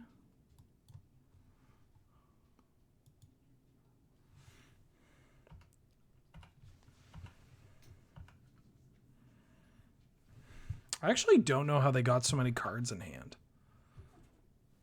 Okay, now Kitten's back in here. There's a Bronco.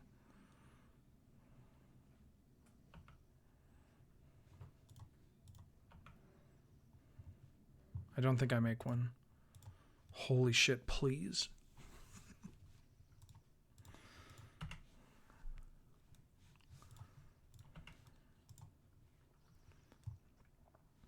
Yeah, I don't have a target. I mean, I can Uro and the 1 ring. Kind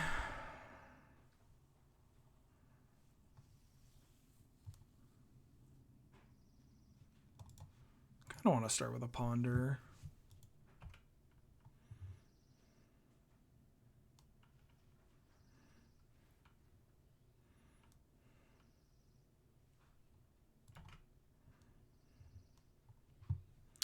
Springheart and Tuco on the Otter token. Saheeli is kind of interesting. But I don't think this is what I want. I think I just want Eternal Witness.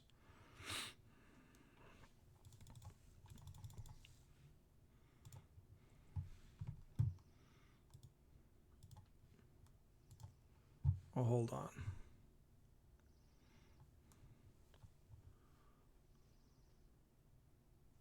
I need another card in my graveyard.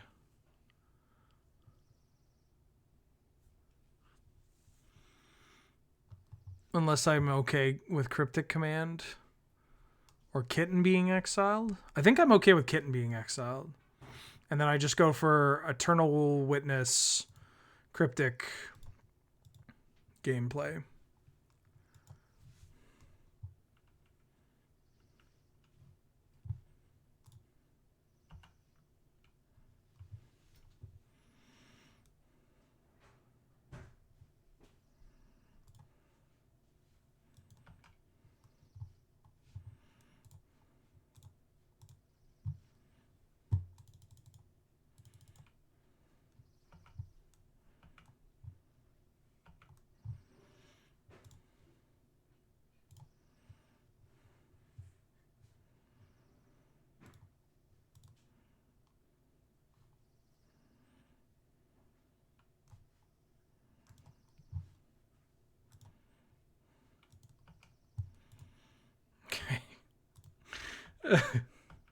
This is one of the weirder games that I've played.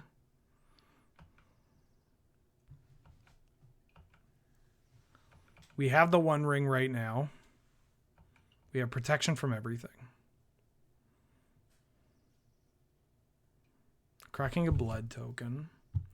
Grab to reanimate. Oh, fuck.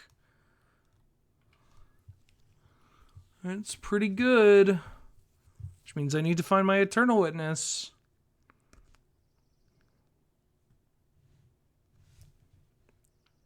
Targeting the Shieldred. I think I'm doing this.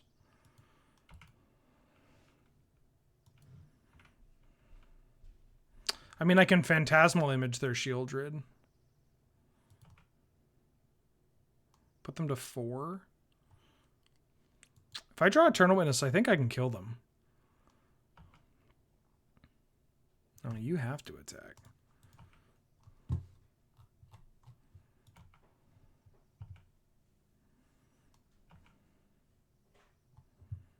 I have protection. Casting, are they putting Jite on the Shieldred? Okay. I'm casting this Brazen Borrower. This Brazy Borrower.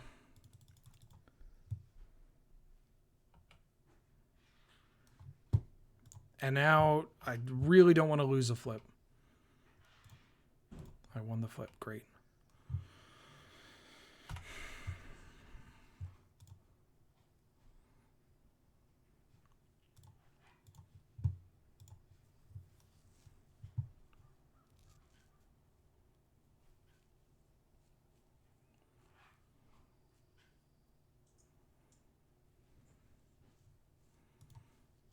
Copy this.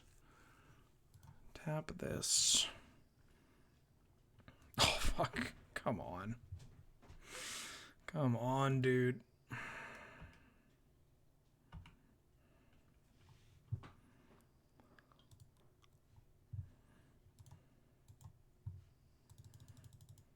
Eternal Witness. Ephemerate. Does that do anything? Maybe.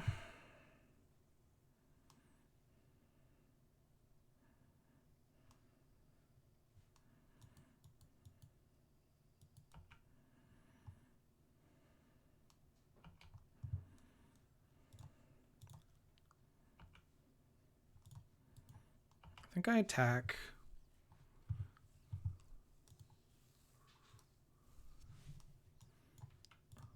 Oh, it's wanting me to do a thing. Put an island into play.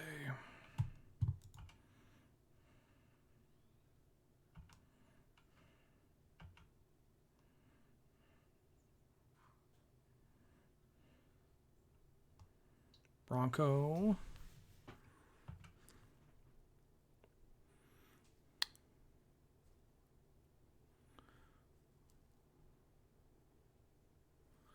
Is there any way I can do 2 damage to them?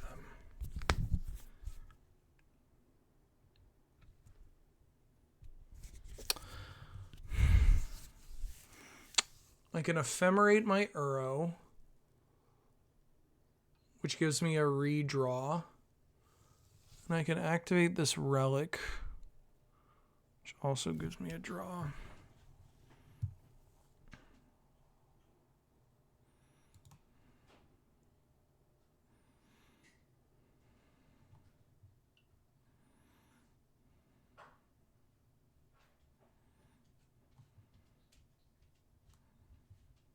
Oh, that's kind of funny.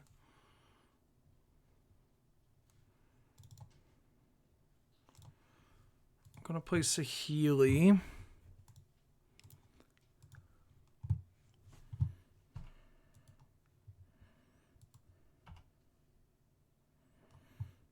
going to make the Mightstone and the Weakstone a copy of Llanowar Elves. And then I'm going to ephemerate my Mightstone and the Weakstone.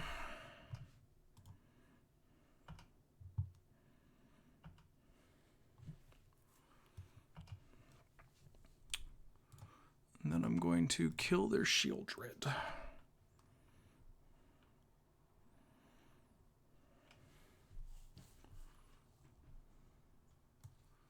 Three. Okay. Not bad. Woo! I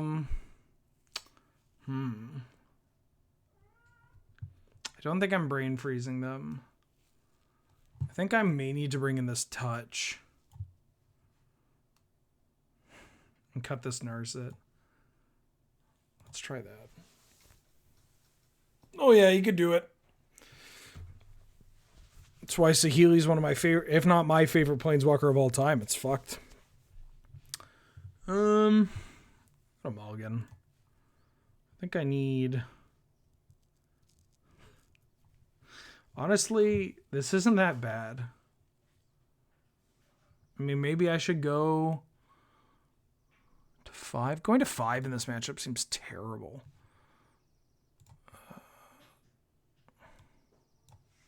Yeah. Going to 5 seems terrible.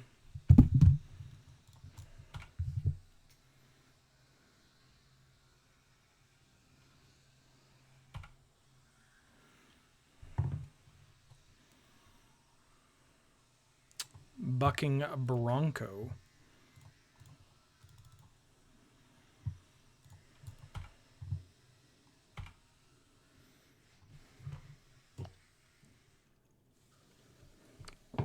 Yeah, you get to draw a card. Oh, you're going to burst lightning. Okay. Is that your turn? Oh, I'm going to IOK me. Oh, no. You going to take the Brazy Bee, or the Sublime Artificer? They're going to take the Saheeli.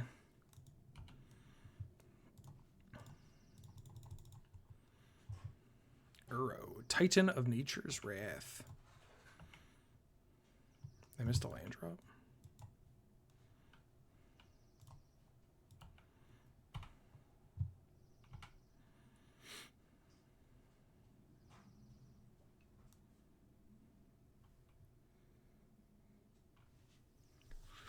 Yeah, I'm on vacation, so I decided to work. I mean, truthfully, I'm on vacation, but Angel still has to work. And so instead of just lazing around doing nothing all day. Also because this is, you know, I'm a streamer. I have to work or I'll die. Avora. This isn't a lot of damage, so I think I'm doing this. But maybe I should do it because this card just keeps drawing them cards. Avora's going to keep drawing them cards too. And I have Uro. Yeah, I'm actually just going to kill this Norse.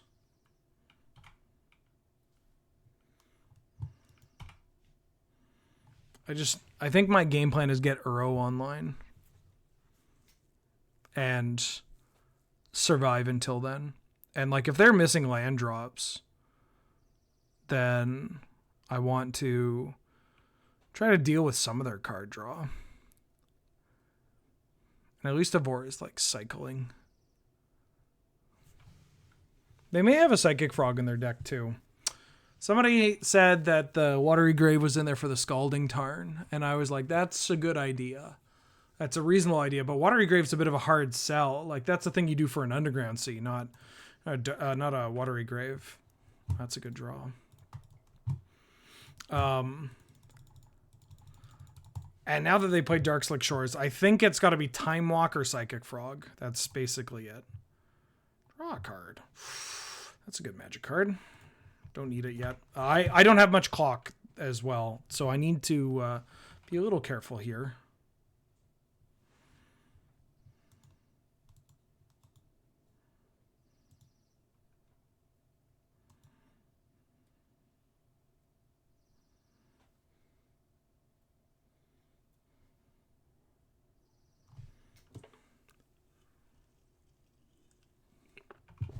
Gets rid of the Jite. They still have Lightning Bolt in their hand, but they tapped red to do that. Interesting. Are they on Psychic Frog? Like, that's what they're trying to dig into? Could be. Mountain cycling. Making Avora very big. Probably going to reset that Avora, huh? Better than just playing a thing that'll die. But I don't need to do it now because I'm probably going to reset everything with the One Ring. And I want to save this for Sheoldred.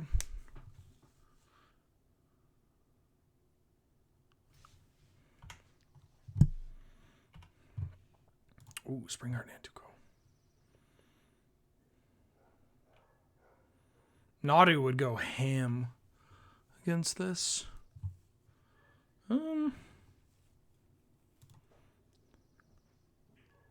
I don't think I'm going to Metamorph just yet. I think I'm doing this. And then they Lightning Bolt the Delighted Halfling. Yep. Okay. Good. They have a Galvanic Discharge in their deck too. Need to keep that in mind. It's a little greedy, but I think I want to get one more draw out of this One Ring.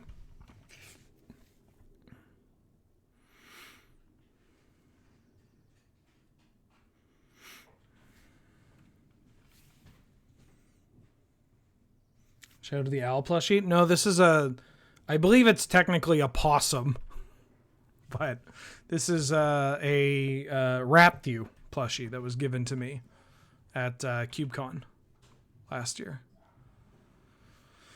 4 mana. So this blocks that, and I could bounce a thing just to save some life. Yeah, what if I do this, and then they can't play either of these? I'm going to Petty Theft you. Because this is at least resetting this. And then I take 4, I go to 13, I'm going to take 2 from the One Ring, going to 11. And then I'm going to Metamorph. I have 8.5 minutes left on my clock. Ooh. Kitten is very good here.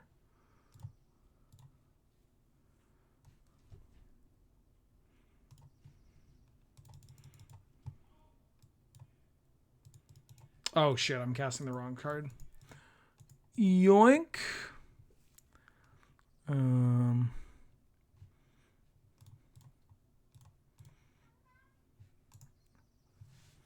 was that? Sometimes a cat meows in here, and I'm like, that's not a cat I've heard. That's no cat I know. Tap 2, pay 1. I'm going to ephemerate, I guess, this kitten. Kitten is going to trigger this. This is going to give your raptor -5/-5. I'm still taking damage from this One Ring. But what if I land cycle? Go to 1, and then I cast Phyrexian Metamorph, copying the One Ring. That's a good draw.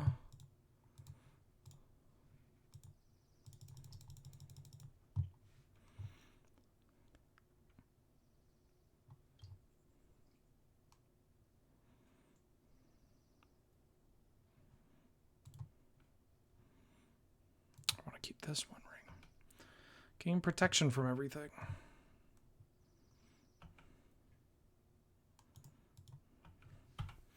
Deck.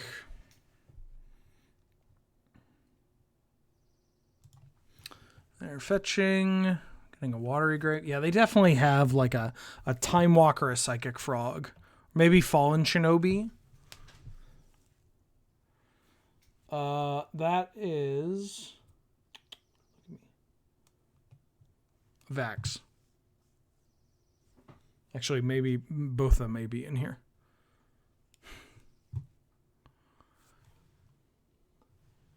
Oh, and Loki's in the background. You can see his butt. Luris. Interesting. So they can Luris and play the Bronco, or they could play Jite here. Jite is fucked up.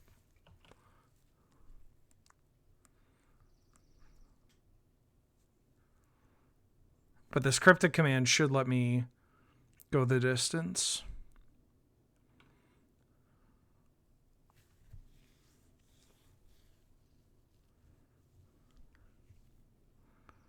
And they're playing Avora. Okay. If they grief me, I deserve to get griefed.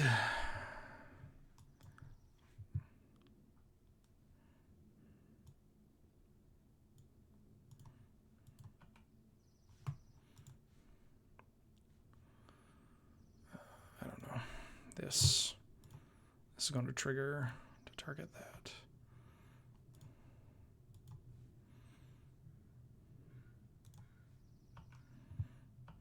Kill that.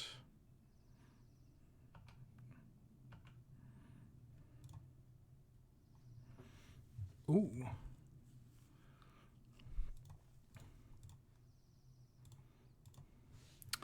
Cast. Flicker that.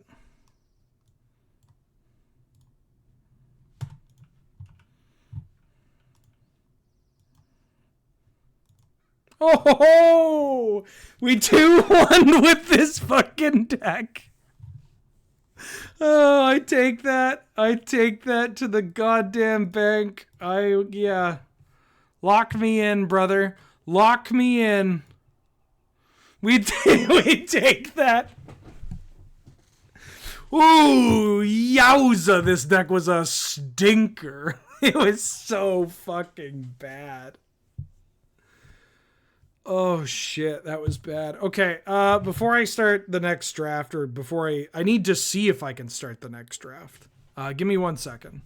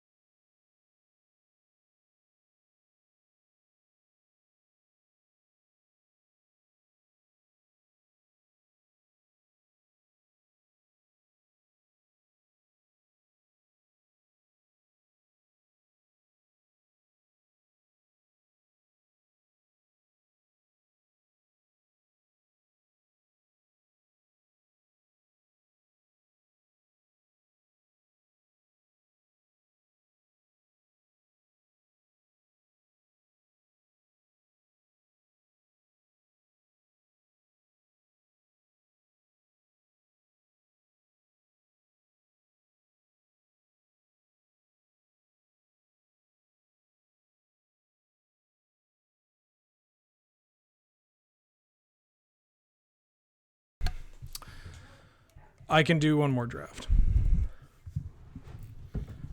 Is Star Trek real? I'm doing a sponsored stream with them when I get back. At some point in time.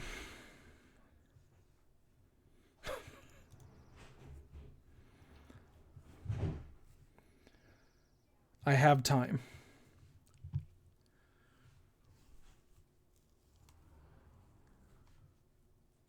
Hopefully this will be a deck that is better than that one.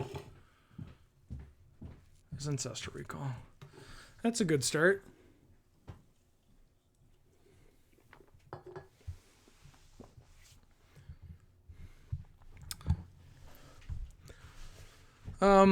The really good cards in this pack are Ancestral Recall, Polluted Delta, and Teferi Time Raveler, with Recall and Delta being the standouts and Recall being Recall. So I'm going to take Ancestral. Cards I'm hoping to wheel. I don't know. We could be blue-white with Teferi. Kitten.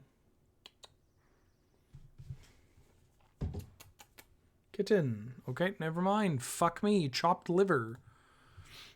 Ooh, there's a Library of Alexandria. This is perfect for Ancestral Recall.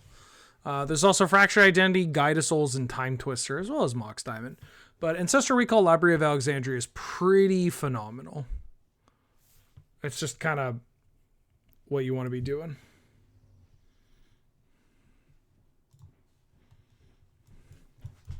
Off to a good start. Although, I gotta tell you, this has big... Mom said I could watch one more YouTube video, and then I watched like a... You did not just call me mom. No, I didn't call you mom. There's a joke about, like, Mom said I could watch one more YouTube video, and then they watch, like, a 4-hour expose on, like, a Minecraft NPC. I did not call you mom. I swear to God. Now chat's laughing at me. I'm taking Force of Will. What do you mean I deserve it? I didn't do anything wrong. Thanks a lot, chat.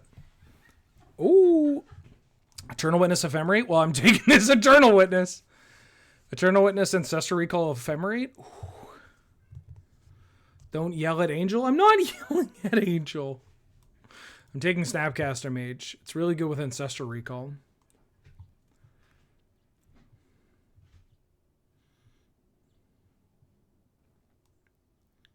Don't yell near Angel? That's tough. Oh, we're opening a Time Walk. I'm going to take this Howled Fountain. Saying goodbye to Tamio. What's not good with Ancestral Recall? 7 drops. Can you yell about Angel? Only if it's positive.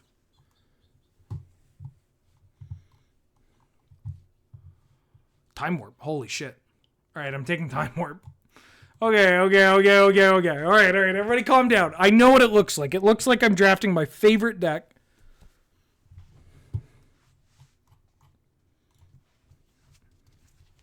Pog. Crystal Brand's an 8-drop. I mean, Crystal 8 drops, if you're reanimating them, and pretty good with Ancestral Recall, because you just draw a bunch of cards and then discard due to maximum hand size. Temporal Spring on its way. James is asking me what card game am I playing for April. Take back Lost Kingdoms with you.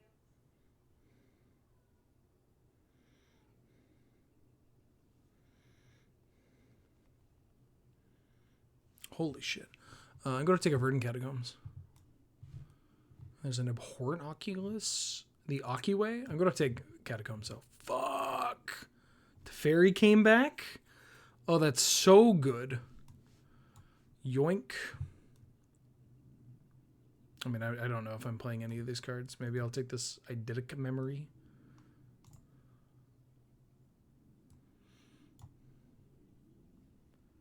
Wait. This is the Ephemerate pack. Okay, thank God. If I get Tamio...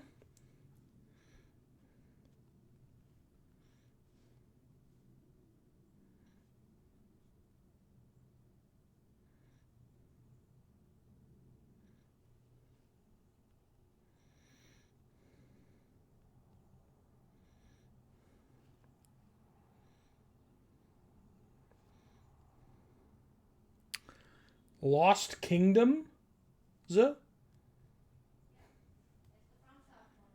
Right. No, I know that one. It was more just, is it plural or singular?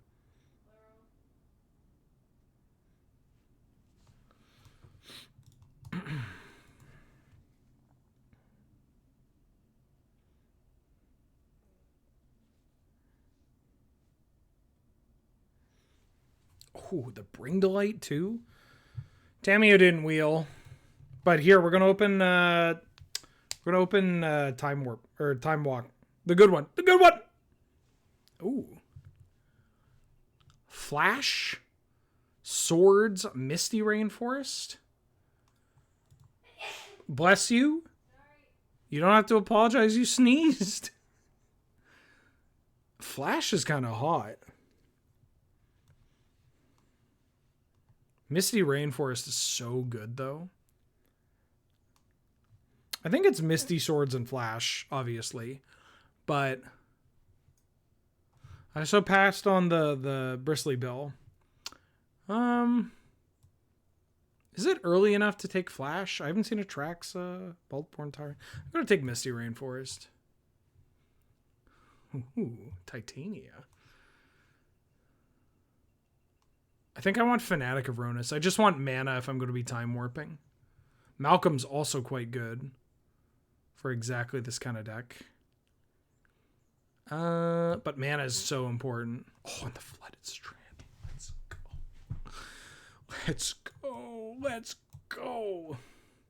Bloodstained Mire. I'm not in these colors, but Sentinel. Sentinel's not bad. Hits my land drops. Might take Brain Surge. Brain Surge is pretty good with all these cantrips. Yeah, I gotta take Brain Surge. What was that sound? Normal sound that I make sometimes.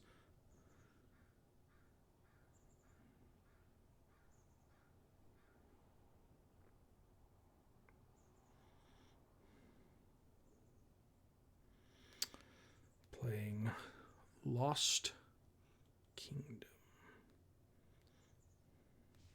Ooh. I could take Green Sun. Gives me an extra copy of Witness. Usually this wheels. Could take Barrowgoyf because I have a Verdant Catacombs. Ursine Monstrosity is kind of nice. But I don't know if I want to randomly mill. Fallen Shinobi's kind of sick. Maybe I should just take Zenith as like a... Look, if I get Witness, I'm going to be golden. Yeah, I'm going to take Zenith. People overvalue Zenith anyways. Springheart Nantuko. We'll take a Springheart Nantuko. Could take Kitsa. Nantuko's really good with Eternal Witness, though. It's kind of ephemerate number 2. Ooh! Mama! C'est tu géré? I'm going to take Mother of Runes. Oh! Jace of Runes Prodigy. This deck's dope. Yeah, Profs is pretty good. Mediocre, get out of here. Y'all are going to get me in so much shit. She's cocking a gun! And then she's screaming, I don't own a gun, while, like, polishing a rifle. I need my computer charger. You can go. Can you give it to me? Do you not want to be on camera? No. Okay. Is it this one? Yeah, that big white one. Interesting. She asks for a face cam to be added to the Canlander streams and then doesn't want to be... I mean...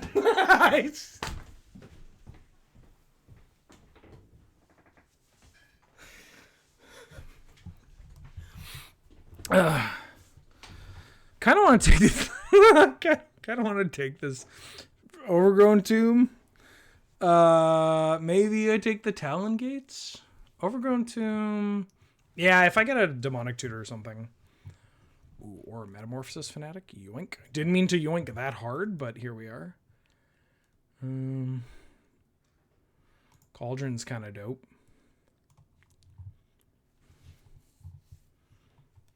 They said your outfit looks great. Yeah, I know. She said, yeah, I know. I'm taking the Sentinel.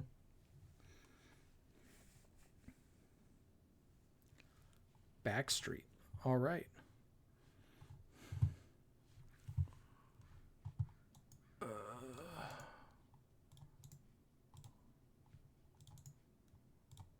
All right, Time Walk. Let's open a Time Walk. Time Walk. One Time Walk. Mox Jet? What is this shit? All right, I'll take a Mox Jet. Mox Jet makes the Fnatic a bit more interesting. Unfortunately, passing a Noble Hierarch and a Mystic Confluence, we may wheel them. I'll take, and there's Ragavan, but I'll take a Mox Jet. Okay, there's not much here. Flash would have been good for this World Spine Worm. I think I want to take Dismember. There's no... There aren't very... Oh, no, I should take Jace. Yeah, I'll take Jace. Jace works well with Eternal Witness. Can loop us. Once again, I'm not seeing any lands. Another Flash card. I'll take Pest Infestation over Spell Pierce. No, I'll take Spell Pierce.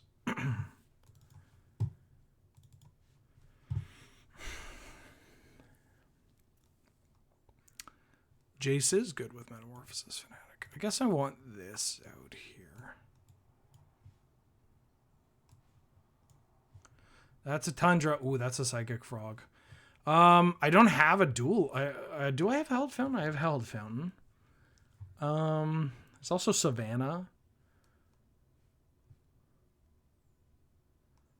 I don't know if I can make this frog work.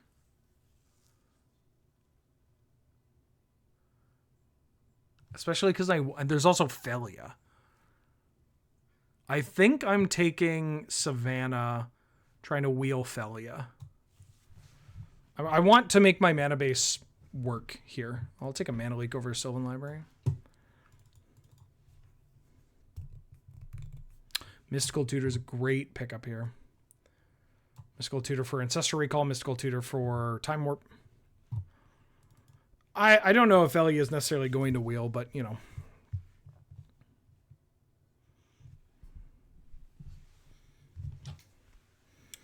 Oh, I wish I still had access to... There was a post or a comment somebody made on a YouTube VOD.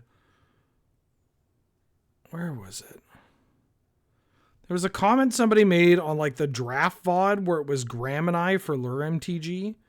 That was just so funny. That made me... I thought about it now because I... Oh, that's a Vampiric Tutor. I'll take Vampiric Tutor.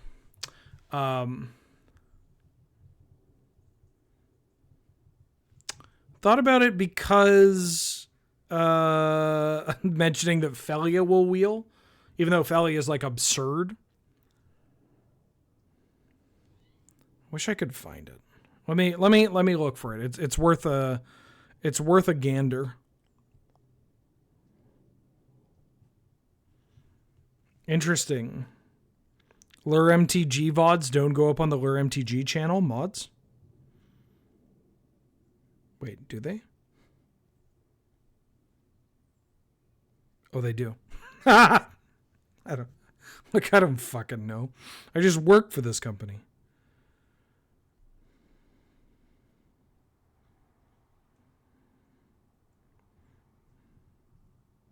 Okay. I promise this is worth it. That's a Ponder. Oh, that's a Lorien Revealed. Lorien Revealed is going to be better than Ponder for me. Because it's also fixing. Ooh, the Mystic Confluence came back. Yeesh. That's a good pickup. Please, Heather, don't... Oh, I found it.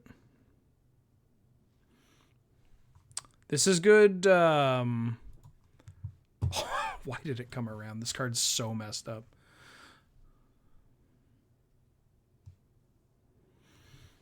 I found the comment.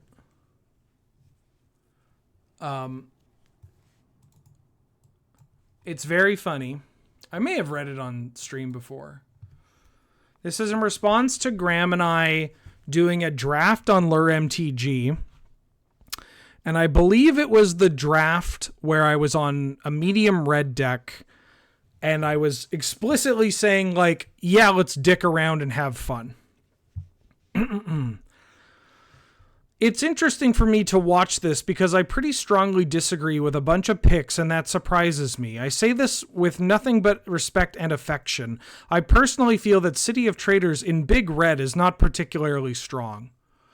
And the treasures from the Plunderer help you get up there. Granted, with it coming back around, clearly worked out, and no telling if Arena would have helped Wheeler. Never played with or against the Spark, so appreciate that I don't have context in judging effectiveness, but feeling like taking Goldspan also helps in getting out Atali while also convincing folks downstream red is yours.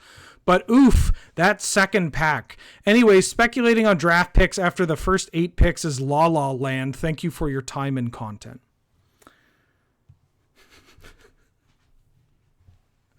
Which is kind of wild. Not the most disrespectful comment. In fact, on the more respectful end, I gotta say. But it is a little weird to read. Because, we're making picks for the sake of content, which is literally set up at the top of the, draft.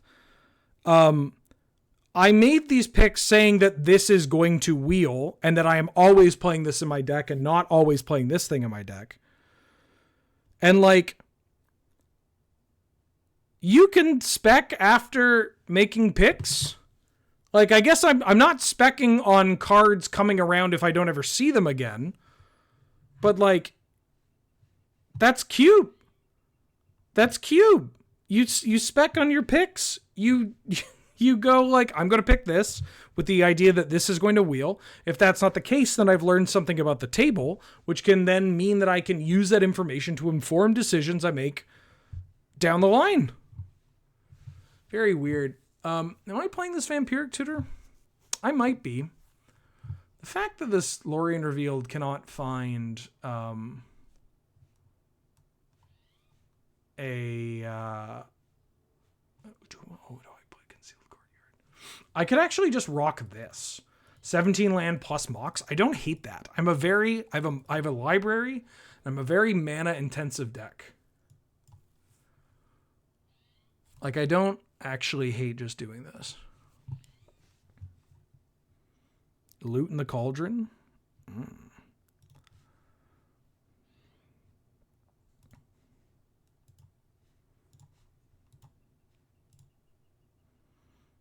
I don't know.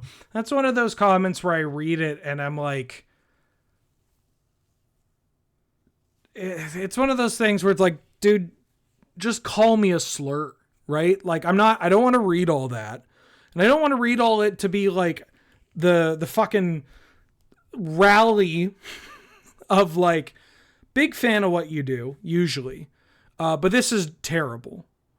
And then also, here's why. And there's back and forth. Also, mediocre. Sorry, I didn't see that you redeemed a magic hot take because I'm not at home. I don't have alerts on. I don't usually the screen will tell me. But I can give you one. A Magic the Gathering hot take.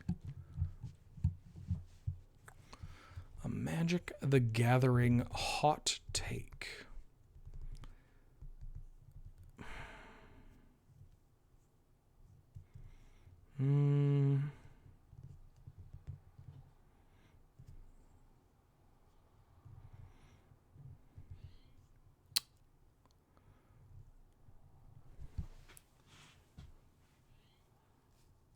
This is a tough one. I'm letting the prediction ride while I try to cook here.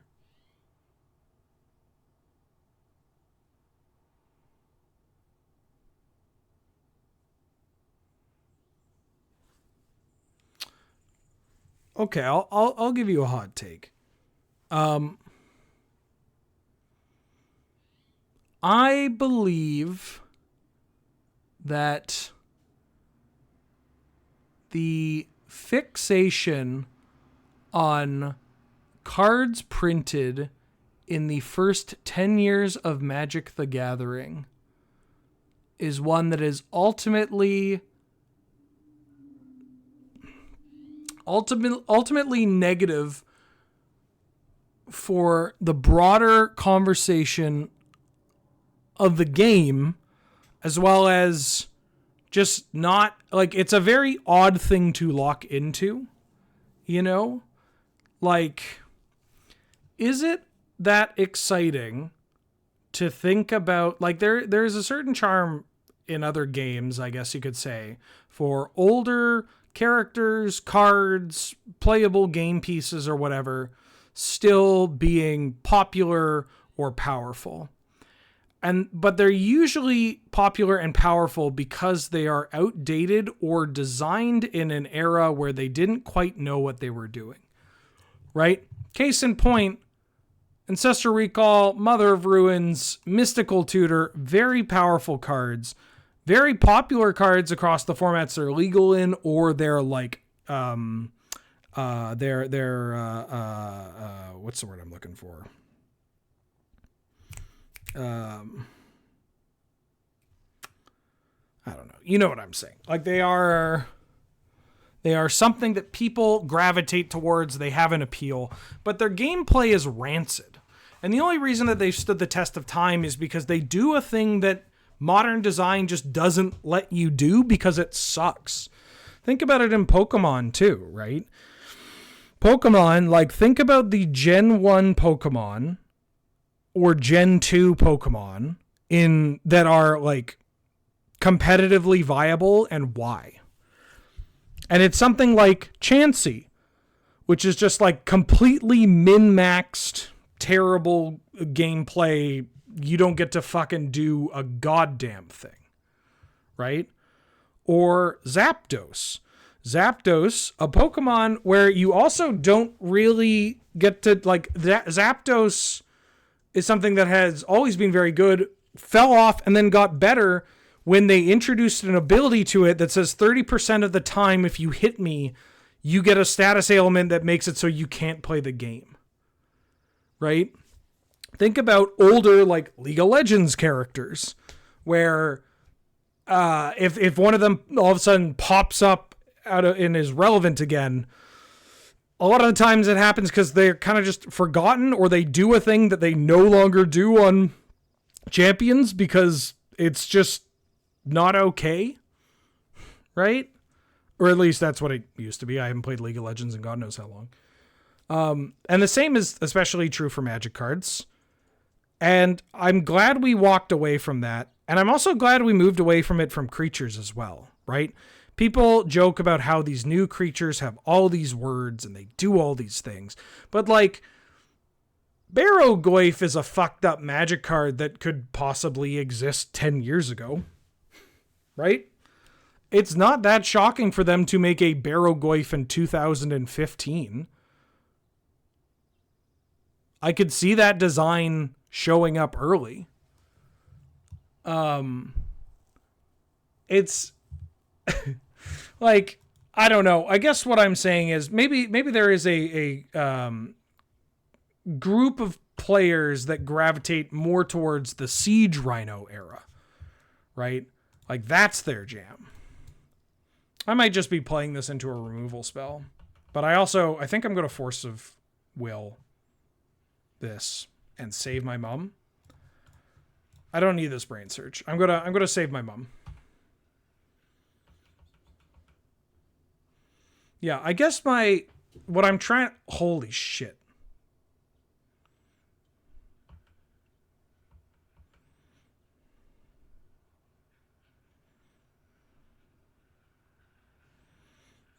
Well, this looks not great, but I actually don't mind saving my mom unless they have an additional burn spell, and then there was nothing we could do. Our opponent was the luckiest player of all time. Now I'm just going to sit on this mum. The flying makes this a little tough too. But, like, Lotus Petal? Are you just a high roll deck? Are you going to play a Goldspan Dragon? Yeah, you are. Okay. All right, well, fuck me for thinking this game was going to go beyond the third turn.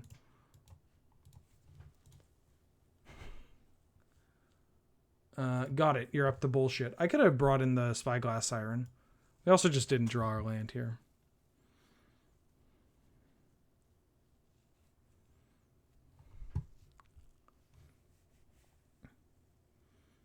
How do I feel about Clefairy being one of the only VGC viable Gen 1 Pokemon? That's fine. I like Clefairy.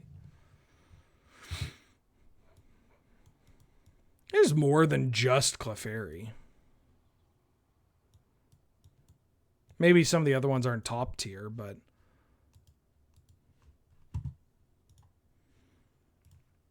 I've seen Clefairy, Magmar, Electabuzz... Gengar, Articuno, Moltres. I've seen Zapdos. R.I.P. Slowpoke. Charizard.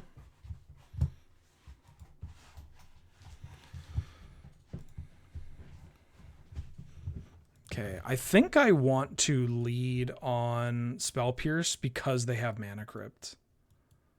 Is that wild?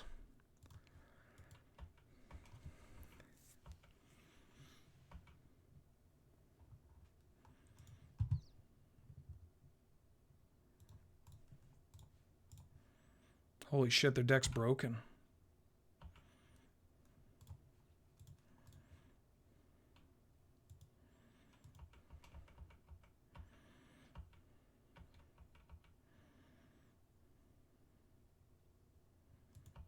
Yeah, okay.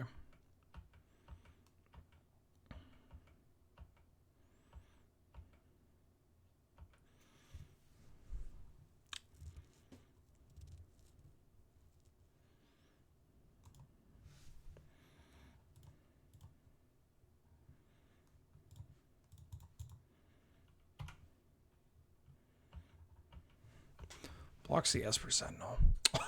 Okay. Yeah, they got a bus to catch. I actually want to bring in the Spyglass Siren. Cut this Brain Surge.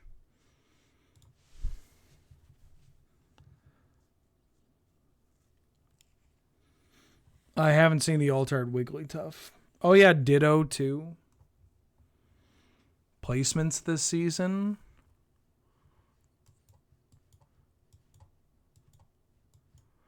Yeah, but Pokemon's one of those games where, like, I don't think I've seen anybody outside of, like, Top Cut playing, like, Pokemon's one of those wild, I mean, Magic's like it too, right? Like, there are people playing suboptimal Pokemon all the time and, like, getting ladder placement with it.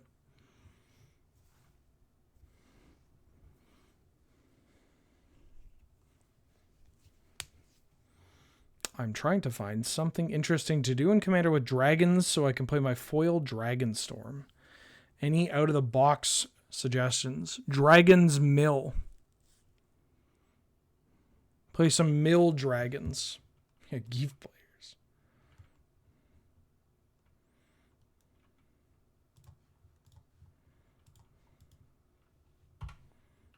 I'm just going to get, like, high-rolled, aren't I? Yeah.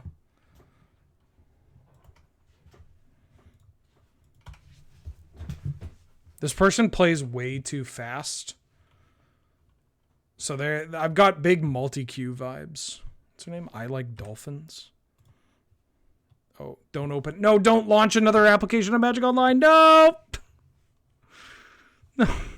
No, fuck. Don't. Yes, close that. I'd fixed it.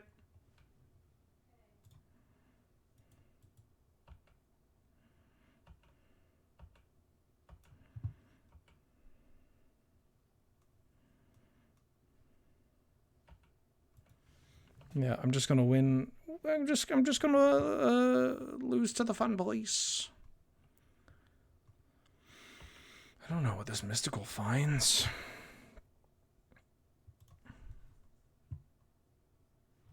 I mean, this is one of the spots where it is rough that we don't actually have Time Walk.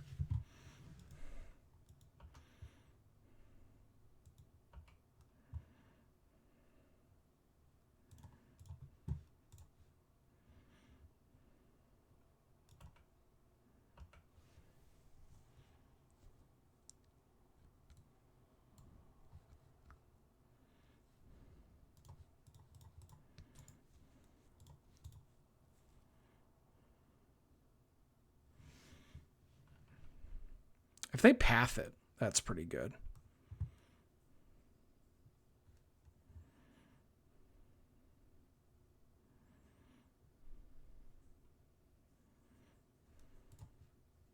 We could do this. Yeah, I can do this still.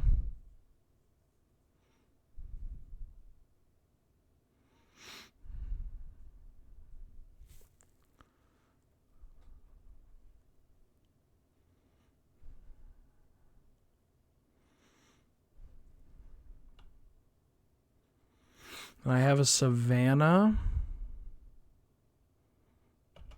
and a breeding pool.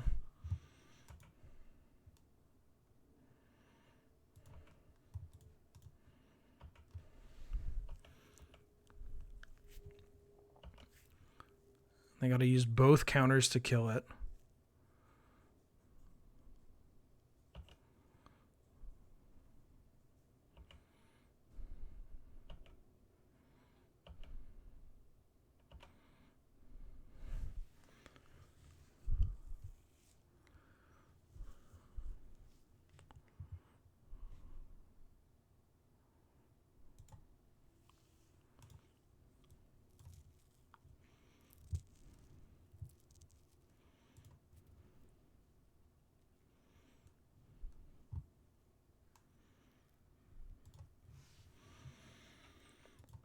Okay.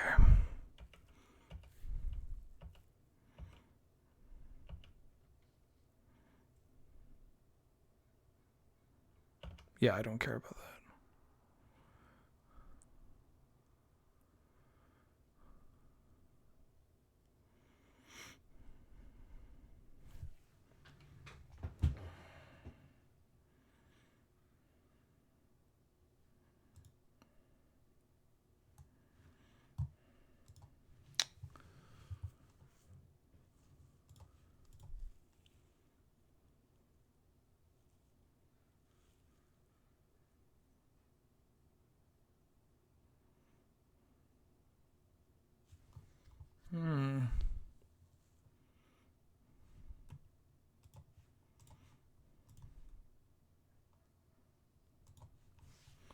Take it a little slow, because I need to develop my mana. I fucking knew it. I knew it. Oh, sorry. Justin, thank you for the raid. Glad to have you. Good to see you. How you doing? How you been? I hope you had a good stream. Welcome, folks. I'm streaming some Vintage Cube. I'm not in my normal stream. I'm traveling. And I don't have any setup. I'm borrowing a setup here.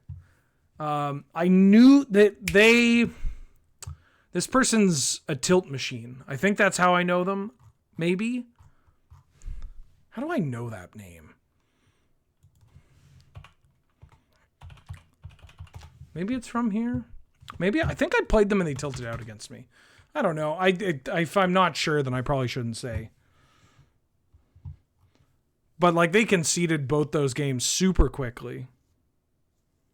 That was wild. We had games to play. Maybe they conceded because they made the wrong play like 4 turns in a row.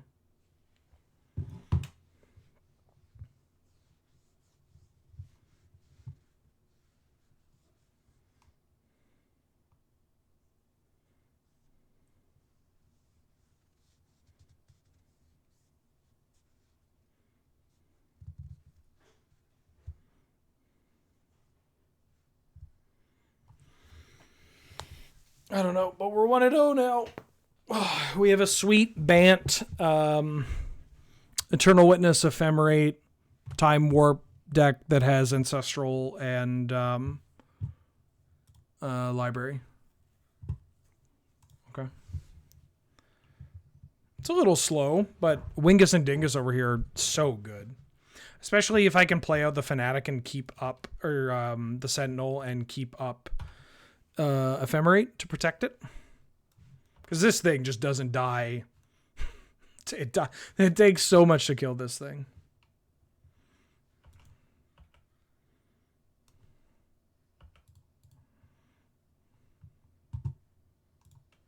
Oh, I don't have a breeding pool. What?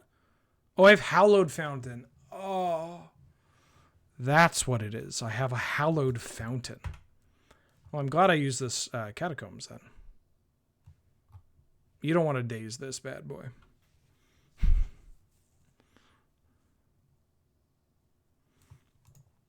It was playable in Standard for a while, right?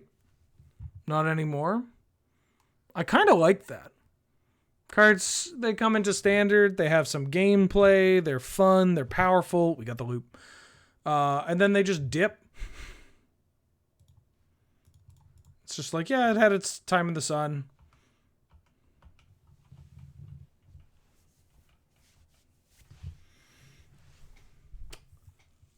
I need another blue.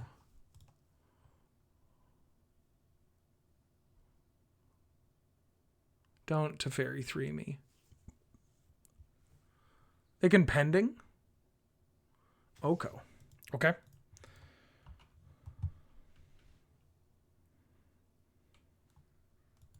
Making a food token.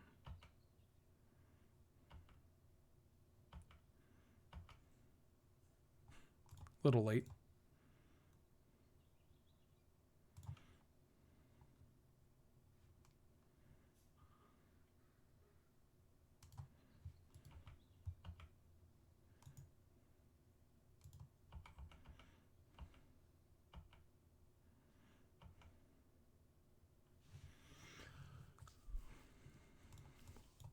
Am I going to try to high roll? I am. Fuck. Okay, well now my high rolling has left me mostly shields down here. Oko's annoying. For sure.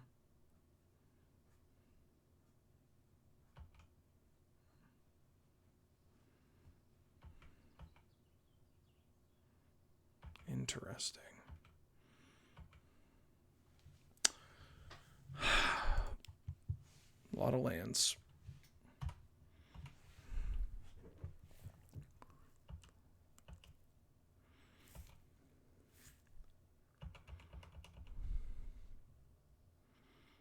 I mean, if we get a time warp, that's when we can get the party started. Holy shit. They got a lot of lands here.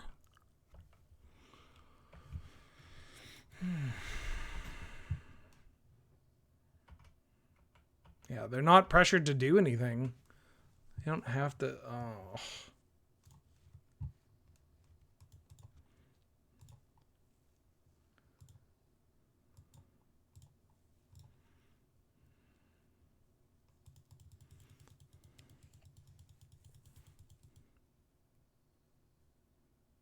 Yeah.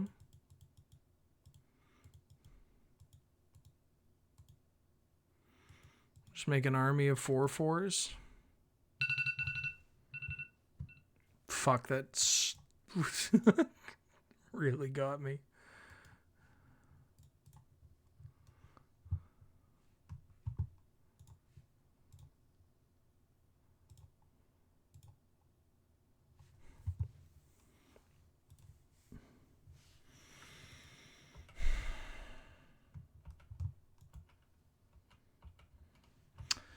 Am I at the point where I ephemerate my Sentinel?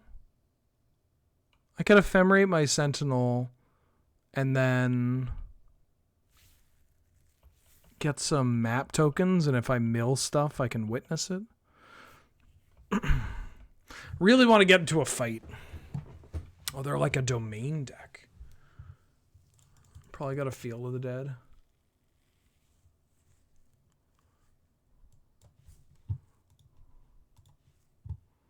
What if I just blocked here? And then ephemerated this.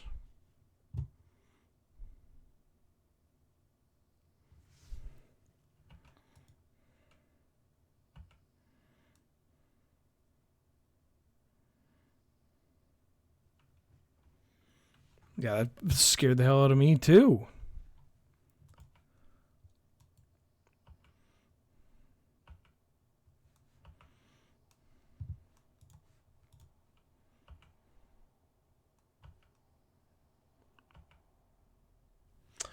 Bark, bark, bark, bark, bark.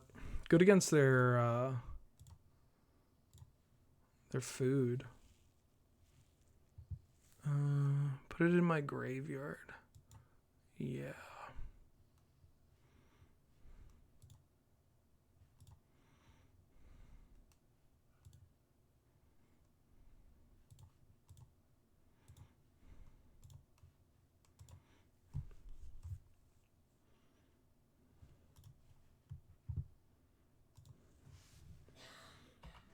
Get back Ephemerate.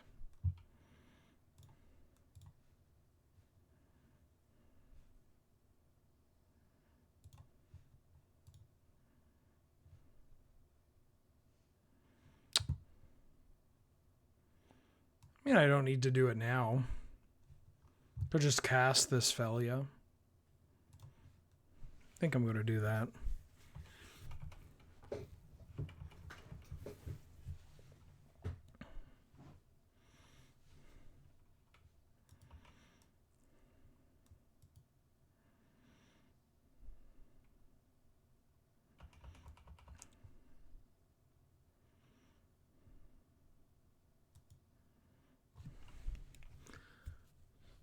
Maybe I'm being too paranoid.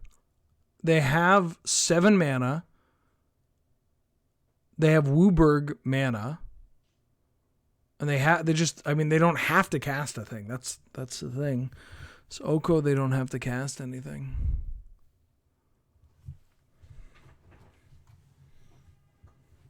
It's kind of a game where I want to Gitaxian probe. Just show me what you're doing. Let me see how fucked I am. Ooh, I love casting magic cards. Oh, that's a big amount of mana. Oh. Vaultborn Tyrant? I don't even care about this. I don't think. I'm gonna Force Will to try and get action out of their hand. Nothing. Okay.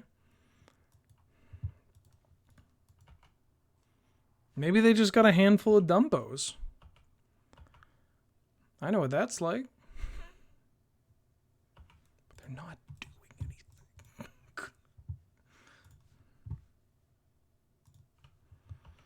Get back Brain Surge. Yeah.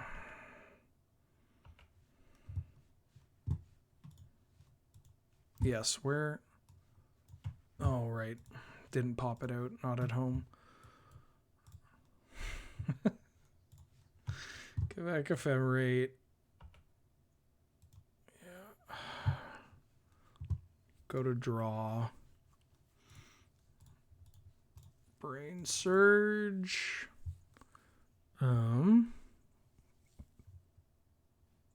I think I got the loop. This. And this.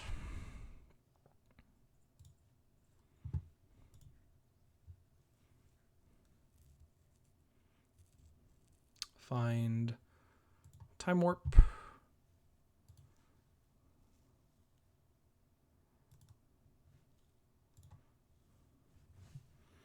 Put it in the graveyard. Cast Ephemerate and then go off. Yeah. My kind of Magic the Gathering. My opponent doesn't do anything and then I kill them. I don't think I want any of these cards. Maybe the Siren. Siren can pressure Oko a bit.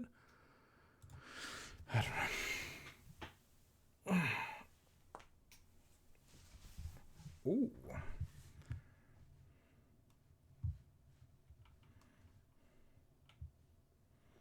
I mean, I think I'm keeping.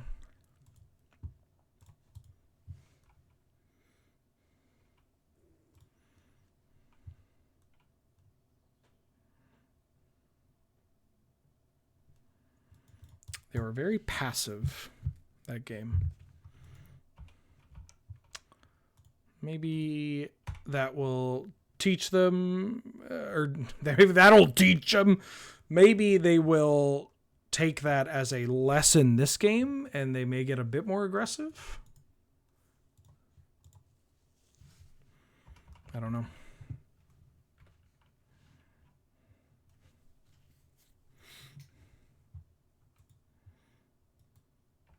Magda. Molten Hot Magda. Felia. Ooh, yeah.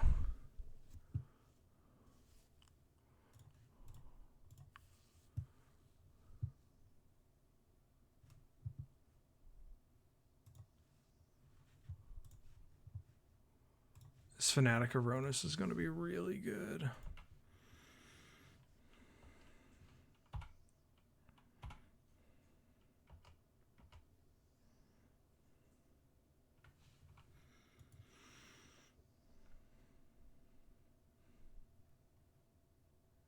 And then I get to Felia, my Mother of Ruins, and then she can't do shit. Ren in 6. Oh, I don't like that. So they Ren in 6, and they kill my mum? Or they just Ren 6 to get back the Taiga? I think I give it to them. They kill my mom, I attack, get rid of the Magda, kill the Ren in 6. I'm not going to force will this. I think I need this Mystic Confluence to do something. And this way I can still kill Felia.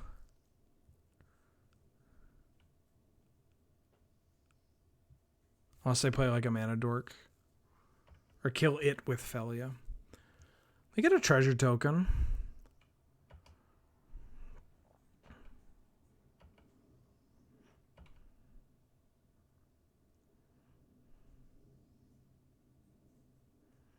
Bristly Bill. Okay. Would love a thank you.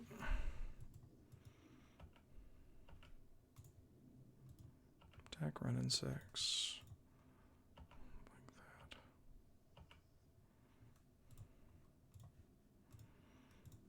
Fanatic of Aronis does such a phenomenal job blocking.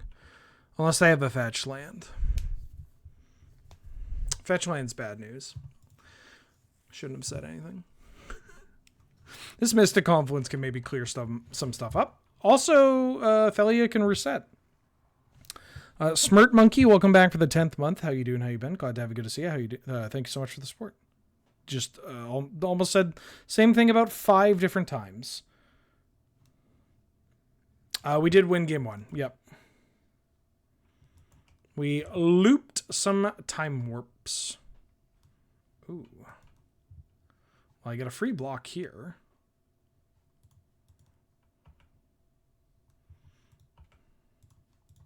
Unless they have crop rotation.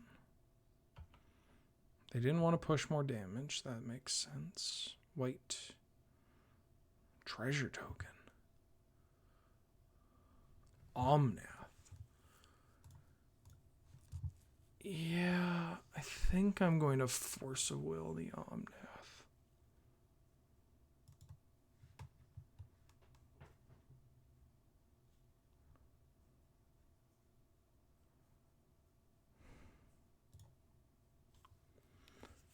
I could maybe let this Omnath resolve. Just kind of accept, like, I'm losing and I need this Mystic Confluence. That's a good draw. Because that represents multiple cards.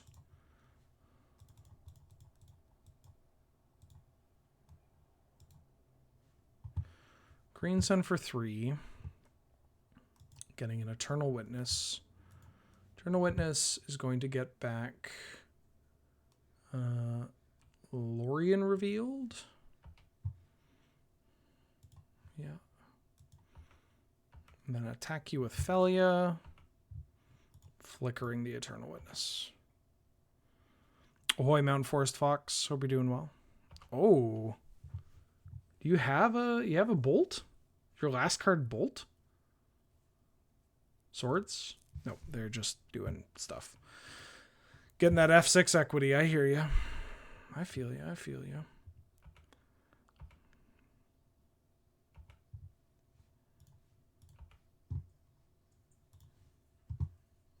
Take this Force of Will. Yep. I'm probably going to have to reset this Magda.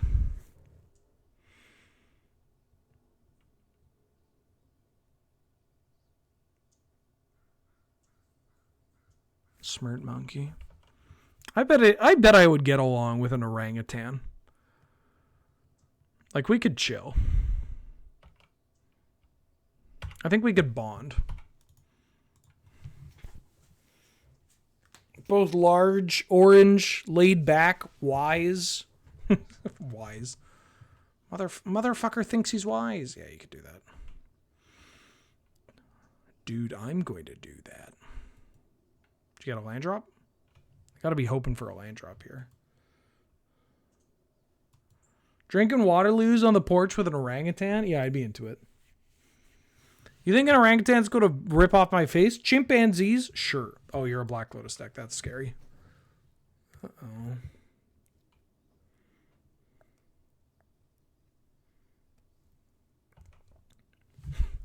Black Lotus for Mind Stone is not...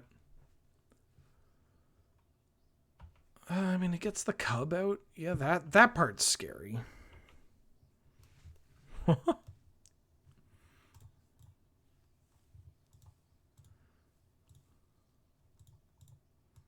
5. Draw some cards. Drew a bunch of lands. Okay. Yeah, I gotta reset this Brazen Borrower. Or maybe I reset the Eternal Witness? No, because then they could just double the counters.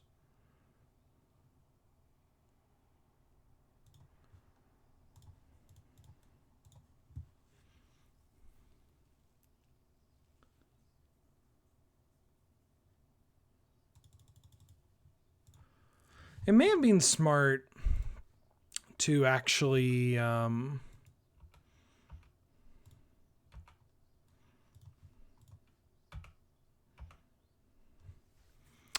it may have been smart to I will absolutely take this trade. And yeah, I'll kill the bill. The doubling the counters thing. Trample for this could be awkward.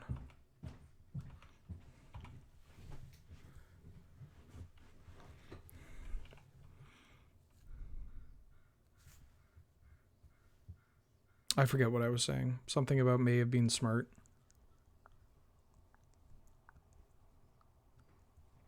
May have been smart to do what, Ben? If the second time resolved, double the number of counters on that creature instead. So if I block here, they've already played a land.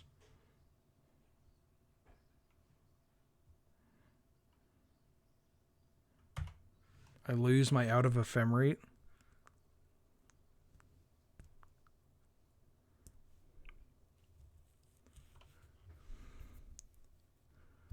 Don't think that's how I'm winning this game. Yeah, that doesn't do anything, opponent.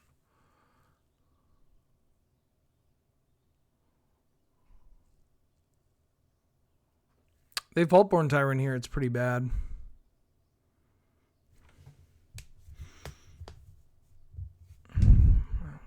But if I... As long as this isn't huge, that looks to be huge. Double black mana. Do they have Archon? Oh, they hard cast a Traxa. Okay. Well. On the plus side, I think their deck is definitely beatable. Although the Black Lotus is the worst part. They're a Black Lotus deck, so, you know, they can always hit a Black Lotus draw that's pretty fucked up. Misty, Mystic, Sowing, Nissa.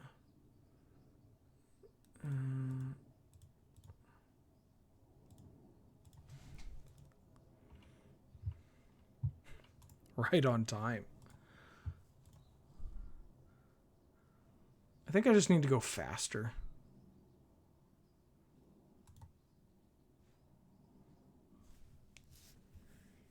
I get to be on the play now. I either need to go faster or I need to get an Ancestral Recall or Library of Alexandria going. This'll do.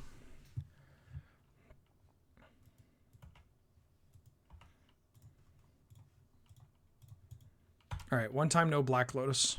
Just don't Black Lotus me. Do not Black Lotus me. That's all I want. I just want to play a game of Magic the Gathering. Isn't that fucking dope when we just get to play Magic the Gathering?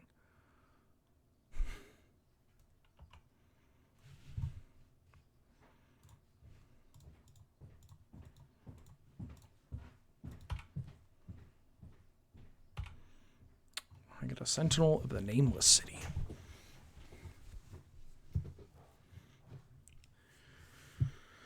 Every time you close your eyes. Never time to close your eyes. Damn, your boy's got some arcade fire in his head.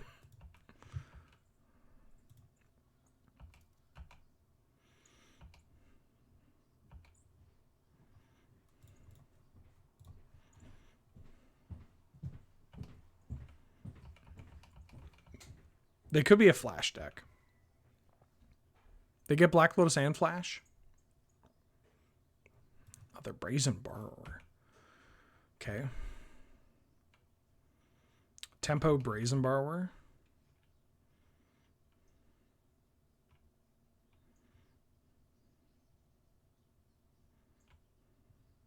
Ren 6. Yeah.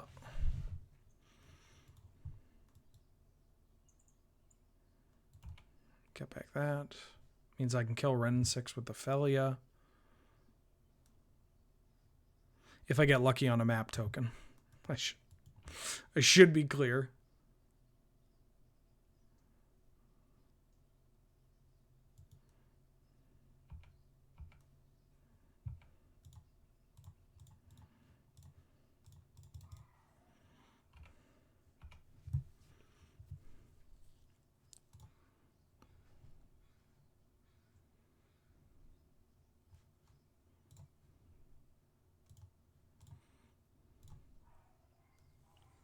Spell Pierce.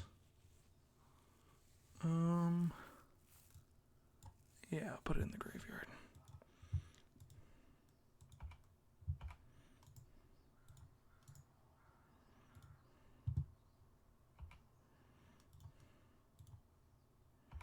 Oh, I should have Sentineled.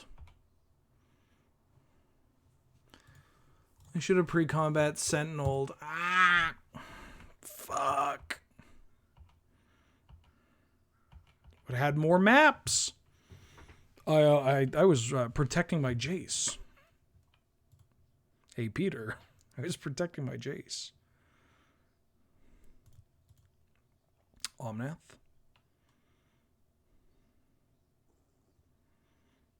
Yep.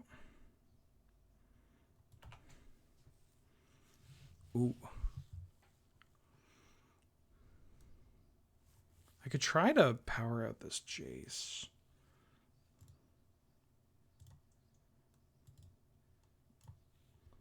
Lorien Revealed. Put that in the graveyard.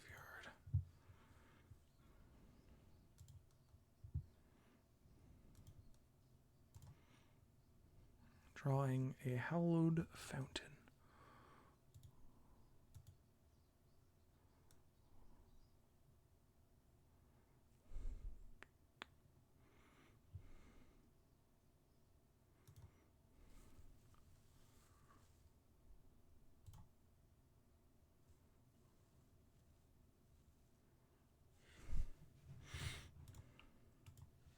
Could just put it on the Felia.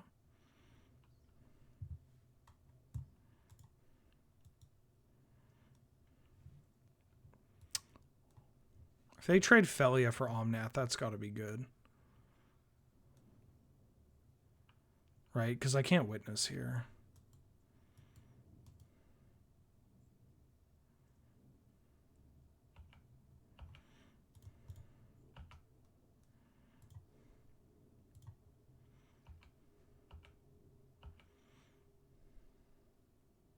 Like, that's got to be good for me.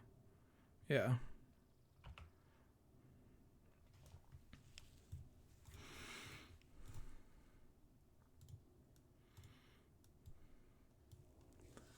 One of the sequences of all time.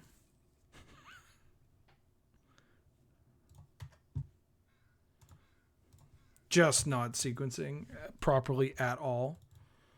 No. Play this. Do this. Mystical Tutor. I'm going to get Jace back. Don't put that in the graveyard. Okay. Ponder. Goose Blast, welcome back for the 39th month. Holy shit. Spinning Rapthew. Look, it's like you're at home. Like I'm at home. I'm homo. I'm at home all the time. Bam.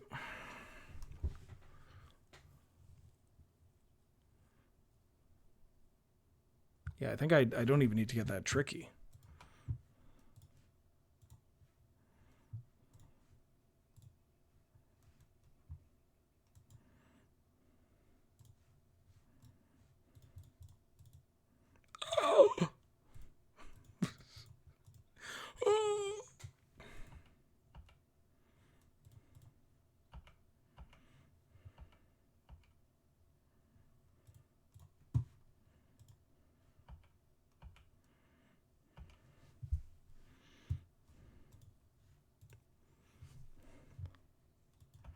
Yeah, okay. On to the finals. On to the finals.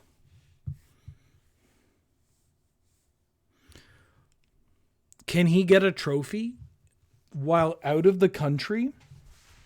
Clickbait title. Can this Canadian get a trophy while in America?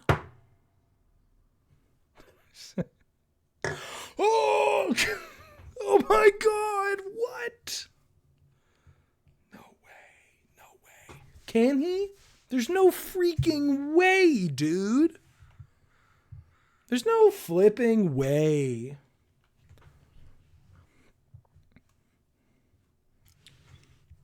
Guy watching this at home but doesn't want to swear so loud that his parents hear.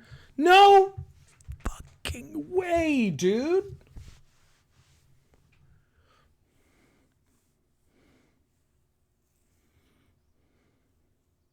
What are popular Zoomer names? What do you mean league matchmaking failed?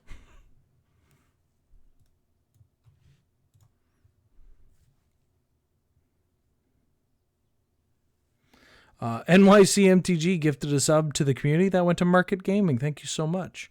Spent this whole stream taking apart decks and sorting a bunch of cards. Thank you for the entertainment. Anytime. Thank you for the best question asked during my airport AMA. Obviously doesn't matter, but why not put the bestow on the Felly to make it a 5/5 and you have a 4/5 as well? Because I wanted them to trade with the Omnath. Because I think it's better for me. If I put it on the Sentinel and they trade with the Felia, it's still better long term for me because now I just get to make copies of Sentinel of the Nameless City. Like that Felia play works well for exactly that turn, I think. But just like I'm not making copies of Felia. I need the 3-0. I got to win back the nanners I spent increasing non-existent Rapti speed. Yeah, I don't know. The way that game's going is it's just all pressure all the time. And with that Jace, like there's inevitability in that I'm going to be able to find a Mystic Confluence or a Time Warp or a Mystical to wrap things up. I have been paired for my league match. I'm against Daybreak Josh M. An actual Daybreak employee. Maybe.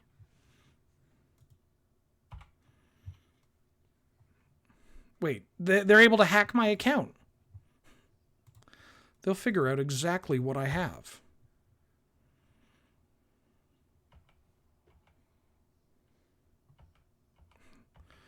Oh, they're banning me. No, our table. No, our table. Oh, no.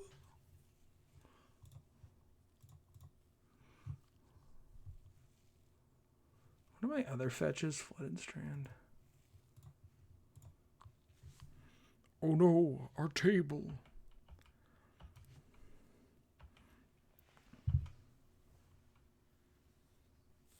It's broken. Containment Priest. No. Daybreak Josh M, please. I've already played against one Boros deck. Don't make me play against a second one. No, Daybreak Josh M.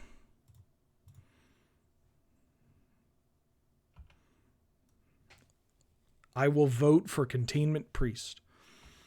I'm going to refuse to vote I fire my gun into the air.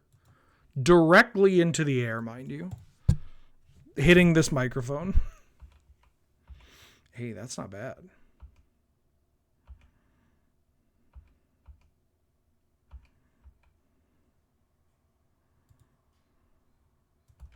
Guide of Souls. Souls of the Lost withdrawn from its vessel. Oh, that feel when strength may be granted so the world might be mended? Oh!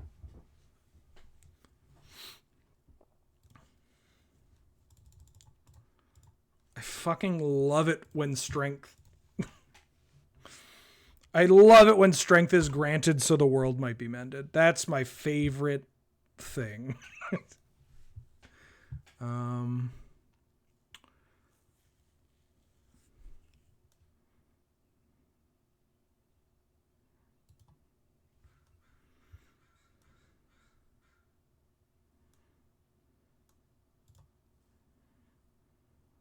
Oh, I could have made another Fanatic of Ronus. That's kind of dope.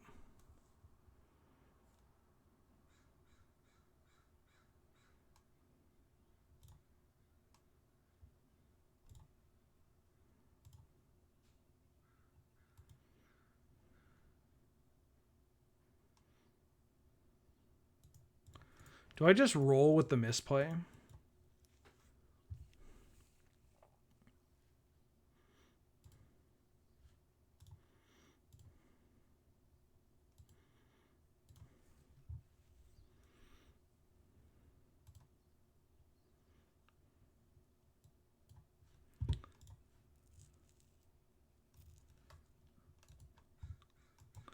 Nah. Nah, you can have it. Nah, you can have it. 1, 2, 3, 4, 5, 6, 7. Othari. Fourth arrow. Oh, yeah.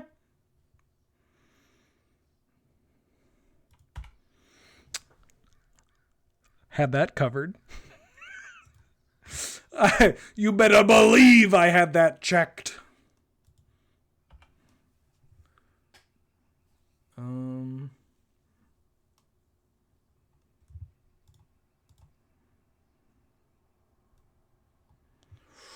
Ooh.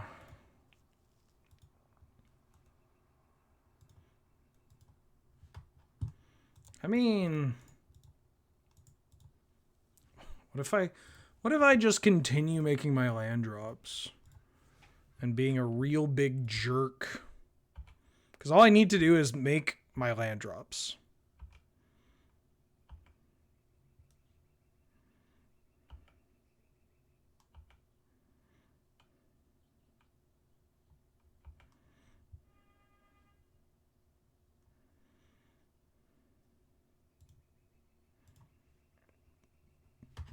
Oh, I can find a fairy too.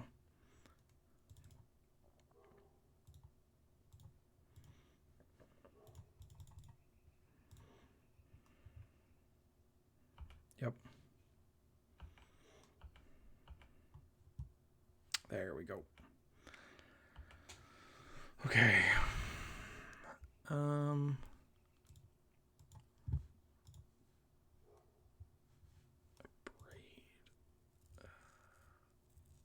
No, they can draw on a braid. I think I don't need to do that anymore.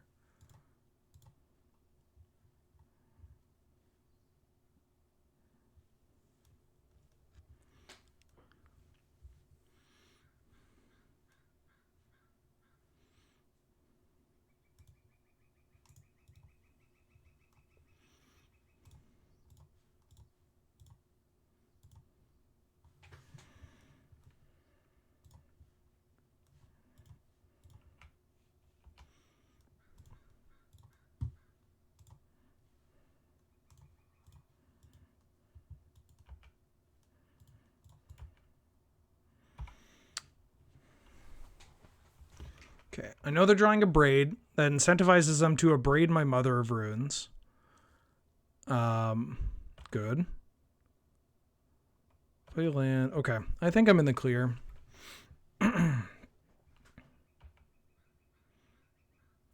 I could just afford to be extra safe this game, and so I decided to do just that. So I have 2, I have 3 plus that. Oh yeah, we're golden. I don't need to draw extra cards here.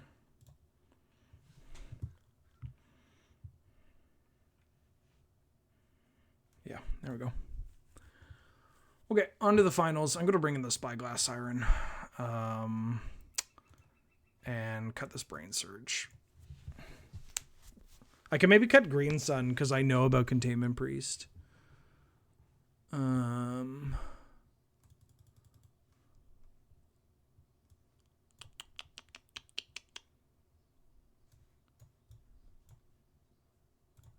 Yeah, let's do that.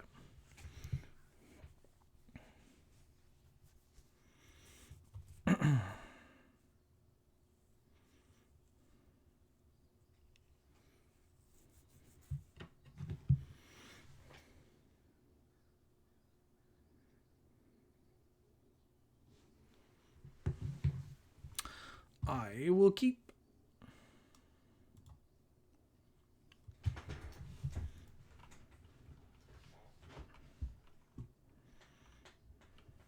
Don't lotus me.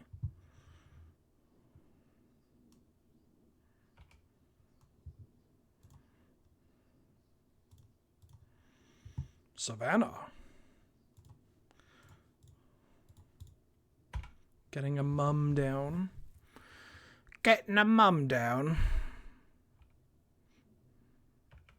Oh, shoot. Oh, shoot. Hey, that's pretty good.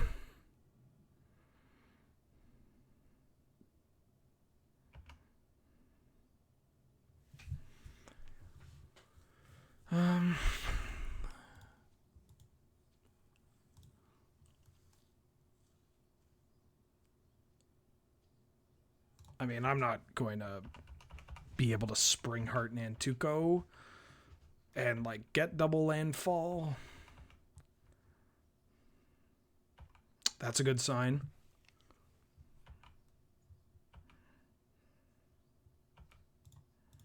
Nice. Old Fountain.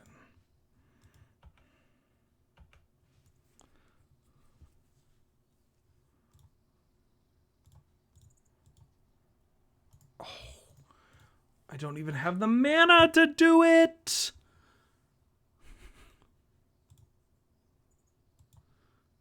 Am I still bestowing? Yeah, I think I'm still bestowing.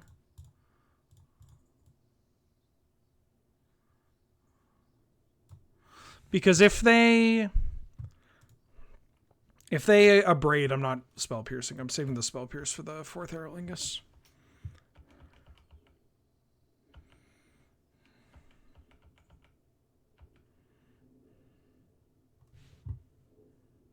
Thari, yeah, that's a good one.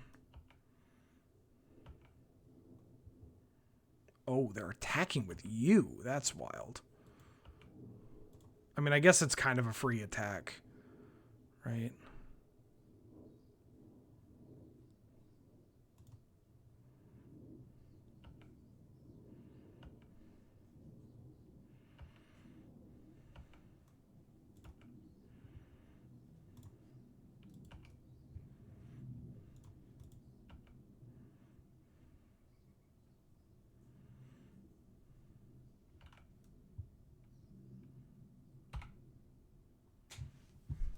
Oh, yeah, they're at 26.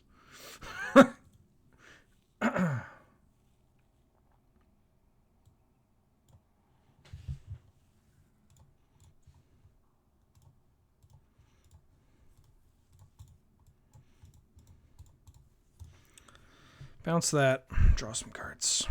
That's a good draw.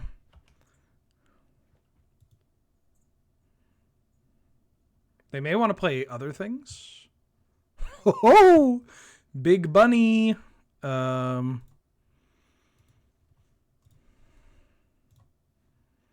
I think I'm going to force that. Time Warp would be great here. Lorien Revealed.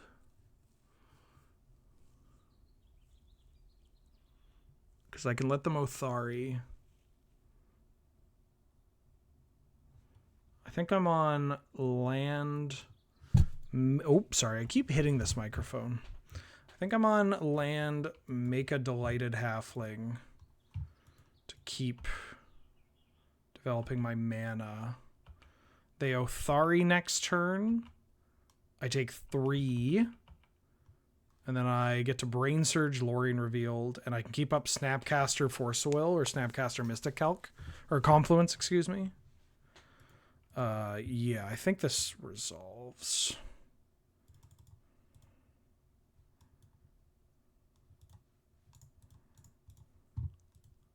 I don't have anything I can do to this. Puerto Rican Jackrabbit. Look, there is a Latino in that white Latino, but it is not. I don't know if this is the time or the place. I don't feel comfortable doing that.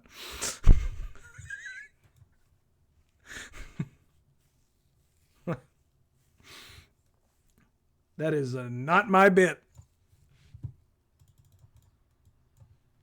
Brain Surge.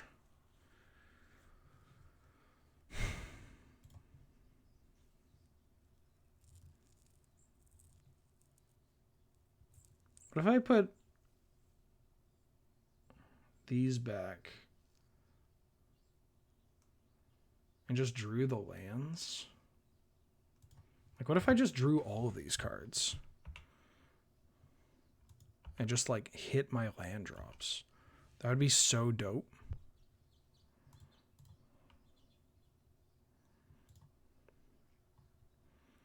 One, two, three, four, five, six, seven, eight, 9. I'm not going to make... Oh no, I don't have enough mana to Snapcaster, Mystic, Confluence, and Mana Leak. So I am going to do this.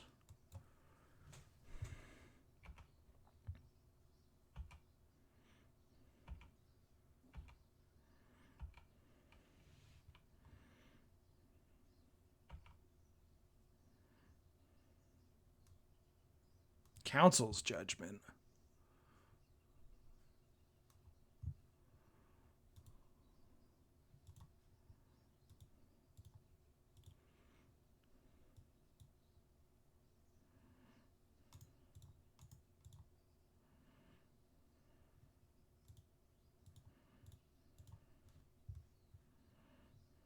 I'm going to do it now. I don't want to get goozled.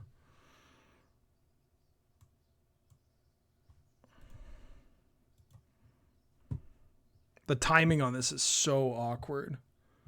I like Jackrabbit. Jackrabbit's good. Mardu Mistakes? Maybe not. I don't know. I didn't put it in my Mardu Mistakes act. Definitely the Mardu tokens. Targeting that. And now we can Council's Judgment.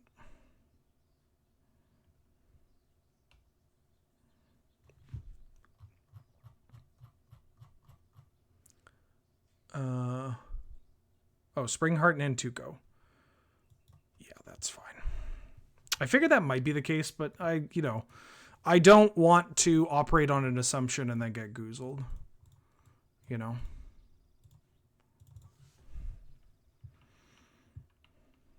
And then they can't cast it anyways this turn. Library of Alexandria. Gut, they can cast.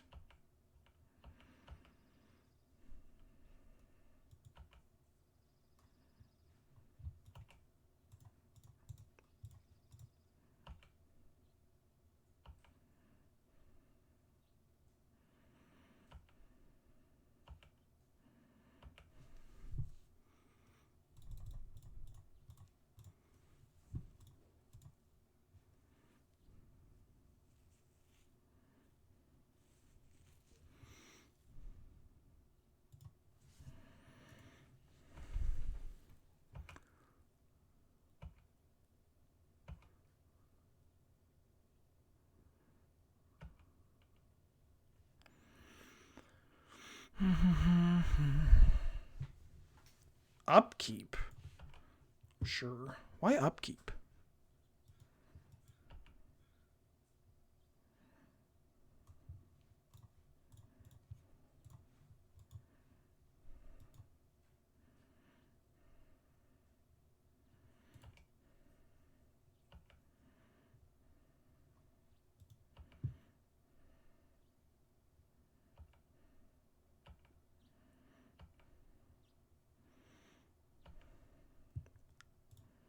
What if I get Ancestor Recall? I think I might get Ancestor Recall here. Is that wild? I don't think that's wild. I think I'm going to get Mystical Tutor for Ancestor Recall. And I'll tell you why. Because I think it gives me the highest chance to just, like... I have so few cards in my deck right now.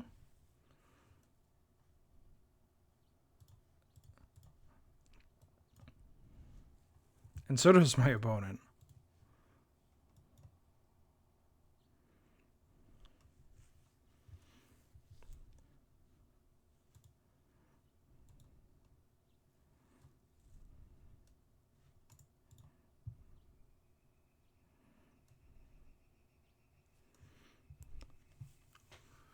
Do I want to die to 4th Aerlingus? Not especially.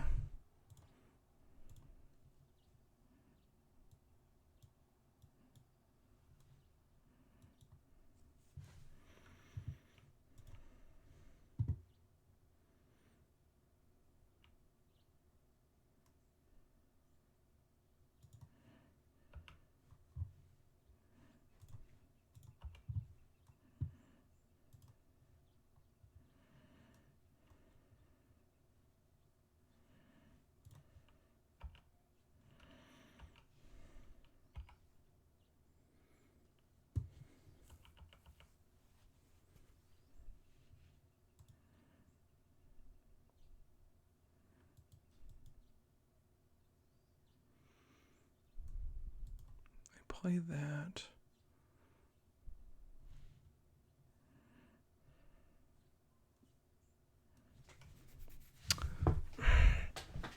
So they play that, they dash this. They double, and I'd have to double block, so I have to force this. Sure. That is going to kill me.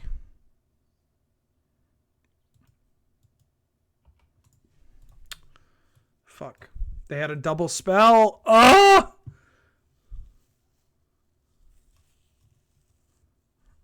This is coming back in. The Siren's out. I could have got Time Warp, but I feel like Time Warp mostly just like delays the inevitable. I think what I should have done was maybe witness back the recall. I'll keep this. This Fanatic and the Sentinel are pretty good against my opponent.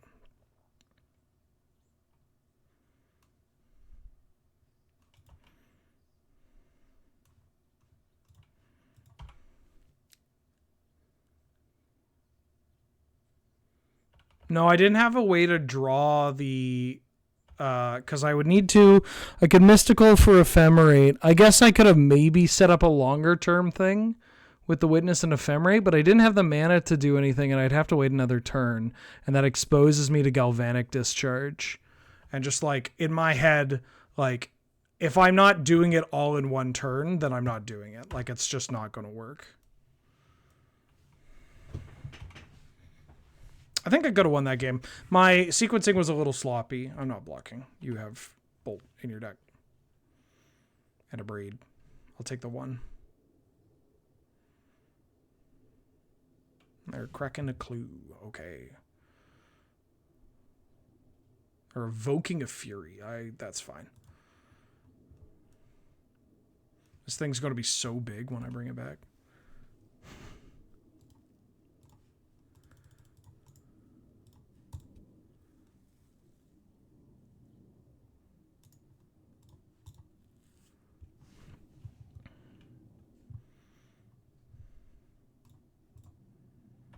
Block. I'll Galvanic Discharge. Do it. Do it!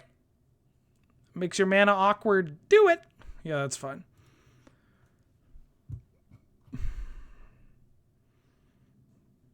Jacked Rabbit.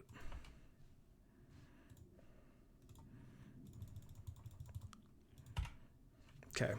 If they have land into, if they have planes into Council's Judgment, they're the best Magic player of all time.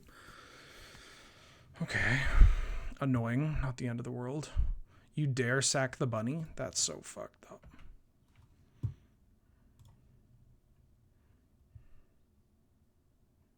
Oh, they had a fucking lightning bolt.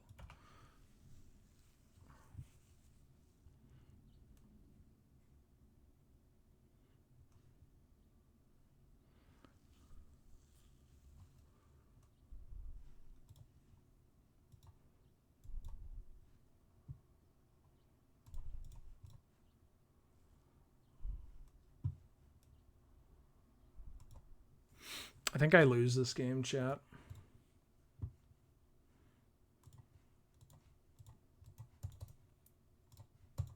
I don't know. I had a big booty start, and they had 3 removal spells.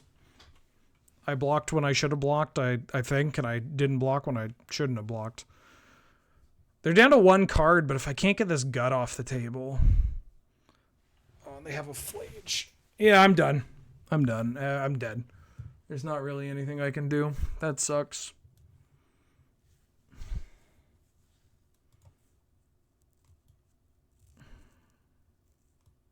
Like if I time warp into...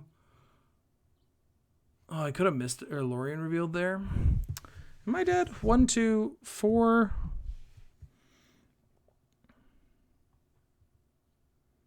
I can Mystical for Ephemerate.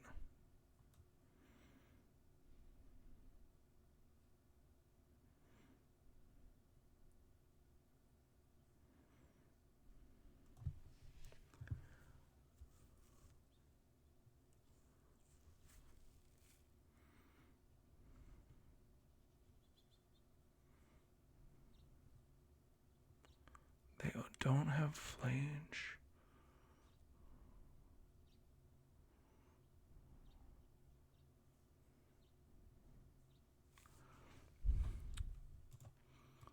Okay. I think I may have an avenue to victory.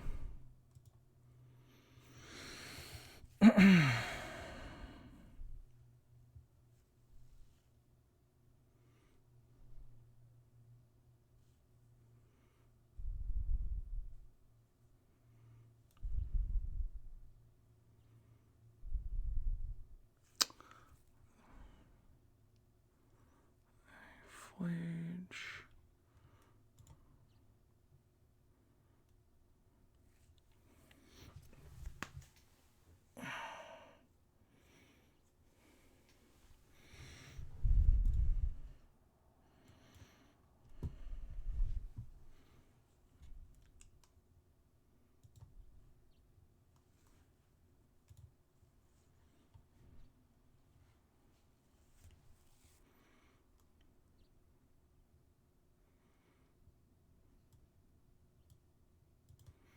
Loot. Discard this.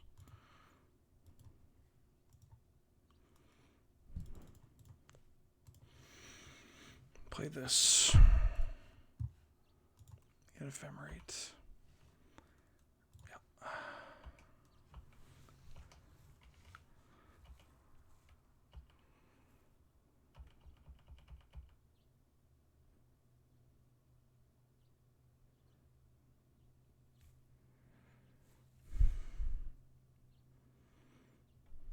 Yeah.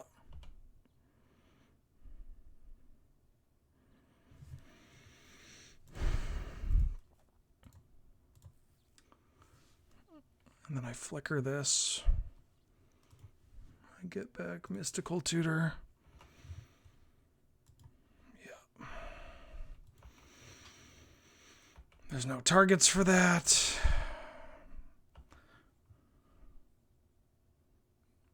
Yeah, I got them. I think. Yeah. Yeah. Yeah. Yeah, we got them. Unless they could have another card. They could have another 1 mana red card. 4, 5, 6, 7, 8. I can't afford to block. If they have another 1 mana spell, then I deserve to die. Rebound. With this rebound on the stack, I'm going to Mystical Tutor, find Time Warp, and then go.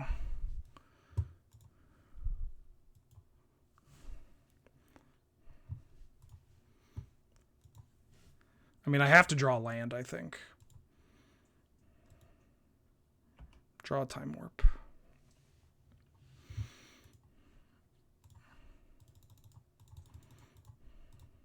Time Warp. Shrink. Come on, land. Or, hold on. Oh, this is fine, right? We're fine, right? My brain is fucking fried right now. No, we're fine. Yeah, I'm good. I'm good. Yeah. Woo! Woo! Yeah, I knew I could find the line, baby! That took a hot second, but woo! Alright. Cheeky little trophy. Tell you what, I'll open. Oh my god. Ooh, we're cooking with play points. Alright, cheeky little trophy. Open for content. This card's good. Holy shit. Alright. Let me pay people out. Oh, overwhelming amount of people wanted, thought this would 3-0. Yeah, this felt like a 3-0 deck. It was pretty good. Whew, that was fucked. Okay. GG's to my opponent. Their deck was great, and I think they played it pretty well, too. I'm going to call it there. Thanks, everybody, for watching. Thanks for tuning in. Thanks to those that, obviously this is not the ideal setup, but it works. I had a lot of fun. I will not be doing another stream until I get back to the state or to Canada from the States. The PPR's on Friday and all that. The VOD for this will also be likely uploaded on Friday morning or sometime on Friday. Because I have to edit it because it went offline and all this shit. But you can give me money over at Patreon. There's a YouTube where all the VODs go. There's a free Discord channel. Sheepman Wheeler Love Magic. That needs to be updated. Patreon. There's a new Sheepman Wheeler bonus episode that we release, a companion episode available to patrons only. The typical bonus episode tier, but we release it to any level of Patreon for the first episode. So check out that. I got to call it here, though, or else I'm going to be late to the 4K Mononoke. Hey, Crimothy is mega. I already rated. Why do you mean I already rated? Okay, though. Let's go watch Crim. Crim's playing Magic. Crim's playing Magic. Tell Crim I'm in the United States, and boy, are my arms tired. I'll see you next time. Okay, bye.